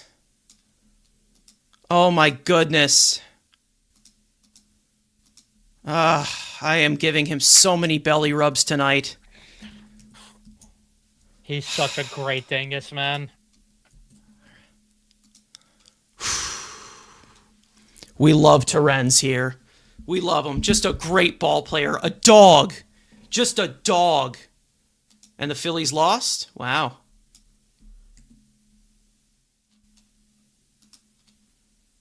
All right. Long Lindor. Francisco. He's 0 for 4 today. Still Good take. nursing that hand injury. Good take. God. Nothing on the ground, please. Nothing on the Terren ground. is sick. Thank you, Yankees. Thank you.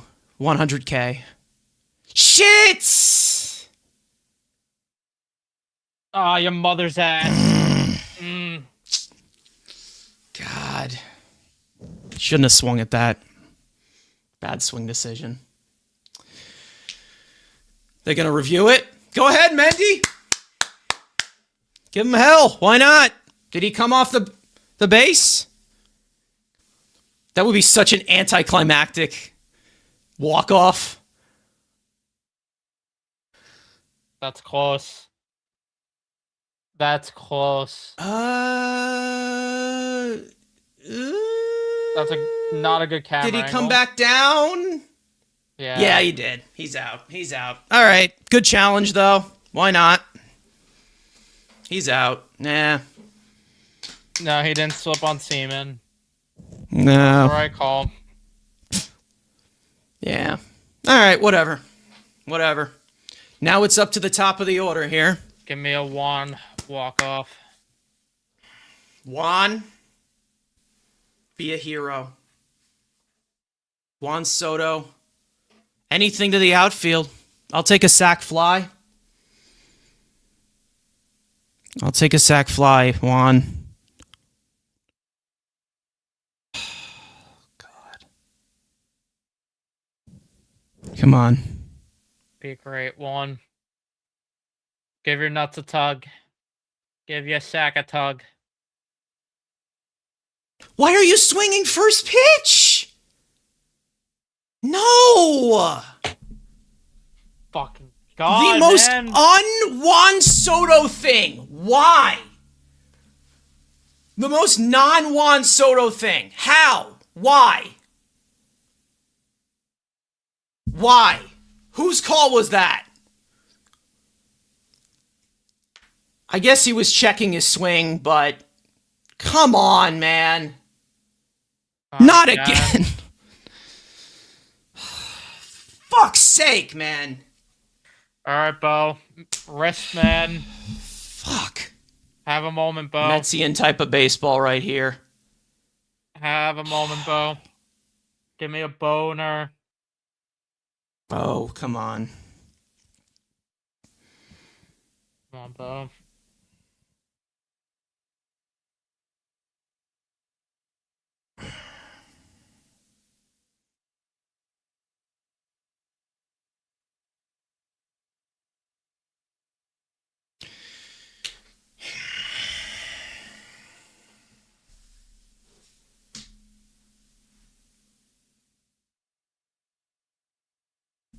We Where needed were that you? fucking last at bat. Yeah. Fucking shit, Last man. AB. Where were you last AB? Fucking top Fucking of the hell. order, and now Dickie Lovelady. Oh god, Dickie Lovelady has a chance to shut up all Met fans that dogged on him making the team. Yep, that did feel like 2025. I can't. Ridiculous.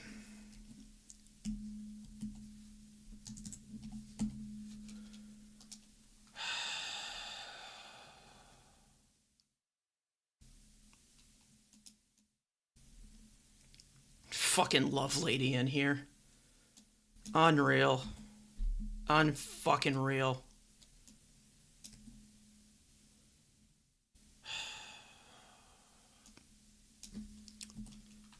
Can't believe it. I mean, I can, but because when you hit like that.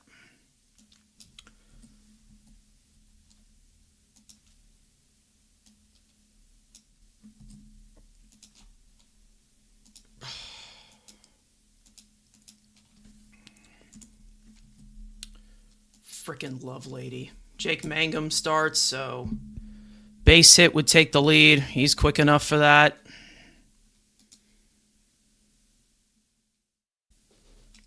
Unreal.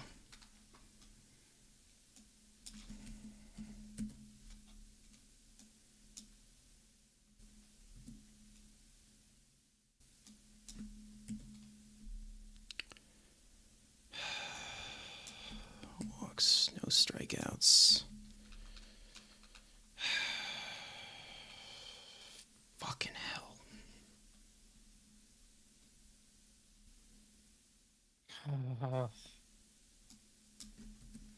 I can't that it's fucking come to this.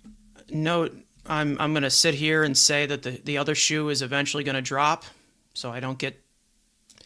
The shoe's gonna drop at one point, so might as well just. The Nationals They did this to legit themselves. don't have a fucking closer, and they cut this guy in spring training. Like,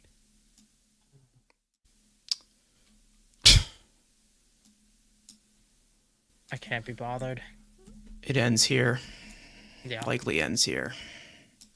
it definitely does.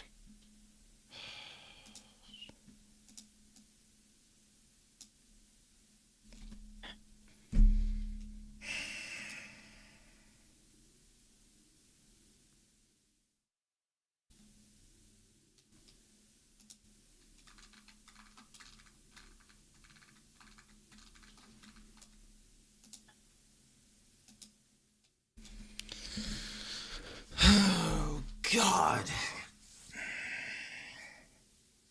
It's the fact that it's the top of the order too. Yeah.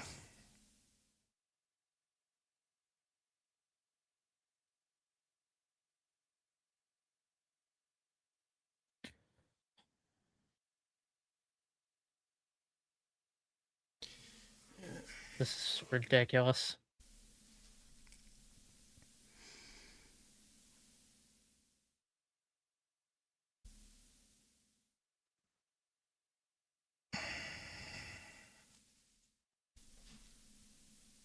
This fucking guy, man. Why does it have to be this fucking way? guy. It's fucking offense. That's right down the dick. That's right down the dick love lady.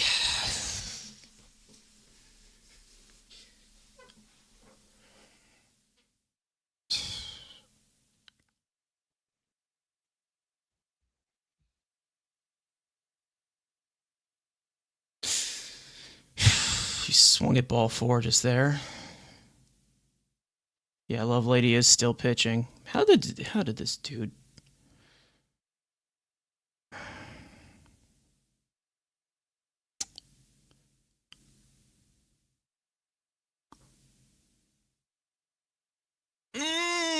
Robert's Okay. got that. All right. No advance against his strong arm. Nice. That's one. If we somehow get through this alive. Will the offense actually fucking do something is the question at that point. Would be sick, wouldn't it? The risk numbers are fucking gross today. Atrocious.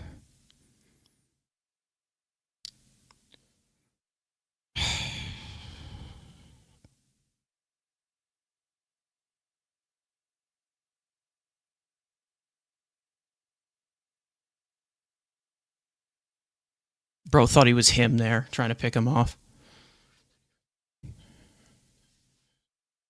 Dude thought he had motion for a second. That's crazy. Brody thought he was the final boss. That is... Dude, you gotta stop hanging that. You have to stop hanging that. Dude. Come on.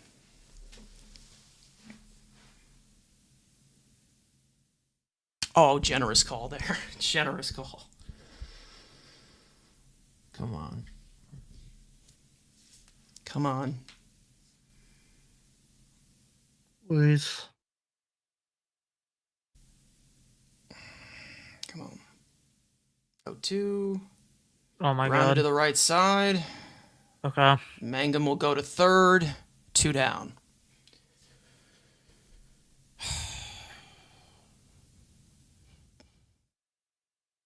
Could be out of the woods here, but... Like a blue I agree, board in Sam. the woods.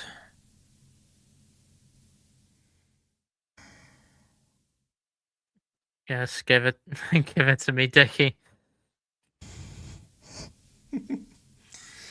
Oh my god. Are you being for... Be so for real No! right now. Be Are you so fucking for kidding? real. Wow. Be so for real. Oh my god, dude. How the fuck does that stay fair? I wish I could tell you. Are you being fucking for kidding? real right now?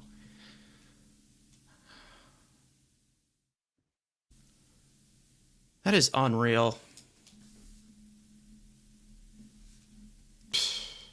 Fucking ridiculous. Am I surprised? Not really. But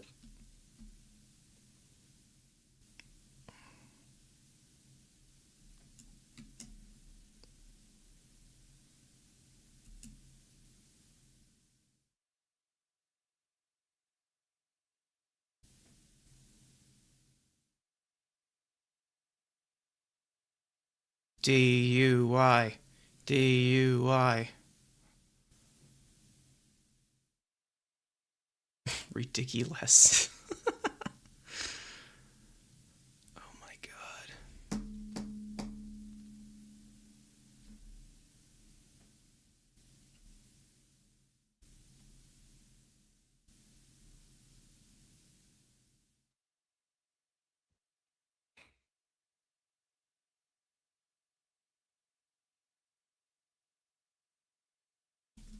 Game over.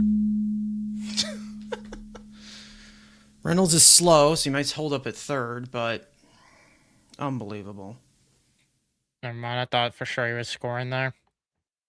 Wow.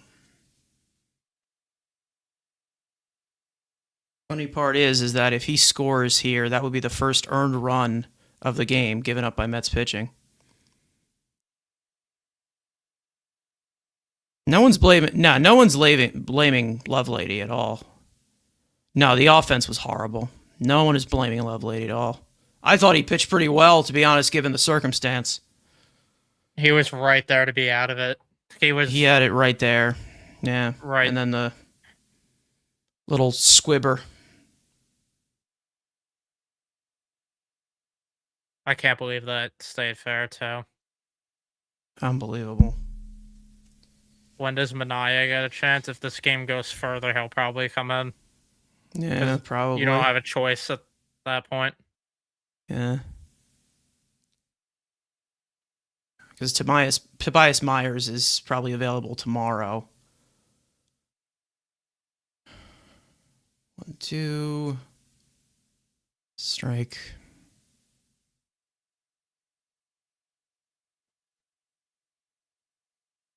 Fucking Richard Lovelady, man.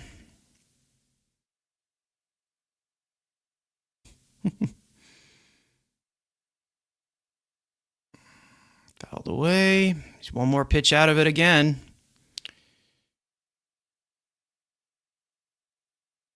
Yeah, Bichette was pretty bad today, too. A lot of just poor A at lot of bats from just this bad, offense. just a lot of bad offense. Yeah. Awful. Terrible swing decisions all day. Has led us to this. Dickie Lovelady on the mound.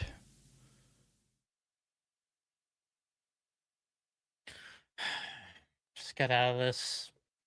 Keeping it 2-1 at least.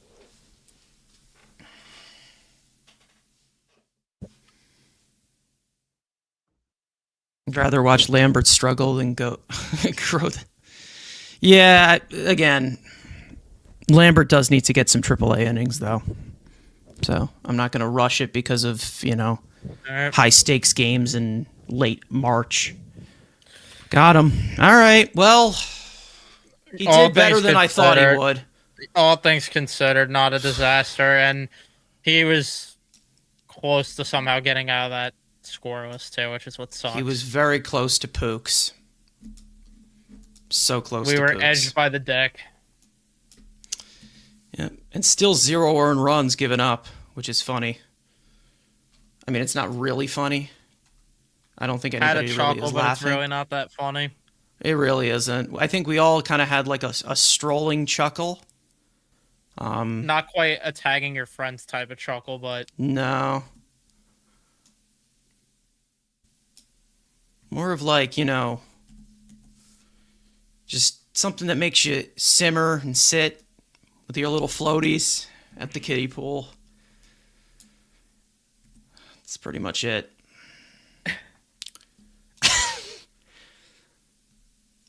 The Pirates don't really have much bullpen left either, so we ran them into the ground. Yeah. Yeah, I can't blame the pitching here, guys. Sorry. Pitching is not getting the blame today. Not a shot. Bases loaded. Nobody out. Game should have been over. Damn right. That is correct. That is correct. Well, if you guys are new in here, make sure to hit the subscribe button. We're going live for every game this year. Whether it is a combination of the four of us. Maybe one day we'll get Unk on here. Unk is not pleased at all. I just saw his tweet about Lindor and Soto. Unk is... Confidence will win.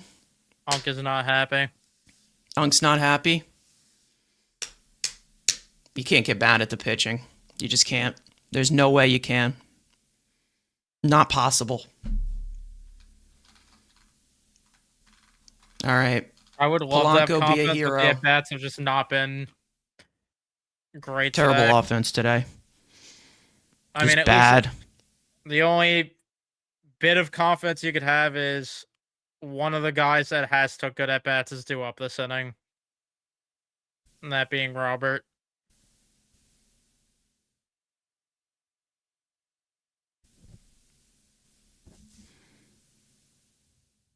Be a hero.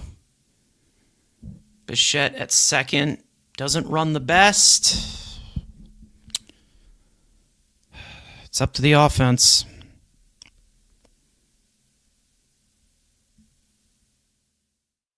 The only guy with runners in scoring position success didn't even start this game.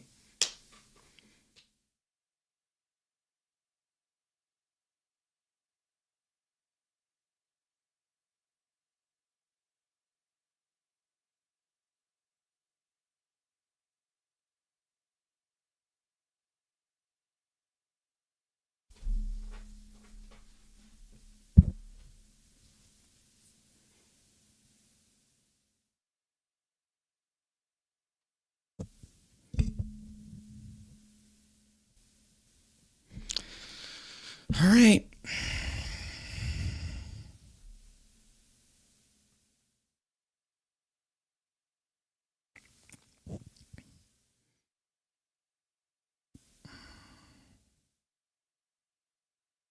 Good take. Bobbert on deck.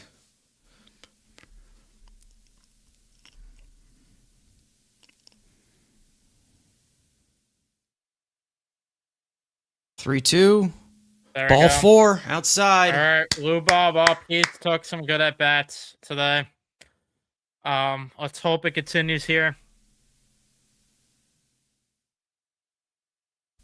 Bunt now. No, I don't know if I no, would. but I'm also anti-bunt.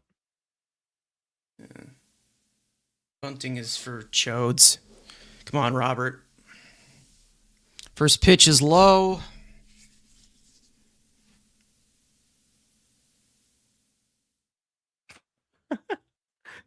Come on, Robert. Come on, man. One out of Robert. Hit in the air. Deep to left. Go. Back goes Reynolds. It's gone. And the New York Mets win. Let's go fucking Lou Bob, man. 2-0 on the season. Luis Robert. And the Mets walk off the Pirates in 11 innings. Robert. How about that? Definitely didn't need a bunt there. A walk-off 3-run homer for Robert. And the Mets win. Someone finally comes through on a cold day. Oh my goodness. Thank fuck. Wow.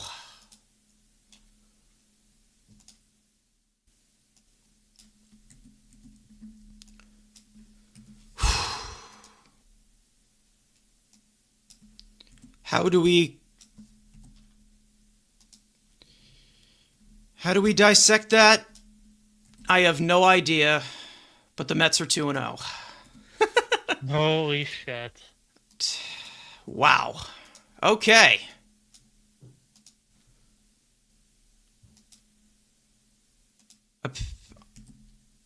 Howie Rose had a good call? Is that what we're getting from the... Apparently. I'm sure we can plug it in the post game. Wow. That is why we watch.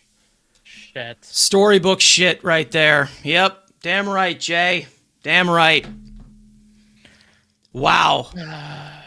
How about that? I'm sorry, Lou Bob. Sorry. I listen, I believed in him. I was very skeptical. But Unfortunately, I will say, the pitch that he swung at, yeah, we got the full crew for the post game. The pitch that he swung at was not even in the zone. So again, another bad swing decision, but it resulted in something nice. So there we go. Think about that when you're in your pool with your little floaties. And with that said, we will be taking an intermission here for the post game. So we will be back in about 10 minutes after we get everything set up. All right.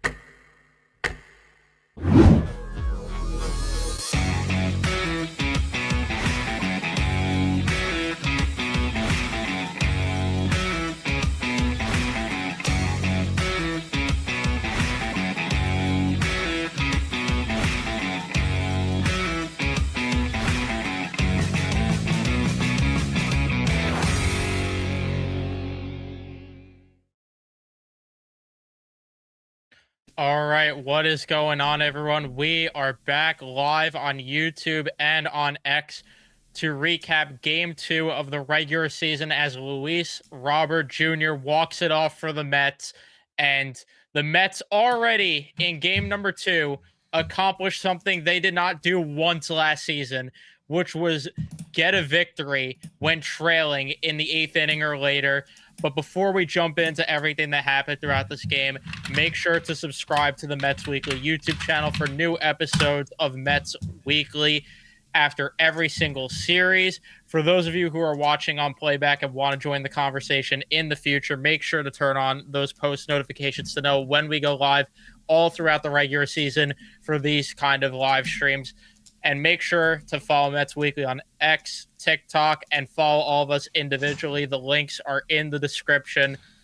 But what a chaotic game. There was a lot of ugly, and it felt like it was going to be a copy and paste of something they do in 2025, where they're not able to come through with the big hit. The top of the order struggled a lot with runners in scoring position, and it just felt like it was going to be a problem.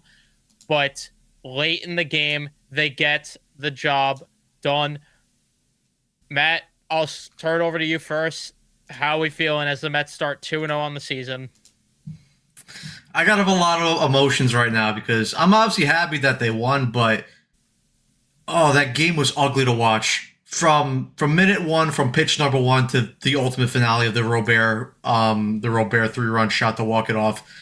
It was just, like you said, Evan, it was almost a carbon copy of last year. But thankfully, the biggest difference is, and now that this Mets team has finally snapped the record of 0-70 after trailing, after 9 innings, they were trailing today after 9 innings and extra innings, and they were able to come back, win this game. So that record's finally put to bed. We can now move on. But the biggest difference is that this Mets team, even though they did play like shit today, the difference between this team and last year's team is they have these players towards the middle and the bottom part of the order that can step up and can create clutch and big hits. And Luis Robert, we kind of, there was a little bit of hesitation when the Mets first made the trade. Obviously, I was one of the ones that liked it. You obviously were a bit 50-50 on it, and rightfully so, because, there definitely was some concern taking a risk on Robert. But he's shown so far through small sample size of 2 games that he's able to come through and have these clutch big moments. Obviously, we'll get into more of the whole game as we start to break it down because, like I said, majority of the game was not pretty at all, especially the 9th and the 10th inning, and a majority of those innings where the Mets got runners like there was a couple innings where the Mets were able to get the first 2 runners on base, and then they weren't able to bring in anyone to come home to take the lead. But thankfully, Luis Robert, he's shown that he's got some big balls, and he's shown that he's able to come through in these clutch situations. Absolutely. You're seeing the difference already with the middle of that order compared to last year, and hopefully it's something that will continue to be a spotlight there. But yeah, I mean, a lot of ugly at-bats throughout this game, a lot of ugly defense at points, which we'll talk about as well. But Carson, we were live together. Like the comment says here, 3 hours of frustration, 20 minutes of anxiety, 2 minutes of exhilaration. It was quite the ride of lightning we were on. How are you feeling now that we're out of the blue Ford? I mean, listen, I feel like I'm in the kiddie pool now, just chilling. Sorry, Matt. Sorry. You motherfuckers. Anyways, listen, I think at this point, we knew that this was a cold day. We knew that the weather was not the same as it was on opening day. But there was a lot of things offensively that were inexcusable, such as the swing decisions of a lot of pitches outside of the zone, a lot of swinging at ball 4. Even on the Robert walk-off, he swung at a pitch out of the zone. And luckily, him being as strong as he is, was able to pull it, and he was able to flick it over the left field wall. However, I'm just saying, it's like you saw it on display. It definitely wasn't pretty. 100% wasn't pretty. I understand if the ball's not flying out, but when it comes to a lot of, all of the narrative from last year where they weren't able to come back. That old group wasn't able to do it. The fact that they did it on game 2 of the season, it shows you maybe there's something different in this team, that maybe they don't just completely lay down when it matters. Who knows? It's a long season. Maybe this is the only walk-off we have. I have no clue. But Luis Robert Jr., first 2 games so far so good. Every AB has been a solid one. So you can't say it wasn't. But either way, rough offensive game. Let's just say that. Rough offensive game. We'll get into it. It was definitely not pretty. But for the first time in 4 years, as Danny just said here in the chat, they are 2-0. So, and like no 0-5 and, purple smudge going out here to save the season. And yeah, no song, none of that. But Hornet saying it also that, sometimes you got to find a way late in the game to get the win. That's what good teams do. And they definitely did do that. But, like Carson mentioned, the problem for me isn't even like, I could excuse the cold weather and everything. It was really just the swing decisions, because how many times during that watch along were we like, you're swinging that ball 4 there, especially Lindor and Bichette. I feel like they were victims of that the most throughout this entire game. But at the end of the day, like you said, they found a way to get it done, which is something they did not do the entirety of last season. So for that, that's at least a win. But we'll get into the main rundown here, just segue into that right away here, as quite the box score, because it was very chaotic, like I mentioned. But in terms of the winning pitcher, Dickie Lovelady coming in with some late heroics there. I cannot even believe it. Almost had a scoreless inning as well. A little unlucky there with the ball that I thought was going to go foul. Did not end up going foul.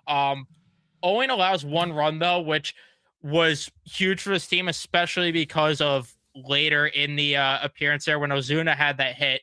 I thought 3-1 lead. This team's going to be buried now. But nonetheless, he gets a win. Barco ends up getting charged with the loss. In terms of the Pirates lineup, Triolo goes 1 for 5. O'Hearn goes 1 for 5. Reynolds 2 for 5. Ozuna 1 for 5. Gonzalez goes 2 for 6. Brandon Lau goes 1 for 5. Nick York goes 1 for 5. Cook didn't end up getting a plate appearance as he came in for defense. Bart was 1 for 3. Cruz, who pitch hit in this game, went 0 for 1. Henry Davis, I think, drew a walk at some point. And then Jake Mangum went 2 for 5. On the Mets side of things, Lindor with a rough 0 for 5 day. Again, not a lot of good at-bats there. Juan Soto goes 1 for 5 on the day. He had a rough at-bat as well, with runners in scoring position late in the game, where he ended up swinging, I believe, at the first pitch on that one, and it stayed in the infield. Again, not great. Bo Bichette, the top 3 of the order, just did not give you good enough at-bats today. He got his first hit as a Met, still went 1 for 5. Polanco went 0 for 2, had a couple of walks there. But Robert Jr. goes 1 for 4. Beatty goes 1 for 4. So you got some production from the middle of the order, which, again, it's something that you want to see from this team versus what they've had in previous years, where if the top guys aren't getting it done, they're not winning the game. So if you want to take that as a win, that is a win. Marcus Semien goes 0 for 3. Bench goes 0 for 3. And you had the questionable decision at the time, in my opinion, to have Mark Vientos pinch hit in that spot that he did. And he goes 1 for 1, though, getting a ground ball to just sneak by the shortstop there. Jared Young did not get a plate appearance, but he pinch ran. Alvarez goes 0 for 2. Tyrone Taylor pitch ran, and then Luis Torrens with a huge hit goes 1 for 1 for the pitching side of things. Mitch Keller gave the Mets fits, as he usually does in 6 innings of work. Did not allow a run, allowed 3 hits, no walks allowed, gets 3 strikeouts on 77 pitches. Justin Lawrence would come in for relief as the first guy out of the pen, and in less than an inning does not allow a run, allows 2 walks, gets 2 strikeouts on 23 pitches. Gregory Soto in an inning and a third does not allow a hit, a run, only allows a walk there, getting 3 strikeouts. Dennis Santana in an inning of work only would surrender a walk.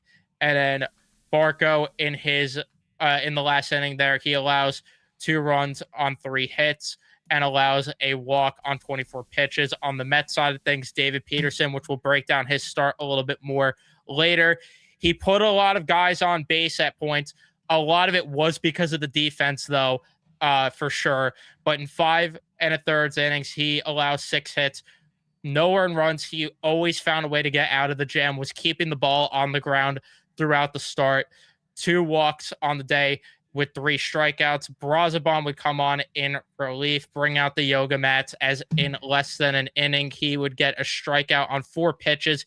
You thought maybe he would do a sit down, get back up situation, but Mendoza would go to Luke Weaver, and in his inning of work, he surrenders a hit, but does not allow anything else. Brooks Raley, our favorite Patriot, gets 2 strikeouts and has a clean inning of work. Devin Williams, in an inning of work, allows a hit and a walk. Again, some defense was unfortunate there on that hit he allowed, but he ends up getting 2 strikeouts and getting out of it. Luis Garcia, another rough outing for him as he surrenders 2 hits, no earned runs with a walk. But again, the game going to extras because the offense did not produce enough in the first 9 innings. Speaks for itself there. And then Richard Lovelady, who we did not expect to see come into this game in his inning of work, allows 2 hits, no earned runs, no walks, and gets a strikeout. And to me, it was very clear who was worthy of the player of the game based on everything that happened here. And I said it as he was coming to the plate, too, that he's been taking the best at-bats of the day, and Luis Robert Jr. ended up walking it off as well. I thought even in the at-bats where he was either striking out or, getting in the contact outs, I thought that he was putting together the best at-bats for this Met offense the entire day. Goes 1 for 4, gets the walk-off home run with 3 RBIs, and again, did draw a walk. You're seeing a completely different player than he was on the White Sox. And like Matt mentioned earlier, I was skeptical about them bringing in Robert Jr. because, again, we've seen what it's been with the bat. And, there was the conversation, hey, maybe he's just, checked out in Chicago. I didn't fully buy into it, but I've been wrong so far. And then even the defense, no one is running on him compared to if the Mets had, a certain someone that they trade out this offseason playing center field, they would be running on him because we know the arm isn't good, but they don't want to run on Robert Jr. I have been very impressed. So that is who I elected for the player of the game. Matt or Carson, I don't know if you guys have anyone else you thought maybe could have been in the conversation there. I'll start with you, Matt. Unless you wanted to give the award to the whole bullpen, because I thought they did a great job. Pretty much everyone, apart from if you really want to, dive deeper into it, Luis Garcia. But even then, it's like, can you really fault him fully when the offense the whole game was just basically flat out awful? So it's like at some point, and with the ghost runner on second base, it was like eventually someone was gonna break through. But other than that, the bullpen was completely fantastic, and yet nobody on the offensive side besides Robert Jr., who, like I said, like you guys said, ended up hitting the 3-run walk-off shot. He fully deserves it, and he's been. And again, I know it's a small sample size; it's 2 games, but so far through the 2 games, his time when he played in spring training, the guy's been really good. He's been taking a lot of great at-bats. He's been a lot more patient. Has he had a couple, iffy swings here or there? Sure. Again, who doesn't? It's baseball, but he's having good competitive ABs. Whenever he does make contact with the ball, he's making hard contact. And then, like you said, in center field, he's a controlling presence.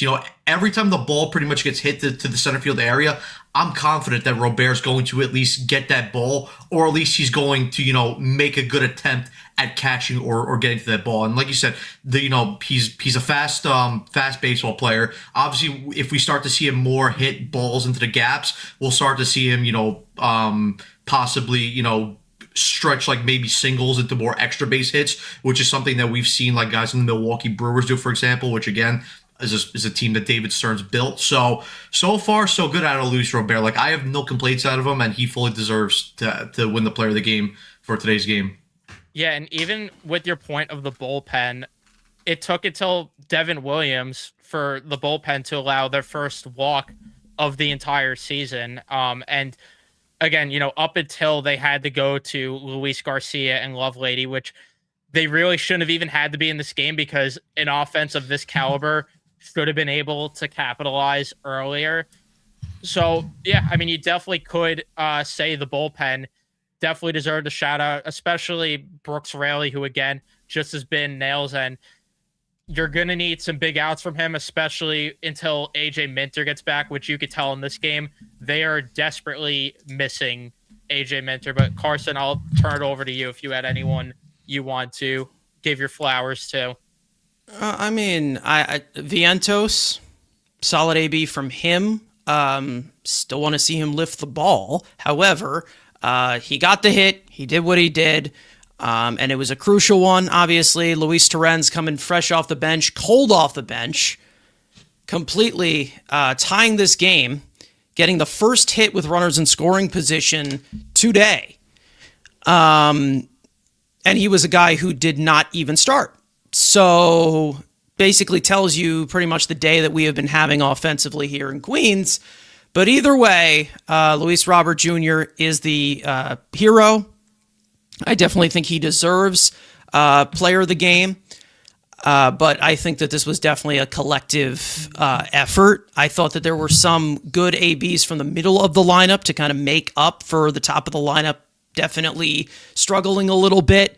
I know that a lot of people want to go after Lindor and, I've expected Lindor to start off slow, mainly because of the injury of everything. But Juan Soto, there were some shortcomings in this game where he swung at the first pitch. It was basically like at his neck, which is something you rarely see from Juan Soto. And it was in a very, very crucial moment. It was basically it's just exactly what we were seeing all game long. A lot of swings that were swings that shouldn't have been swings, just swinging at pitches that were out of the zone, making poor contact with them. And just it's poor pitch selection, poor swing decisions all day. However, they break out of it. Robert was able to come through here. And like we said, I mean, all the plate appearances so far, even in spring, they've all been quality ABs from Luis Robert, something you probably couldn't have said over the past 2 seasons when he was there in Chicago and struggling a lot. So it's been very, very encouraging.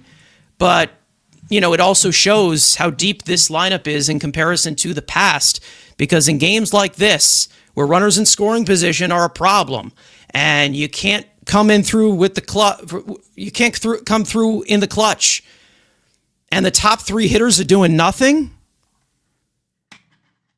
who was going to hit? They would go down 1, 2, 3, right? Go down 1, 2, 3 in those extra inning games with the ghost runner there.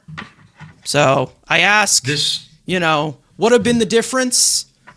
Winning is the difference, because the 2025 Mets, and to be honest, the 2023 Mets, maybe the beginning of the year 2024 Mets, they don't win that game. Nope. At all. Yeah. This game reminded me a lot about the I think it was a May series, but that May home series against the Dodgers, that one game that went like 13 innings where they just couldn't get any runs, and they had multiple bases loaded opportunities. They had multiple guys, in scoring position. They just couldn't get that base hit. Like when I was watching that game, especially the extra innings part, I got reminded so much of that game. But thankfully, like I said, last year the Mets did not have a guy like Luis Robert, who you knew, like, middle part of the order, lower part of the order, you knew, okay, even though he's hitting lower part of the order, I can trust him to come through with that big hit, because last year we were relying on guys like, Jeff McNeil, Starling Marte, who, okay, like in his heyday was great, but at that time, last year the guy was not the same player that he was, guys like Jesse Winker. So again, like we talked about it for today's stream, and then on the post-game show that we did after opening day, the lineup and the depth of this lineup is just it's so much more deeper, and it's so much more improved overall. 100%, and that's Robert's first walk-off since 2020. Like Danny is saying right now in the chat, the Torrens at bat was great. Yeah, I mean, it was really just a mixed bag, and it was just weird because, like Carson talked about, that Juan Soto at bat, Lindor in the same inning, not a great at bat, but the guy I really want to highlight here, and I know everyone only wants to hear positives because they won, but we do have to talk about Bo Bichette because No, you're a negative Nelly. Don't I'm do a this. negative asshole. I'm sorry to rain on everyone's parade here, but we do have to talk about Bo Bichette because it was not a good day for him at all, both at the plate and in the field. Struggling even to just keep the ball in the infield at times. Missed a lot of throws. Poor swing decisions, which it's now both games that he had that. I'm not going to sit here and say that, he's overpaid. We need to catapult him off a bridge or anything, but definitely not great so far from Bichette. The offense, I'm not concerned about Bichette. It's 2 games. It's a small sample size. He's adjusting. I think offensively he'll be fine. That's my least worries about Bichette.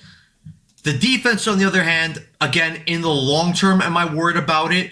No, because I think eventually he'll be able to get, third base on the grasp. I just think for Bichette right now, early on the season, I think you have to play it situational. I think for the games where it's a majority, if a ground ball pitching is starting, like let's say, like for today's game, David Peterson's on the mound. He's going to get a lot of ground ball outs, or even like last year, large parts of last year, we saw Clay Holmes. He was more of a ground ball pitcher that relied to get ground balls for outs. I think you have to play situational. I think if you have any pitchers who are starting that are more ground ball pitchers, I'd say it's smart to move Beatty, play him at third base in those games, and have Bichette, either DH or maybe even play, a little bit of second base. Now, obviously, he still has to play third base because that's the only way he was going to get fully acclimatized and adjusted to that position. But I do want to see him, because obviously they do have practice, take more ground balls at third base, and then, for when the pitchers like McLean, Freddie Peralta, when more of the power arms go that can rely more on their swing, on their swing and miss stuff, that's the games that I, would prefer Bichette to play third base at, because, he's not going to get as challenged. He'll still have to make a couple plays, don't get me wrong, but he's not going to have to be, as challenged as if it's like, if it's a David Peterson game where it's like for majority of the time, you have to be on your feet and on your toes ready because a ground ball could come at you at any second. Obviously, like I said, he did have a couple of rough throws. The first one didn't hurt him because, Polanco was able to come off the bag and make the tag to apply the out. But it was the second one. And then the Devin Williams one, I can't really fault him too much because he was playing in and then it was just, a hard, I forgot who got the base hit in that scenario. Let me try and find it. Yeah, it was hold on. Yeah, it was the Jake Magnum double. That one I really can't fault them on because, like I said, it's just overall positioning. But like I said, for Bichette right now defensively, I would just play it situational. I mean, listen, I'm not going crazy yet on this. I think I'm personally just relaxing, obviously. It's more just about these guys executing pitches and getting the ball on the ground. Eventually he's going to, but we've already talked about this many times. The only thing that concerns me about Bo Bichette at third base is the arm and the inaccuracy of the arm. The arm can also be a little bit weak as well. We even saw, DeComo put out a tweet saying that one of the throws that he had that was online to first base today was his hardest throw in comparison to him at shortstop last year. So you're kind of starting to see a little bit of the translation from him going from shortstop or second base to third base. It's still not the strong arm that you want to have at third base, and I think that's the main reason as to why we all kind of question it a little bit. But it didn't hurt him yet. But I do see this as a possible concern. And like we say, Bo Bichette playing third base, they do have other options they can turn to of guys who can play a good defensive for third base. Ram in the chat here saying that, Beatty's the best defensive third baseman on the Mets. Personally, range-wise and overall strong arm, I would say it's Ronnie Mauricio, but I know that people will revert right back to that play that he had in Miami that sent us home and everything, where he didn't cover third. I get it, but I overall think that Ronnie Mauricio is the better defender than both Beatty and obviously Vientos. However, Ronnie needs to get those reps down in AAA, and they should not be rushing it in comparison to what they did last year where he was rotting on the bench. So I'm going to let it play out. Because I think that he was getting to the ball okay, but the throws, he's got to watch it. He really does have to watch it. And then obviously with the bat, he'll heat up because that is something that he has done throughout his entire career. I'm not worried about that. But there's definitely some chasing to his game, the want to put the bat on the ball. But, again, like we already said, at one point, there is a need for this team to come through with runners in scoring position. And like I already said, it was a cold day, definitely. And the ball was not, flying out. But, ugly day for Bo Bichette. However, they still get the win. But, in the past, like I already said, games like that don't happen because Bo Bichette batting third in this lineup, if he's not coming through, who else was going to be coming through? However, the rest of the lineup, it's a lot more deeper, and they can pick up the error of the ways of the top guys in the lineup. And that's what I really like about this lineup. It's balanced. It's got more dog in it, like we've already said.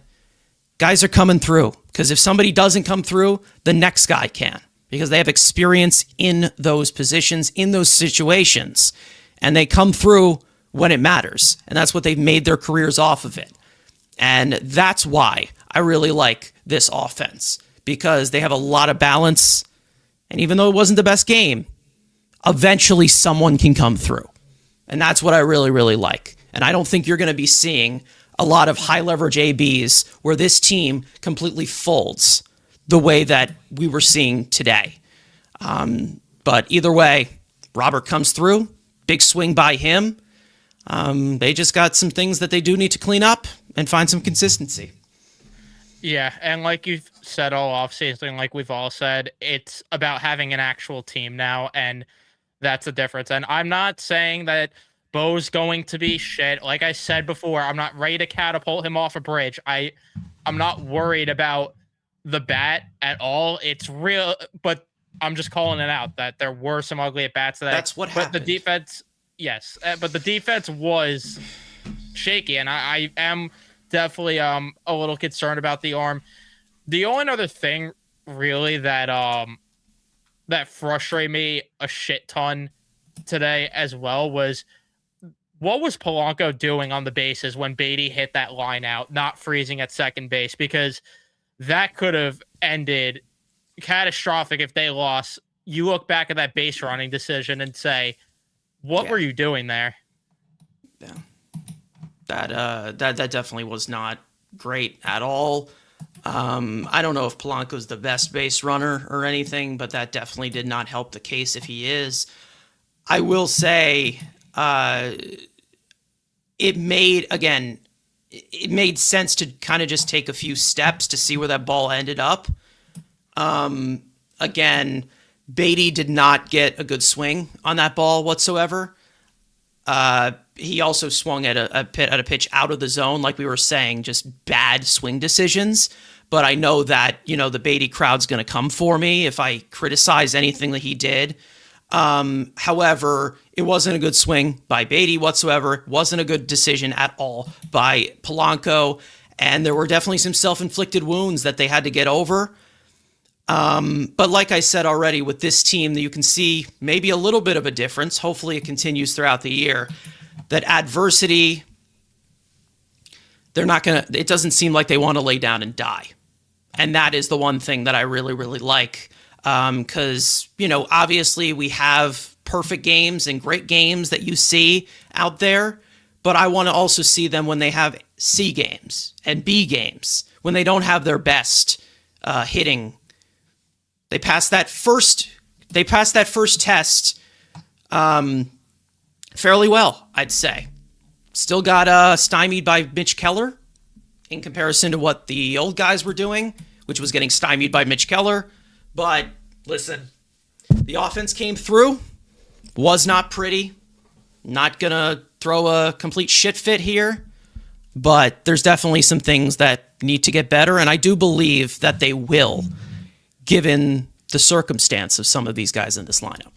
Yeah, and the other thing, too, that I want to know is, like, how many times last year, even if this team did get a run to tie the game or a couple of runs to tie the game in extras, if they did not win the game there, it was over because the other team would end up scoring and then the offense rolls over and dies. How about them actually scoring in two of the later innings in comparison to, again, what this team did last year, where maybe they'll score in one inning if it's in extras, but at most they'll tie it and then game over at that point. Yeah. No, there was some, and like you said, some of the hitting, I'd say the best hitting came off the bench. To be honest, it came off the bench. Like we said, Terens gets that first one. I mean, so clutch. He was so clutch for us at the beginning of the season. But you also had the Vientos AB as well. And then you also had, obviously, Robert had great ABs throughout this entire day. It's about the competitive ABs. That's literally it. And it can stem things together, obviously. I don't expect the power to have like this insane outbreak with the weather being a little bit cold, but I also expect competitive ABs and not swinging outside of the zone. And they did a lot of that today. They really did. And I know they won. 2-0 record. The win-loss record's beautiful. But you have to point this out so this does not snowball. Because we were pointing it out at the beginning of the season last year, and it was snowballing. I do have a little bit more trust that these guys will come through, and I do think that this is a more well-rounded team. But there are signs we got to point out here. I'm sorry if that is seen as negative, but if you think that there was good hitting for a majority of the time today, you're wrong. And I say that with a smile.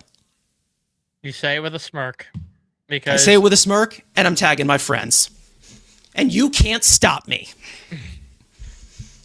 But yeah, exactly. At the end of the day, like the cold weather, I get it, and it will help when it gets warmer.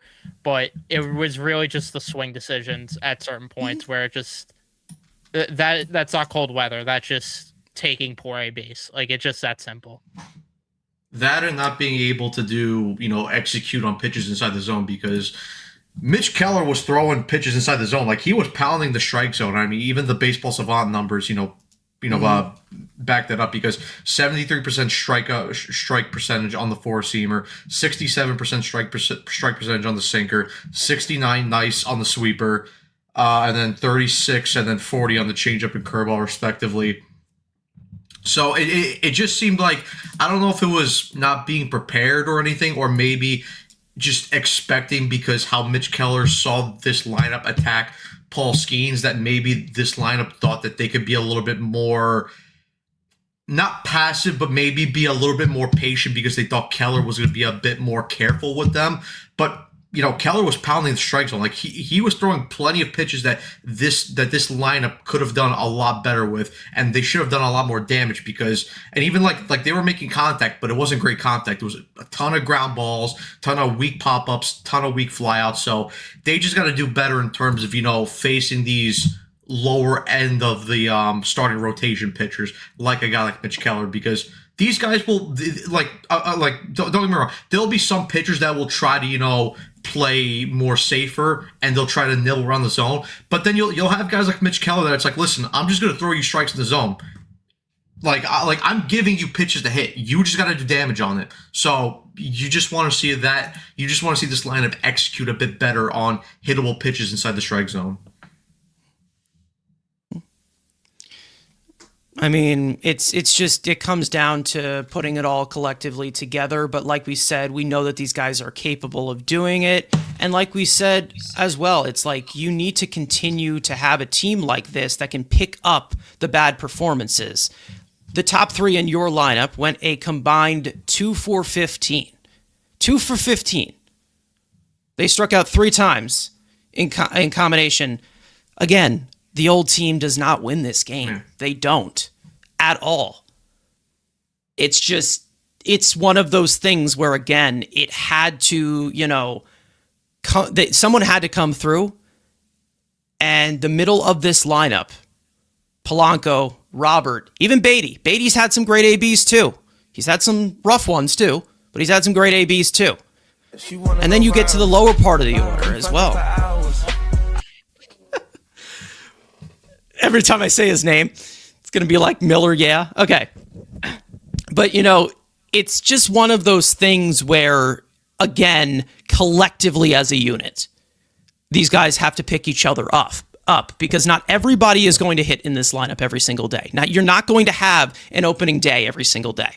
It's not going to happen. Even though it's against Paul Skeens and you knocked him out and everything, there were a decent amount of runs that they got on opening day that were self-inflicted wounds by Pittsburgh.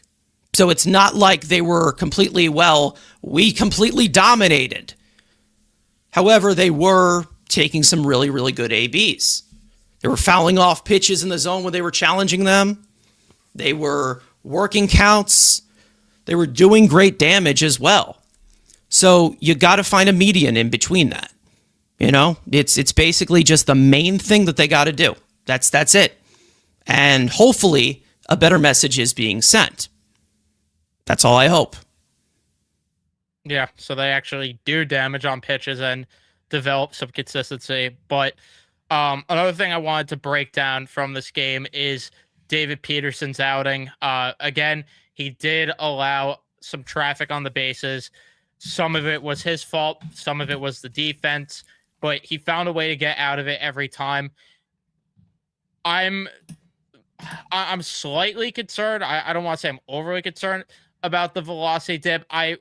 It's not because I get that it's cold and it's going to happen, but it's because we saw this in spring training that it worries me a bit. But nonetheless, I mean, he was able to give you over 5 innings, which he desperately needed today. Although maybe now in retrospect, more would have been better. But at the end of the day, I thought he did a good job, though, in terms of just keeping the ball on the ground, which is what he does best, and fighting through those innings where he was surrendering base runners. Yeah. Oh, Carson, unless you want to go. No, it's all yours. It's all yours. Yeah, I mean, listen, it was a typical David Peterson start where it's like I said, he's a ground ball pitcher. He's gonna put balls in, or he's gonna make the opposing batters put balls in play. He's not gonna get a ton of swing and miss stuff on his pitches. It's like I said, it's like we should know this and expect this by now from David Peterson. Like a lot of his starts, they're not gonna be pretty. Yes, he'll have the odd one, where he goes 7-8 innings like he did against the Dodgers last year, but. This is who David Pearson is. It's like, again, like we shouldn't expect anything else. It's just for him to be good and for him to execute, his pitches overall, he needs a good defense behind him. And obviously there were some shaky defensive plays behind him, like we talked about with Bo Bichette. Obviously Polanco, he did not have, did not make some of the cleanest plays over at first base. But overall, you have guys up the middle that you trusted with Semien and Lindor. And I mean, listen, like I thought, obviously, like you brought up, Evan, the velocity thing, you want to see his velo come back a little bit. Again, I'm not fully concerned. I think he'll eventually get to that point where the velo goes up a little bit. Will it ever go back, to where it was, last year when he was fully dominating?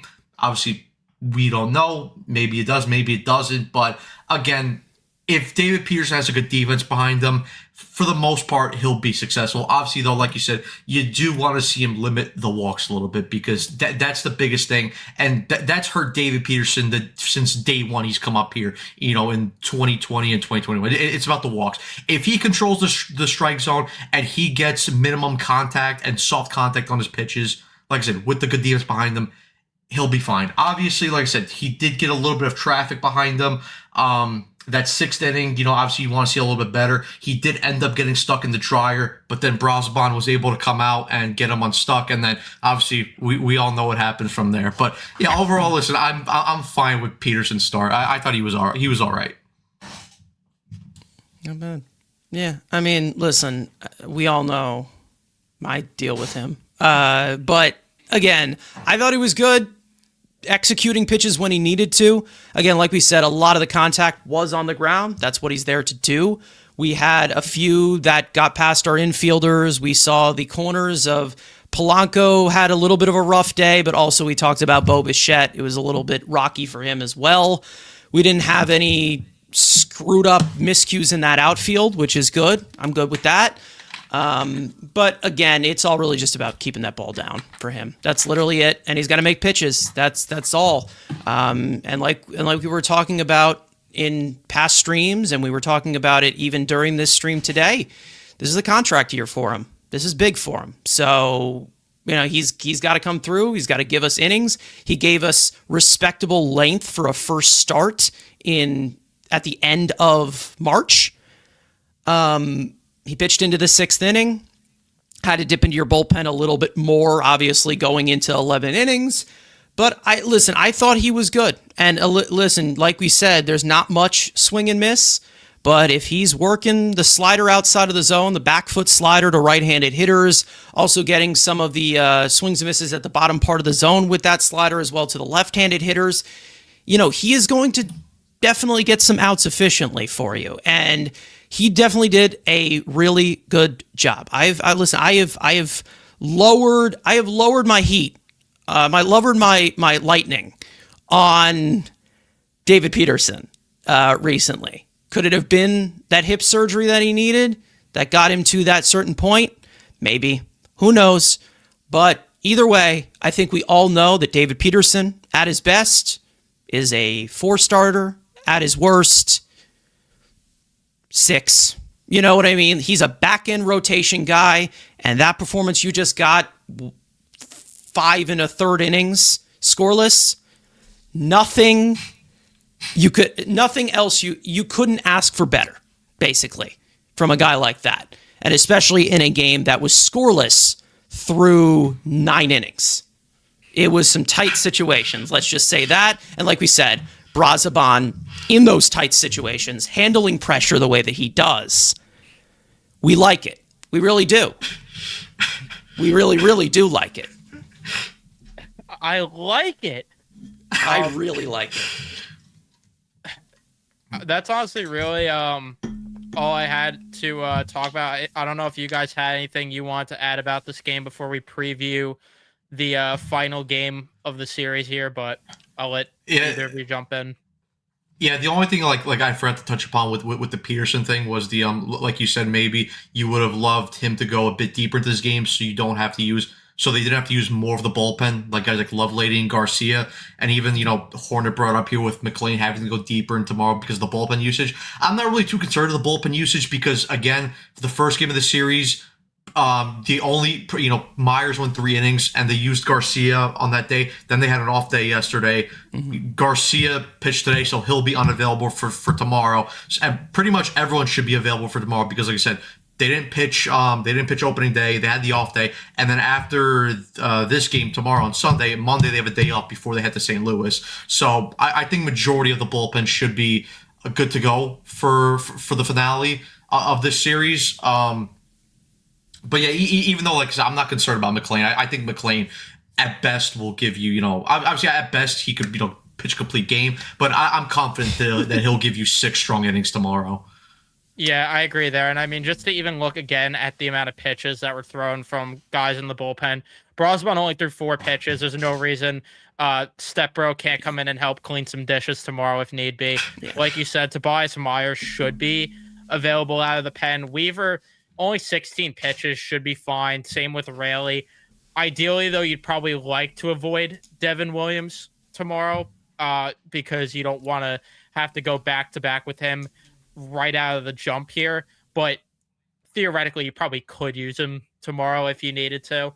I just meant more in retrospect. It would have been nice if Peterson could have gave a few more outs just to save the bullpen a bit, but it's not that big of a deal. I would like it. I would have liked it.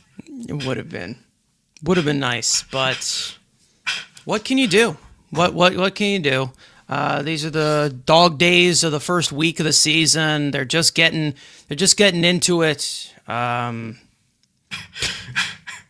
Had to drop the dog days reference. Yeah, the dog days. You know, you even had a dead bird that was confiscated, and like we said, just 2 games. You know, it's just 2 games, but to start those off 2-0, I can't completely complain. But you know, sloppy game, but an exciting ending. So, yay. Yeah. But let's get into the preview for tomorrow's game as the Mets will face the Pirates, looking to sweep them at 1:40 tomorrow. It is going to be Carmen, fucking saying his last name, Modzinski. Sure. Versus Nolan McLean. Matt, say his name. Modzinski. In 99 innings pitched last year, posted a 3.55 ERA, a 3.33 FIP, a 14.8 K to walk percentage there. Nolan McLean in 48 innings will look to build on what was a great start to his career last year and hope to build a Rookie of the Year campaign as he pitched to a 2.06 ERA, a 2.97 FIP, a 21.8 K to walk percentage, as we saw a good performance too from him in the WBC finale. So let's see if he can continue to build on it. Obviously, we know how good the stuff is with Nolan McLean. And like you said, let's hope that he could give you 6 innings, ideally, at the bare minimum, to help save this bullpen from being worked very early here in the season. Do either of you have anything to add for the preview going into tomorrow? They should win and sweep the series. It's as simple as that. You got the better pitcher, you got the better team. Like there's no pretty much there's no, again, it's baseball, anything can happen, but when you're playing teams like the Pirates, who again, they're a better team than they were last year, but you're a better team. You're supposed to be the team with World Series expectations. Go in there, take care of business, sweep them. Does the Carson from the chat have anything to say? I mean, listen, I will not be in attendance for this stream that goes on tomorrow. Unfortunately, I have some things to attend to, and I'm going to miss Nolan, his hair giving Pookie. But you know what? It happens. Either way, we know how good Nolan McLean's stuff is. We'll see how it is able to, you know, fluctuate a little bit towards the middle of the innings. Obviously, we'll see how, you know, he executes it. And, you know, we're not expecting him to be completely perfect as he is still a rookie. However, this man named Carmen, I'm not even going to try his last name. This man named Carmen here, another test of a back-end starter that they need to do a little bit better on. And we'll see what happens. Either way, we're going to be live for it no matter what. So make sure to tune in. Yes, be sure to turn on the notification so you know when we do go live tomorrow. If you did not leave a like on this live stream, it would be greatly appreciated if you do. Thank you, everyone, for 4,000 subscribers on the Mets Weekly YouTube channel. That is hot. That is sexy. That is Pooks. So we really do appreciate how pixie all of you are. And let's hope we could, bring out the brooms as we drive off into the lightning in our blue Fords. But thank you, everyone, for tuning in and watching. And we will see you guys tomorrow.